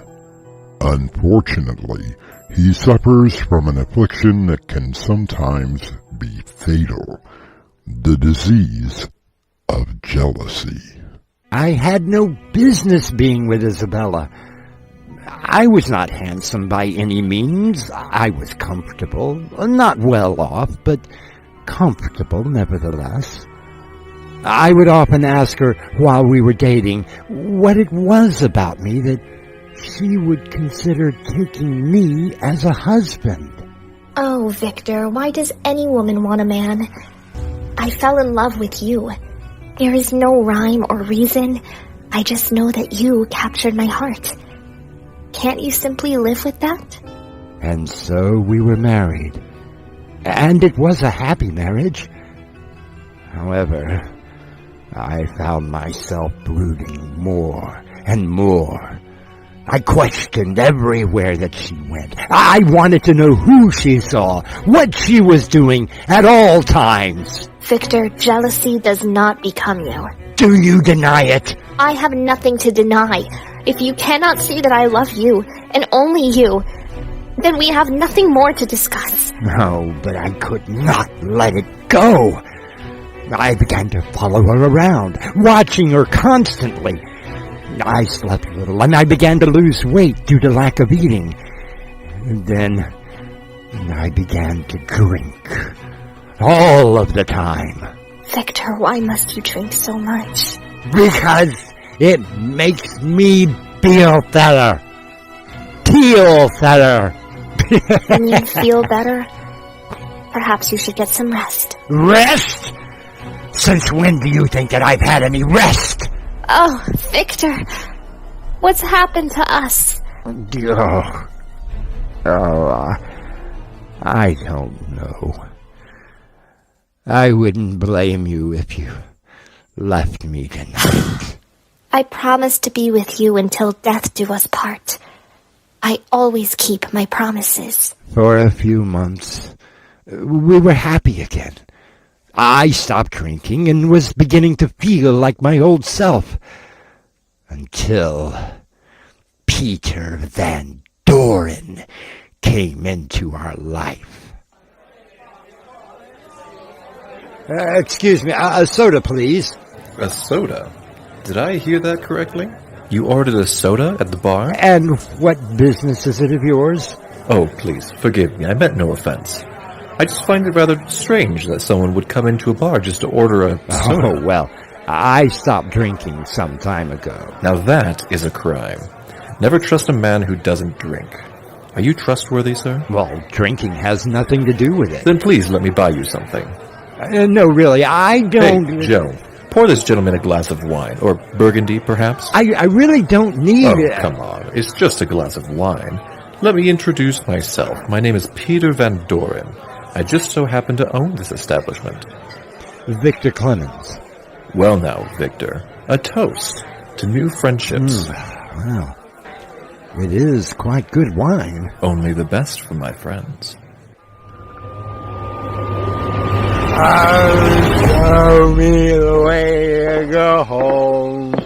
I'm tired and I want to go to bed. I had a little drink about an hour ago, and it's gone right to my head. Steady there. Let me knock on the door.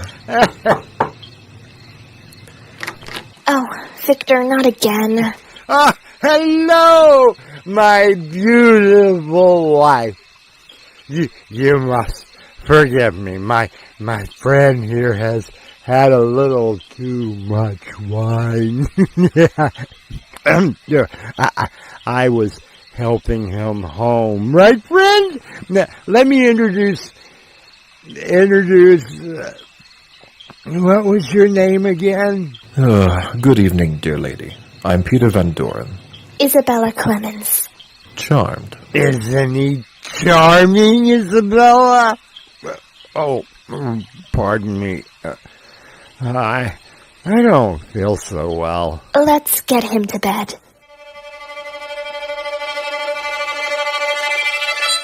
Would you care for something, Mr. Van Doren? Won't you call me Peter? All right, Peter.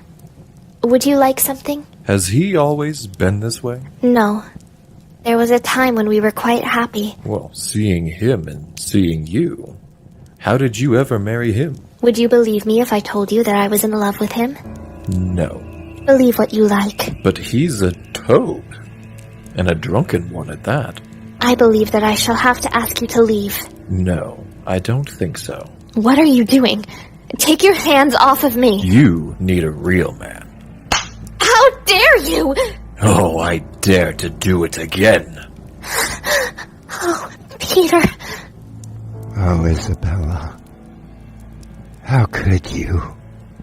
It seems that Mr. Clemens was not as passed out as he appeared, and now he knows that his wife is not the devoted spouse that she appears to be.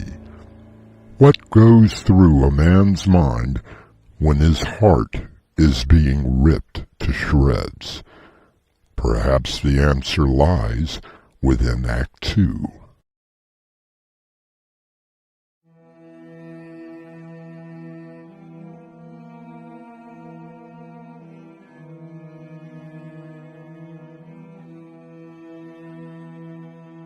It has been 6 months since Peter Van Doren began to see the Clemens. There were dinners, the theater, and much drinking. And of course, Isabella was delighted to find such a proper gentleman. A proper gentleman? No, there was nothing proper about Mr. Van Doren. I had seen them together that very first night. Isabella made excuses for going out, always making sure that I had something to drink before leaving. And I confess I found solace in the bottle until the night that a seed of a plan entered my brain. It coiled its way around my head, and when it fully grew, I laughed at the sheer deviousness of it. Well, Victor, it's been a long time. Come in, Peter, come in. Let me get you something. And where, perchance, is the lovely Mrs. Clemens? Isabella? Oh, she's visiting her family this weekend. So I thought that, well, it has been such a long time since you and I have had the chance to talk. You know that you're always welcome down at the pub. Oh, I know, but I thought perhaps a more private meeting is in order. I'm so happy that you could come out tonight. Well, my business does keep me quite busy during the daylight hours. Oh, I'm sure that it does. Now here, try this nice claret. Very good. You have an excellent cellar. Oh, you have seen my collection of wine? Well, not personally. I was told by your lovely wife about your penchant for collecting only the best of wine. Well, I thank you for that. Here, have another glass. Oh, I really shouldn't, but if you insist... Oh, but I do insist. To your long life. I have a better chance of that than you do. Pardon? Oh, just musing, talking to myself. I tend to do that. A very good wine. But I feel as if...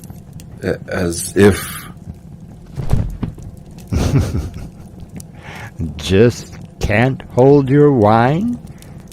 Well, I shall take good care of you.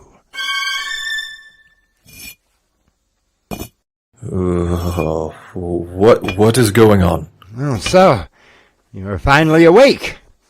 I thought I might have overdosed you. Didn't want you to sleep through the whole thing. Chains?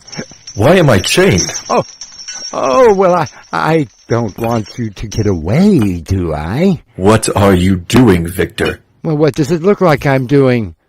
I'm walling you up. But why? You mean you really don't know? I'm murdering you. And you don't know why? I must know. What kind of a friend are you, anyway? Makes love to my wife, then doesn't even talk to me. You have no idea what I could do.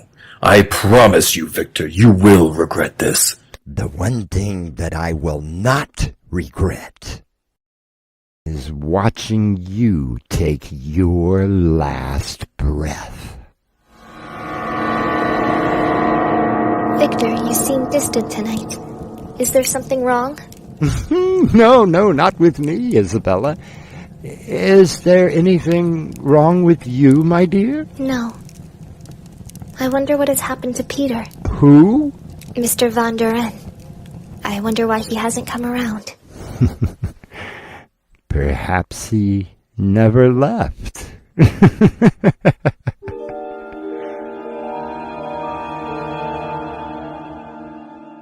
What do you mean by that, Victor?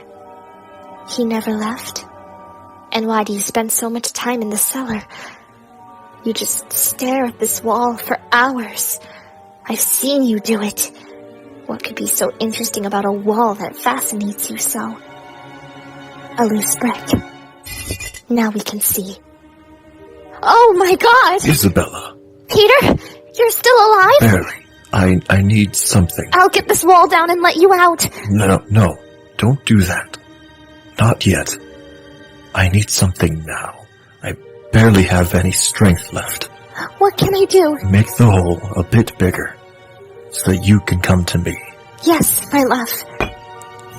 Now make sure that you can put them back, so that Victor doesn't notice them. But why? Isabella, do you truly love me? Yes, I truly do. Then come in further, and kiss me. Isabella crawls through the small gaping hole that she has made. She removes the chains from Peter as he wraps his arms around her, his open mouth moving closer to her lips and neck. We shall move closer to Act 3. shortly.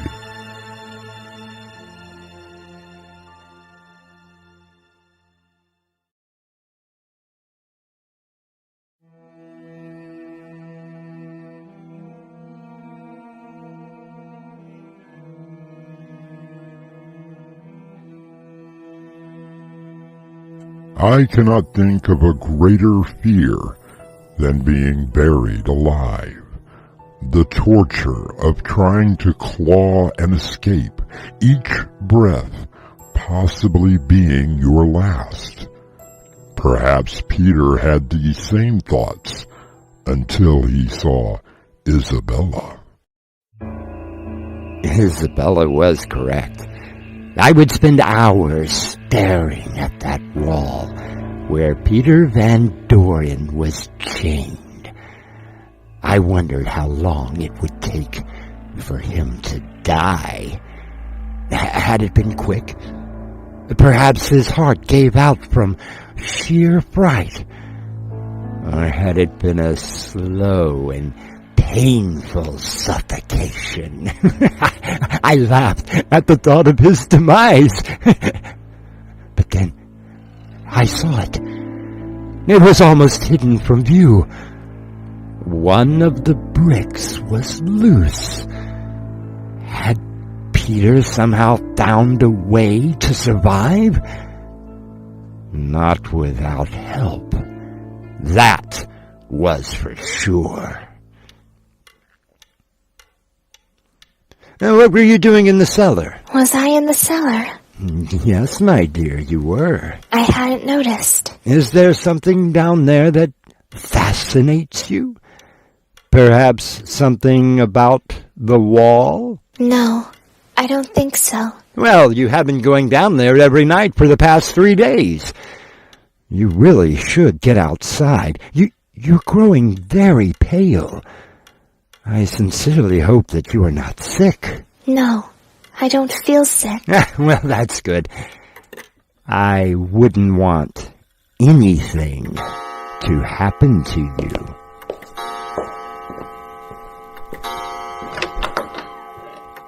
Isabella, what are you doing? It's 10 o'clock. I must go down. But why? There is nothing, and no one down there. I must go.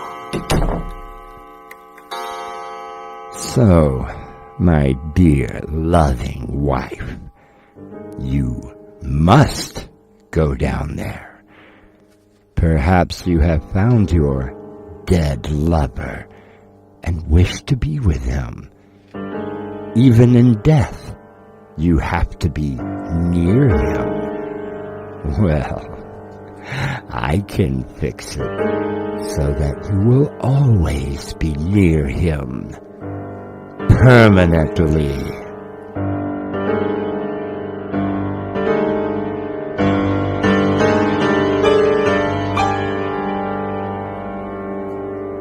Isabella, are you down here?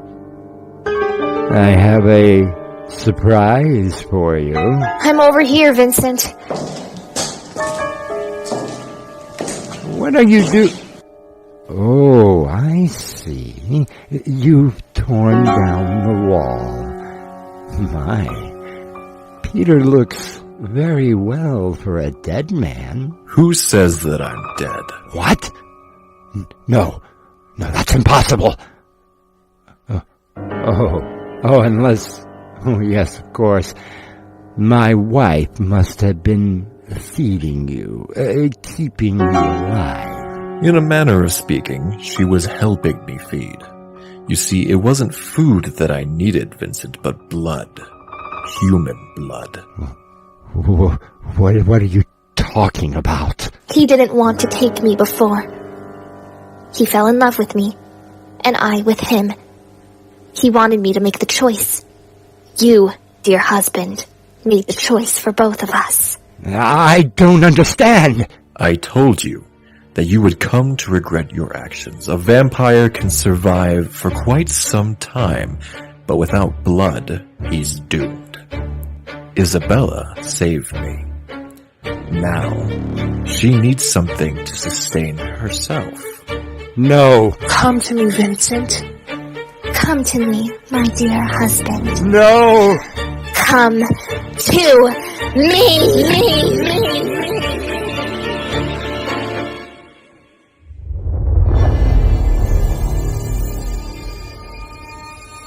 Isabella smiles, her fangs extended.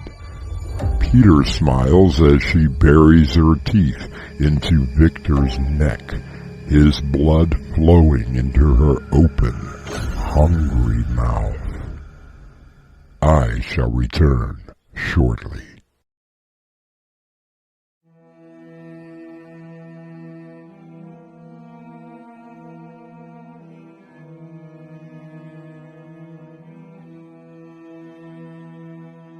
Isabella and Peter feasted on the blood of Victor before sealing him up inside the wall.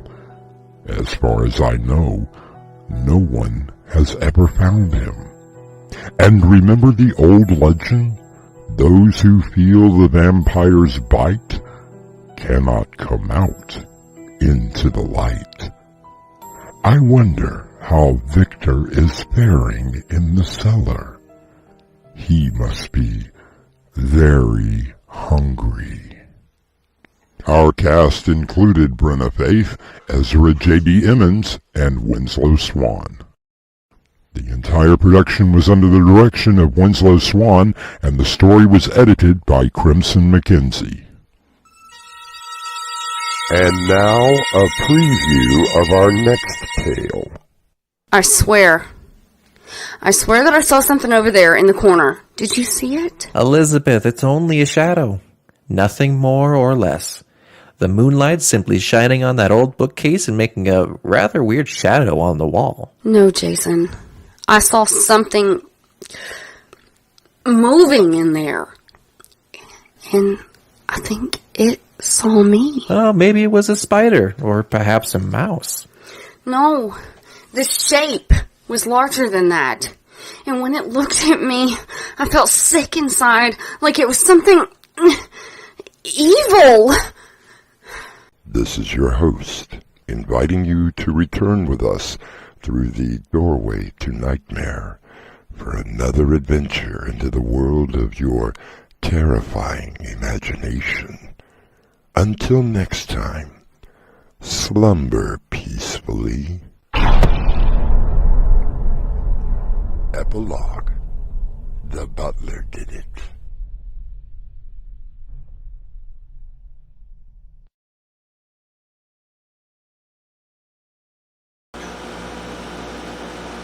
Swan? What is that? Where? Over there in the shadows. Oh. That's our next episode. Shadows. And we have 2 new actors that are getting into our corpse cast. Hi, this is Winslow. This is Crimson. And if you like what we're doing, Hit that like button. and if you want to hear more, Subscribe.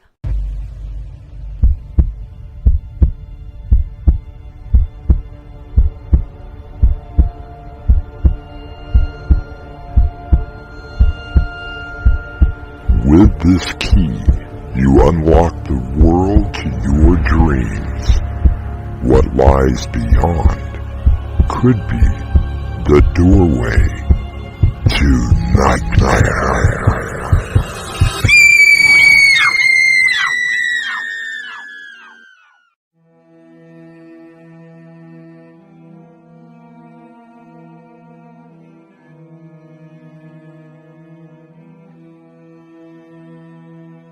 Come in.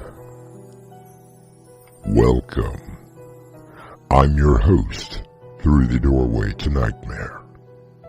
Edgar Allan Poe once asked, "Is all that we see or seem but a dream within a dream?"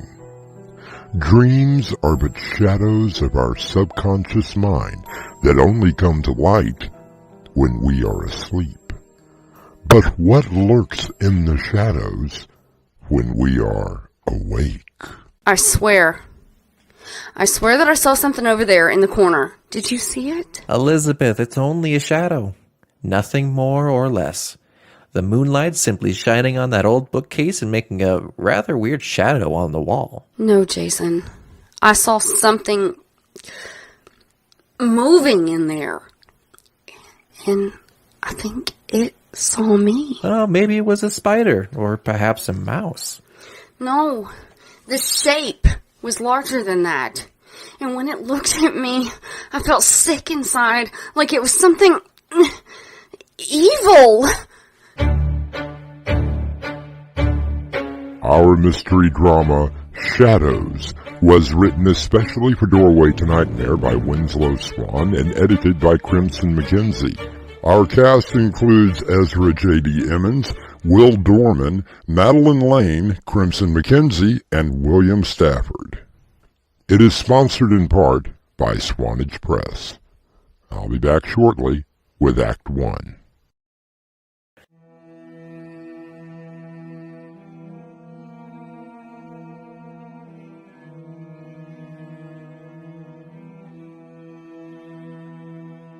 Our story begins at the end, in a police precinct where a young woman has stumbled in and is currently sitting in an empty office. The officer in charge is talking to his captain on this dark and dreary night. I tell you, Captain, it's the strangest thing I've ever seen. It's raining cats and dogs out there. No telling how long she was out in that storm. She just stumbled in here. I thought it best to keep her in your office. Come with me. The shadow. It's in the shadow. The shadow. It's in the shadow. It's in the shadow. It's in the shadow. Listen to her, Captain. I've already called the hospital, but listen to her. She's completely out of her mind. Don't you see it? It's in the shadow. The shadow. The shadow! Oh God, the shadow! You're actually spending money on this place? Nope, I paid in chickens. Of course I spent money. What's wrong with it? Well, Andy, would you like me to list an order, or just start with 8? Very funny, Terry. Come on, guys, this is supposed to be a holiday. Beth, you don't think it's that bad, do you? Oh, what's not to like? A cabin out in the middle of nowhere surrounded by the woods. It sounds like the movie Evil Dead to me. Not being helpful, Jason. Please, for all that is holy, tell me that there are lights and running water. I would have had to give them an extra chicken for that. Yes, Terry, you and Beth will have hot water, and yes, there are lights. I don't see any lights coming on. That's because I haven't started the generator yet. It's on the side of the house. So that's what the extra gas is for. Be prepared. That's my motto. No, that's the Boy Scouts, which you never were. Oh, yes, I was. For one day. One whole day. Okay, Andy, you go start the generator, and I'll help the girls bring the supplies in.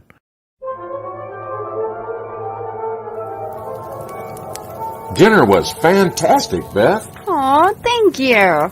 Just a little something that my grandmother used to make. By the way, how's your grandmother? Oh, you know. Still has her potions and spells.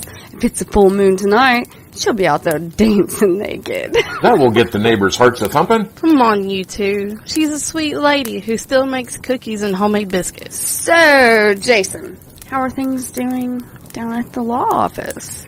Oh, you know, same old, same old. Don't let him fool you. Come on, Teresa, not now. Why not? What's going on? Jason has been named the lead attorney on that Vasquez case. You're kidding! Okay, it's just a little case, no big deal. That's not what the news department at the radio station is saying. I hear it's the biggest drug case in the city. Oh, my. How can you defend someone like that? Everyone is presumed innocent until found guilty by a jury of his peers. That and the $100,000 retainer that the firm got. Alright, let's change the subject, please. Andy, how are things at the radio station? Oh, you know, same old, same old. I'm the boss jock at the boss station, spinning the boss records that my boss told me to play.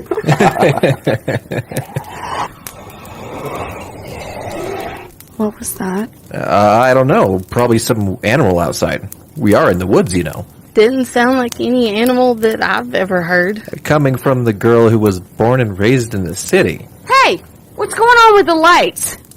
Generator probably needs more gas. I'll go out. Hey, you started the thing, so it's only right that I go out and fill it up. Hey, sounds good to me. The flashlight's by the door. Please, be careful. Aren't I always?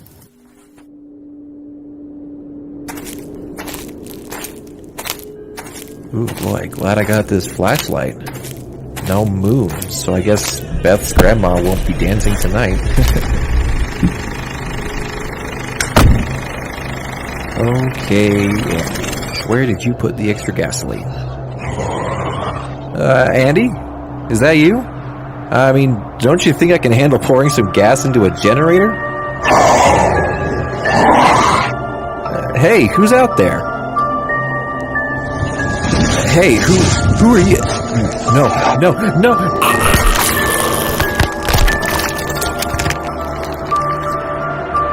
Stephen Hawking once said that there could be shadow galaxies, shadow stars, and even shadow people. My question would be, what would these shadow people want? I'll be back shortly with Act 2.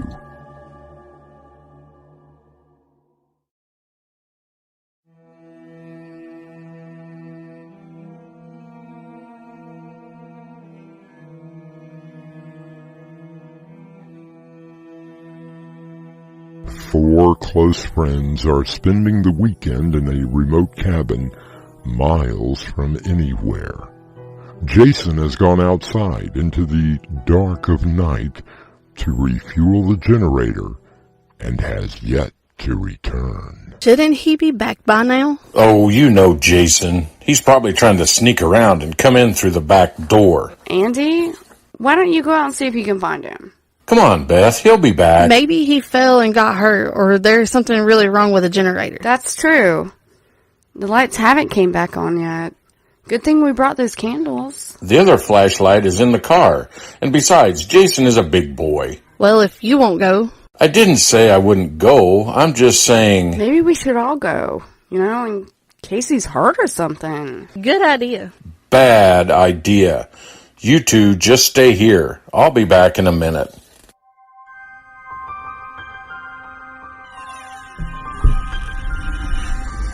Hey, Jason. Come on, man. It isn't funny. Where are you? You could have at least started the generator again. Hey, you in here. Okay, man. Get up, you lightweight. You don't pass out from just one beer. Hey. What happened? Your head. Oh my God. Your head! Jason? No, Terry, it's me. Where's Jason? Well, come on.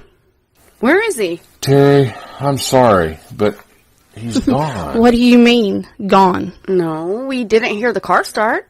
No, not that way. He's dead. Wait, what? No. He's playing a prank on us. This is not a prank. No.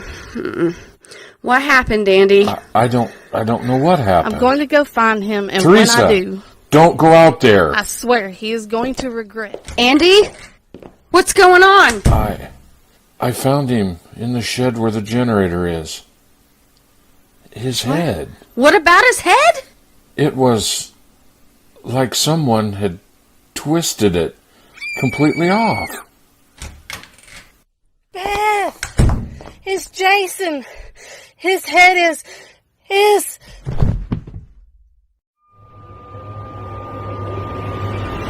Is she going to be okay? How would you be if you just found your boyfriend with his head twisted off? I didn't mean... Yes. Yes. She's gonna be okay. She's sleeping. What about the generator? After I found him, I didn't think and try to start it. Oh, God. Then we just use candles. You are definitely not going back outside. Any idea what could have done that? None. What is that? I don't know. Andy? What's that over in the corner? Where? Just beside the door. How can you see anything? It's so dark over there. No, Andy. This is a definite shape. Like within the dark. Hand me the candle. No! Don't just stay here by the light. It's only a shadow. Here, I'll show you. See? Nothing over. Hey! Andy, what happened? Something knocked the candle out of my...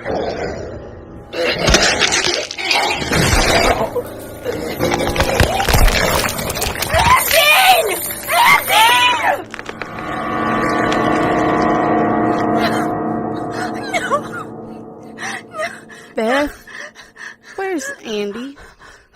It's gonna be okay, Terry. It's gonna be okay. Why do you have so many candles burning? Just be quiet now. We're gonna get to the car and get the heck out of here. No, we can't leave Jason. He'll be back soon. You'll see.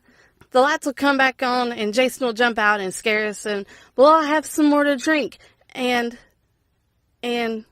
he's really dead, isn't he? It's okay. It's okay. We're gonna go get help. The candle! What happened to the candle? Another one! One knocked into the floor. It's getting darker in here. Let's get out of here! No! Teresa! Don't go in the damn dark! Stay in the light! Stay in the... Come on. We can get to the car and... Teresa? No! No! No! Of all of the things that go bump in the night, it is the unseen that terrifies the most. Of course, there is nothing in the dark that isn't there in the light, you say. But can you be so sure? Be sure to be back here shortly with Act 3.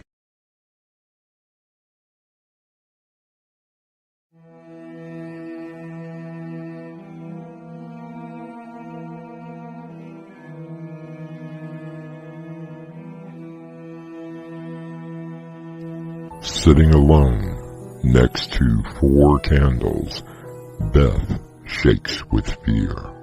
Her eyes try to adjust to the ever-growing darkness that is surrounding her.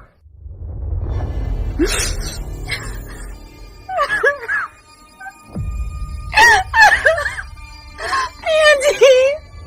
Why did we come here? Why? Why am I alone? I don't like being alone. I was always left alone when I was growing up. I always had the hatred of the dark.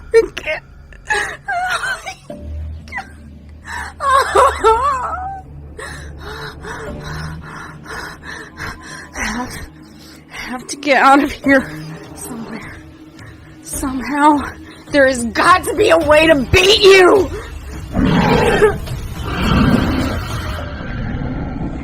Just shut up! You're only a shadow!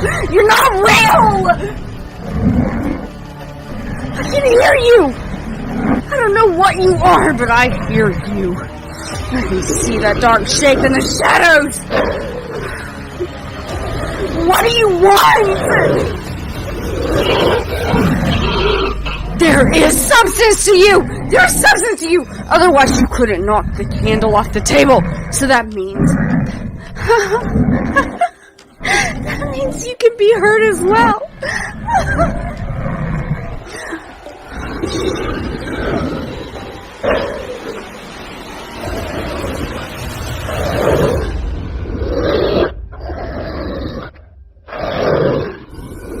Only 2 candles left. Gotta think of something. Wait, those old curtains on the window. If I could just get a flame to them, maybe, just maybe. Now or never. Got it. See? The flames are glowing. You don't like the light, do you? There's something that you're afraid of. I've got to get out of here.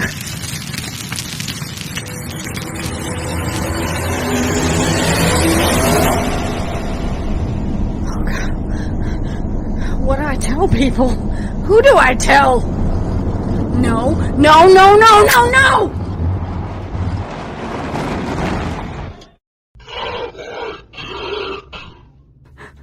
They followed me. They followed me?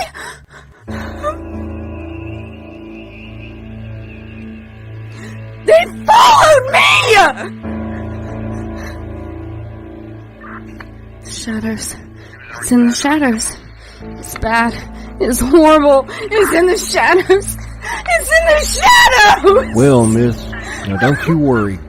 Doctor's on his way. The hospital will take good care of you. The captain told me to put you in here until the ambulance arrived. Now, why don't you get some sleep? No, wait, officer, please, God, don't turn off the light. Don't turn off the light. Now, there's nothing to be scared of. Look, I'll show you. Please turn it back on! See? Nothing in the dark that isn't in the light. Please don't turn the light off. The shadows. Now, look, miss, I've got my own problems. You just get some sleep. Please, don't you understand? There, you see? Nothing in the light that isn't in the... Oh!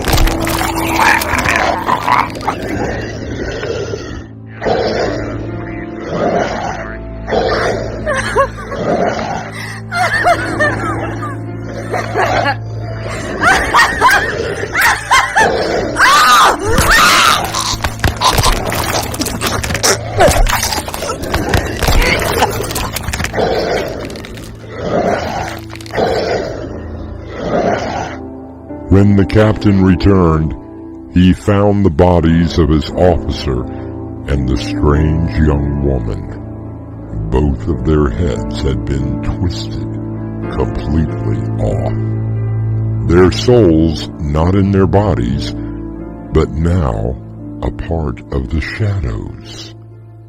I'll return with a final word.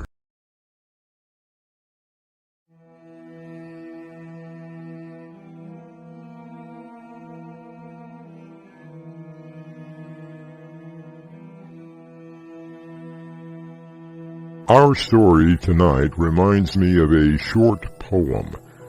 As I was walking down the stairs, I saw a man who wasn't there. I saw him again today. Oh, how I wish he would go away. Our cast included Ezra J D Emmans, Will Dorman, Madeline Lane, Crimson McKenzie, and William Stafford.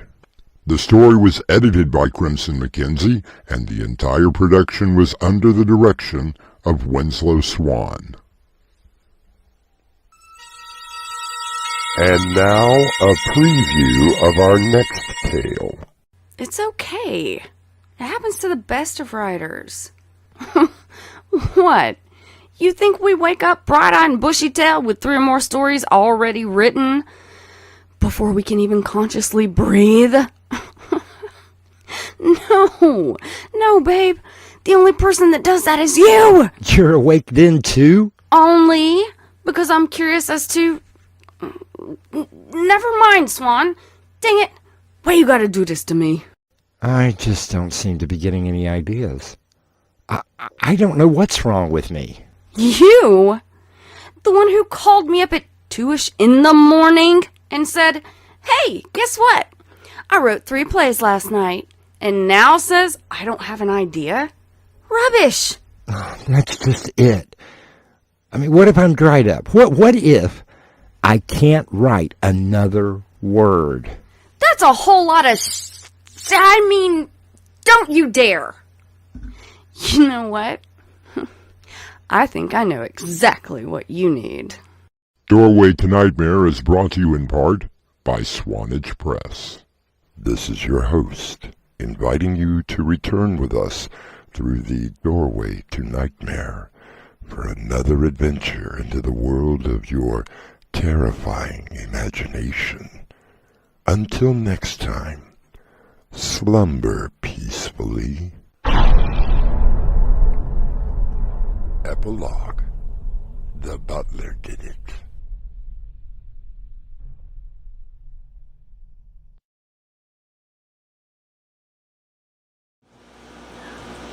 Should I go start the hearse? Well, now, did you get all the bugs out of the engine? Oh. Yep. Did Igor get it cleaned? Of course. He used fantastic. Well, then I guess it's time for a road trip. Hey guys, it's Crimson. If you enjoy these, please hit that like button. That way we know. And share it with all your friends.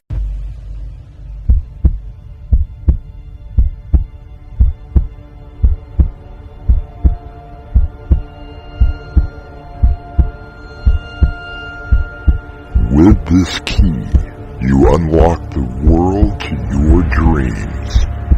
What lies beyond could be the doorway to night.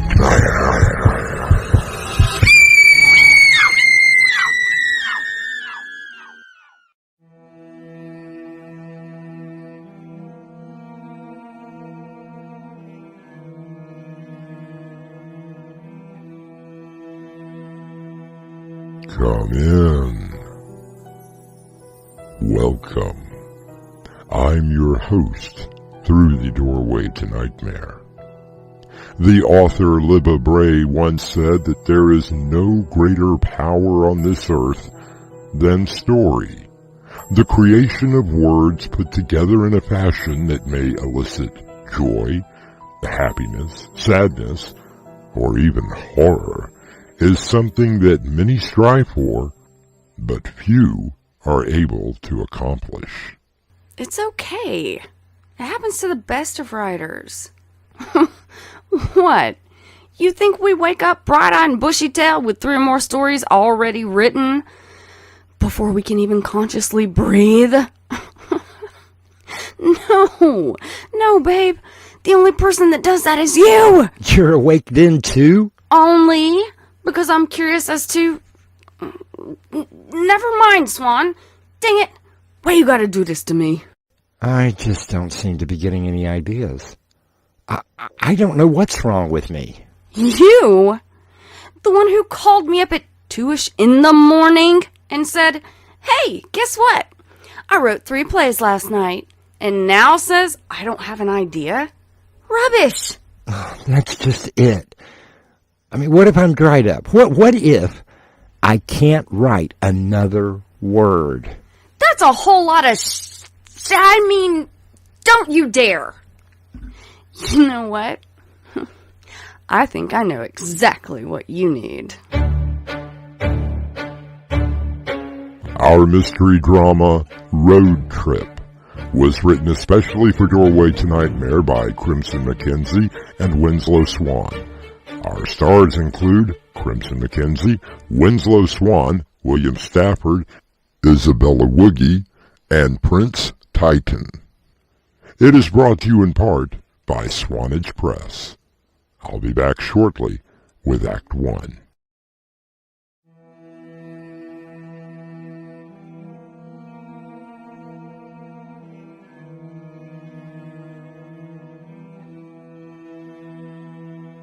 The art of telling a story can be quite easy for most people. For others, writing a story on paper is actually simpler than voicing it. However, there is no greater hell for a writer when they are faced with that terrifying affliction known as writer's block.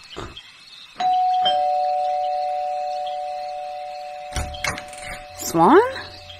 I thought we weren't recording until tomorrow. Do you mind if I come in? Of course. Can I get you something to drink? I think I have some soda in the... You got anything stronger? Swan? Are you serious? Very. No, I know it's bad. A double shot of anything.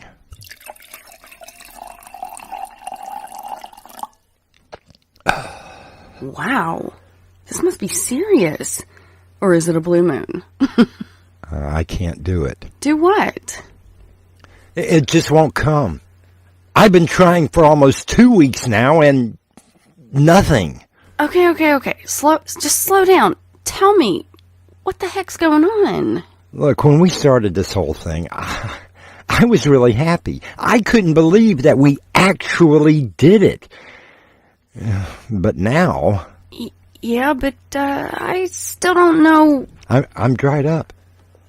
I haven't had one single solitary idea in almost 2 weeks. You're cute, kid. You're cute. Oh, no, this is very serious. I mean, what if this is it? Oh, Swan, you actually had me worried. I really thought that there was something deadly going on. Crimson, look, if it had not been for you, this whole audio play thing would never have gotten off the ground. Remember? Yeah, I remember. You told me, go home, write a play. Yes, and you did. And you brought me the script the very next day. The next day. And then, if that weren't enough, you just kept hammering them out. Well, not anymore. It's been too long. I feel like I'm dried up. You are not dried up. You just need... I think I have an idea. Anything is better than what I'm coming up with. You just need a change of scenery. Get away from everything, and I think I know exactly where to go.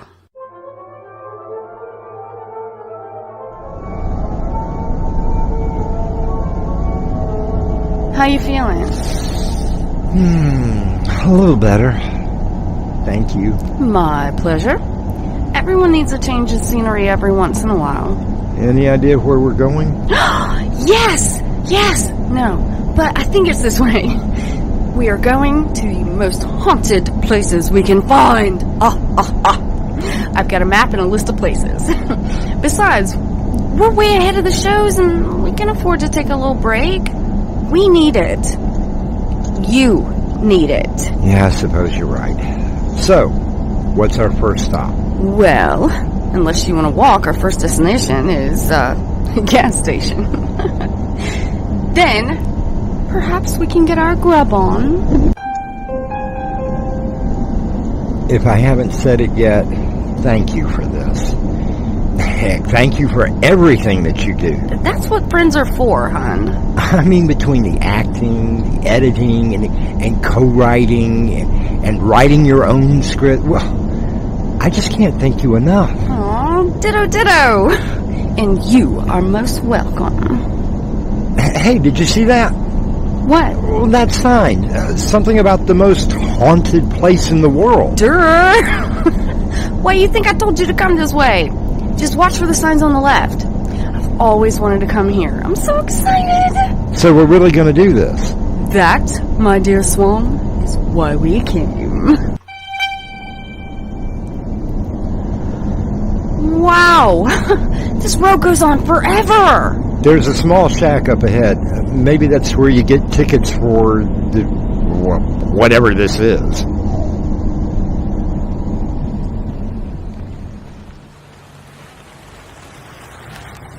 Turn back. Don't go in. Your very lives depend on it. Oh, wow. He's great at this. Sorry, folks. Part of the act. How much to get in? Well, we close at sunset. About an hour from now. I'm sure that'll give us plenty of time. $5 then. But listen, seriously. Make sure you're out of here before sunset. Okay. I'll play along. Why before sunset? There's evil here. It's always been here. And watch out for Josie. Maybe this isn't such a good idea. It's just part of the act. You folks enjoy yourselves. Just remember what I said about being out before sunset. It's important that you do that.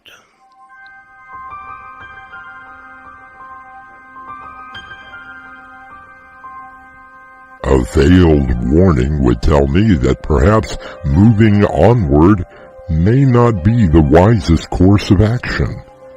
But really, we're only talking about a roadside attraction that must have been created for tourists. Aren't we? I'll be back with Act 2.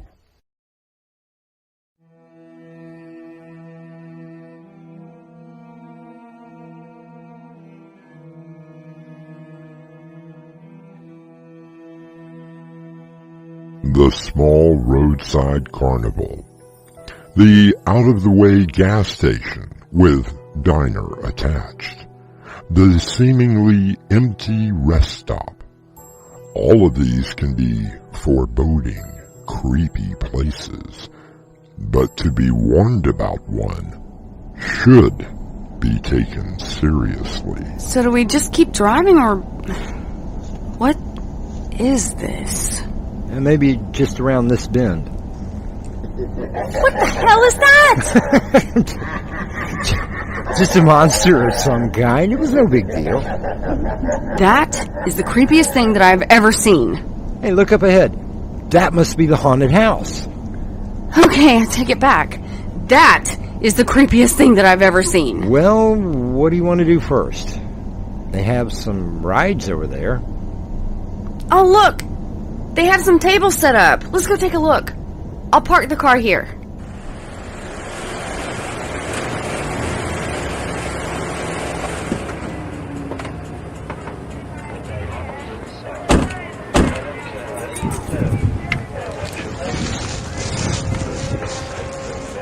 Swan, look at this.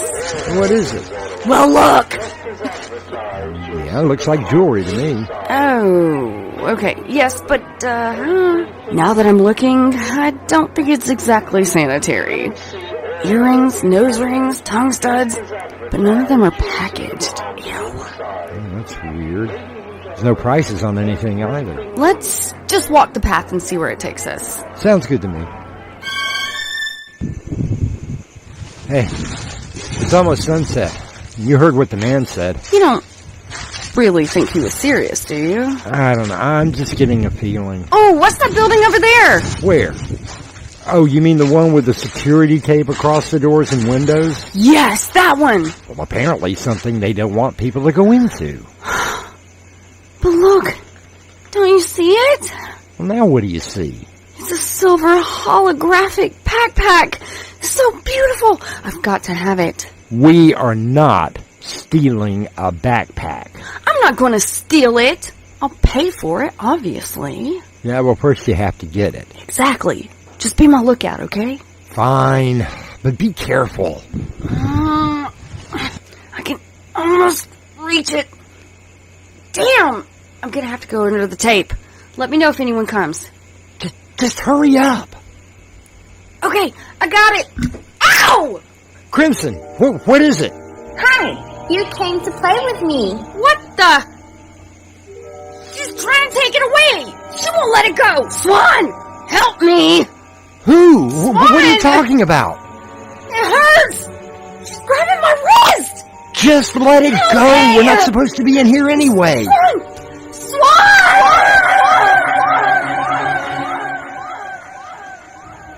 Crimson, where are you? Where did you go? I'm so happy you came to play with me. Excuse me, sir. You! What are you doing here? My friend, she's gone. Well, she's smart. You should be going too. No, you don't understand. I mean, she's just gone, like vanished. Where'd this happen at? Well, honestly, to the right of the kiosk. Look, I know it was roped off. She saw a backpack. She was going to pay for it, and now she's gone. Come on. We don't have much time. What do you mean? It's Josephine. I just hope we get to your friend in time.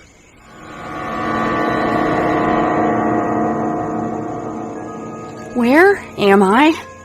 Swan! Hello, pretty lady. Hi? What's your name? I'm Crimson. You? My name is Josie. That's a very pretty name. Will you play a game with me? Why is it so dark in here? Where are your parents, honey? Play a game with me. I'll play a game with you, Josie. No, Sam, I want her to play a game with me. Okay, what do you want to play? Hide and seek? I'll hide, and you try to find me. I love that game. I want to hide next. No, Sam, I'm playing with Crimson. You never play with me. I don't think that's a very good game to play here. You might get lost. So dark. I won't get lost. You might get lost. That's probably true. Why don't we play... Hey! That pack! Do you like it? I got it yesterday. Now let's play hide and seek. You find me. Josie! Wait! Where did she go? Josie! Where are you, hon?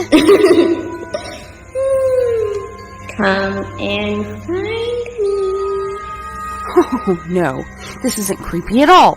How the hell do I get out of here?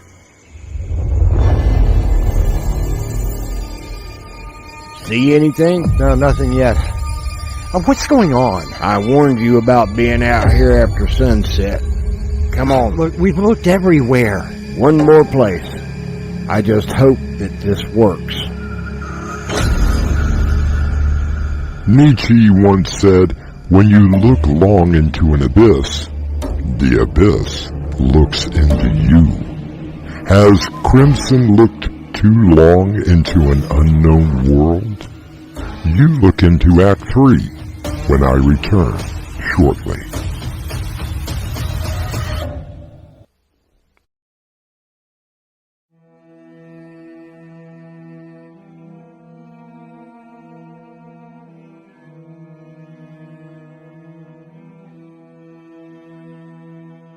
Crimson and Swan have found a small roadside carnival that features the most haunted house in America.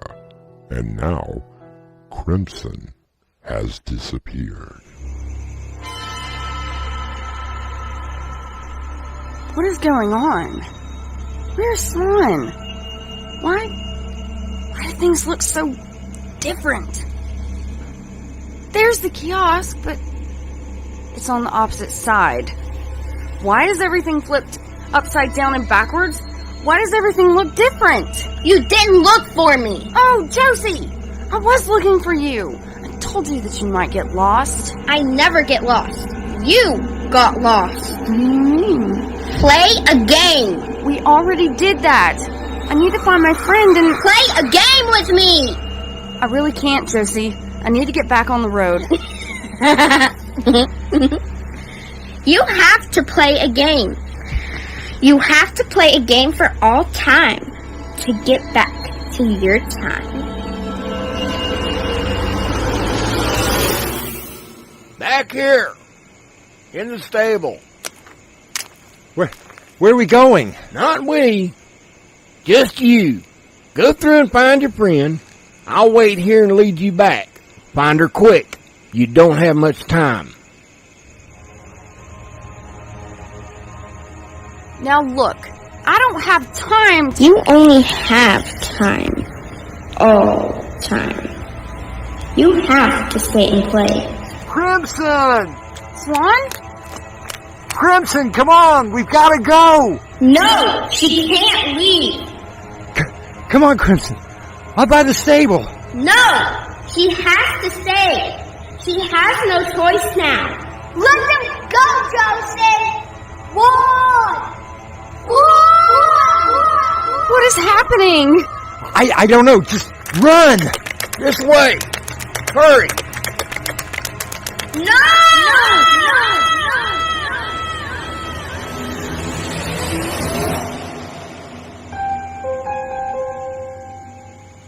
Would someone please tell me what's going on? Here, take a look at this. Swan, look at this. Josephine Darren. That must be the little girl I saw. Yes, ma'am. That was Josie. This isn't even writing. Only a bunch of weird symbols. Wait. What's that say? It's the only thing that is written. It says the carnival came to town. What does that mean? All I can tell you is what my grandfather told me. This land is cursed. I don't really know who Josephine Darren was, but I do know that she lures people to wherever or whenever she is. Quite a few people have disappeared from here. And you almost became one of them. Well, let's get out of here. Let me go open the gate for you. Swan? Look. Over there. Oh, come on, Crimson. Let's go. It's that backpack. I have to have it. Crimson, no, don't! I want it. I need it!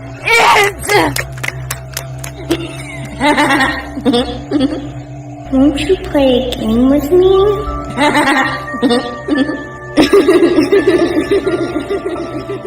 It has been said that time heals all wounds. The wounds remain. In time, the mind, protecting its sanity, covers them with scar tissue, and the pain lessens. But it is never gone. So said Rose Kennedy. Consider that some wounds transcend time and space. I'll be back shortly.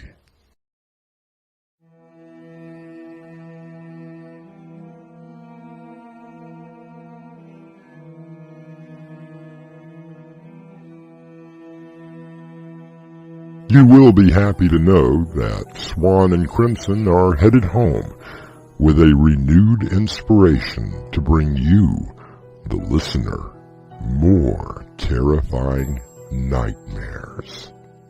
See you soon. Our cast included Crimson McKenzie, Winslow Swan, William Stafford, and introducing Isabella Woogie and Prince Titan.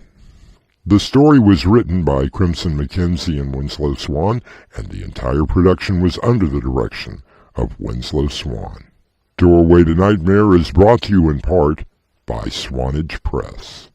This is your host, inviting you to return with us through the Doorway to Nightmare for another adventure into the world of your terrifying imagination.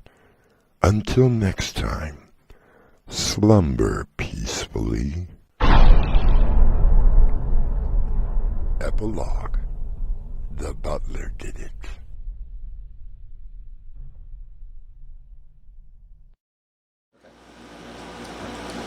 And our next episode is... Oh, no. No, my dear friend. No, it's over. No. No. Yeah. No. Don't say that. Oh, no, it's the end of the marathon. Ugh. You had me frightened. I'm sorry. So we're still working on season 5? Right. We got season 5 coming up. Monsters, vampires, ghouls, psychopaths, and all those other fun creatures you'd like to invite over to the house every once in a while. Yes! On Fridays at 7 p.m. Eastern Time. New episodes come up. Don't forget, like, subscribe, and share it. And tell us what you think. Please comment. Yes. I want to know. Do you want to know? I want to know. We want to know. We want to know. And we will be lurking for you. You scared me. We can't wait for you to join us. This is your host, inviting you to return with us through the Doorway to Nightmare for another adventure into the world of your terrifying imagination. Until next time, slumber peacefully. Epilogue. The butler did it.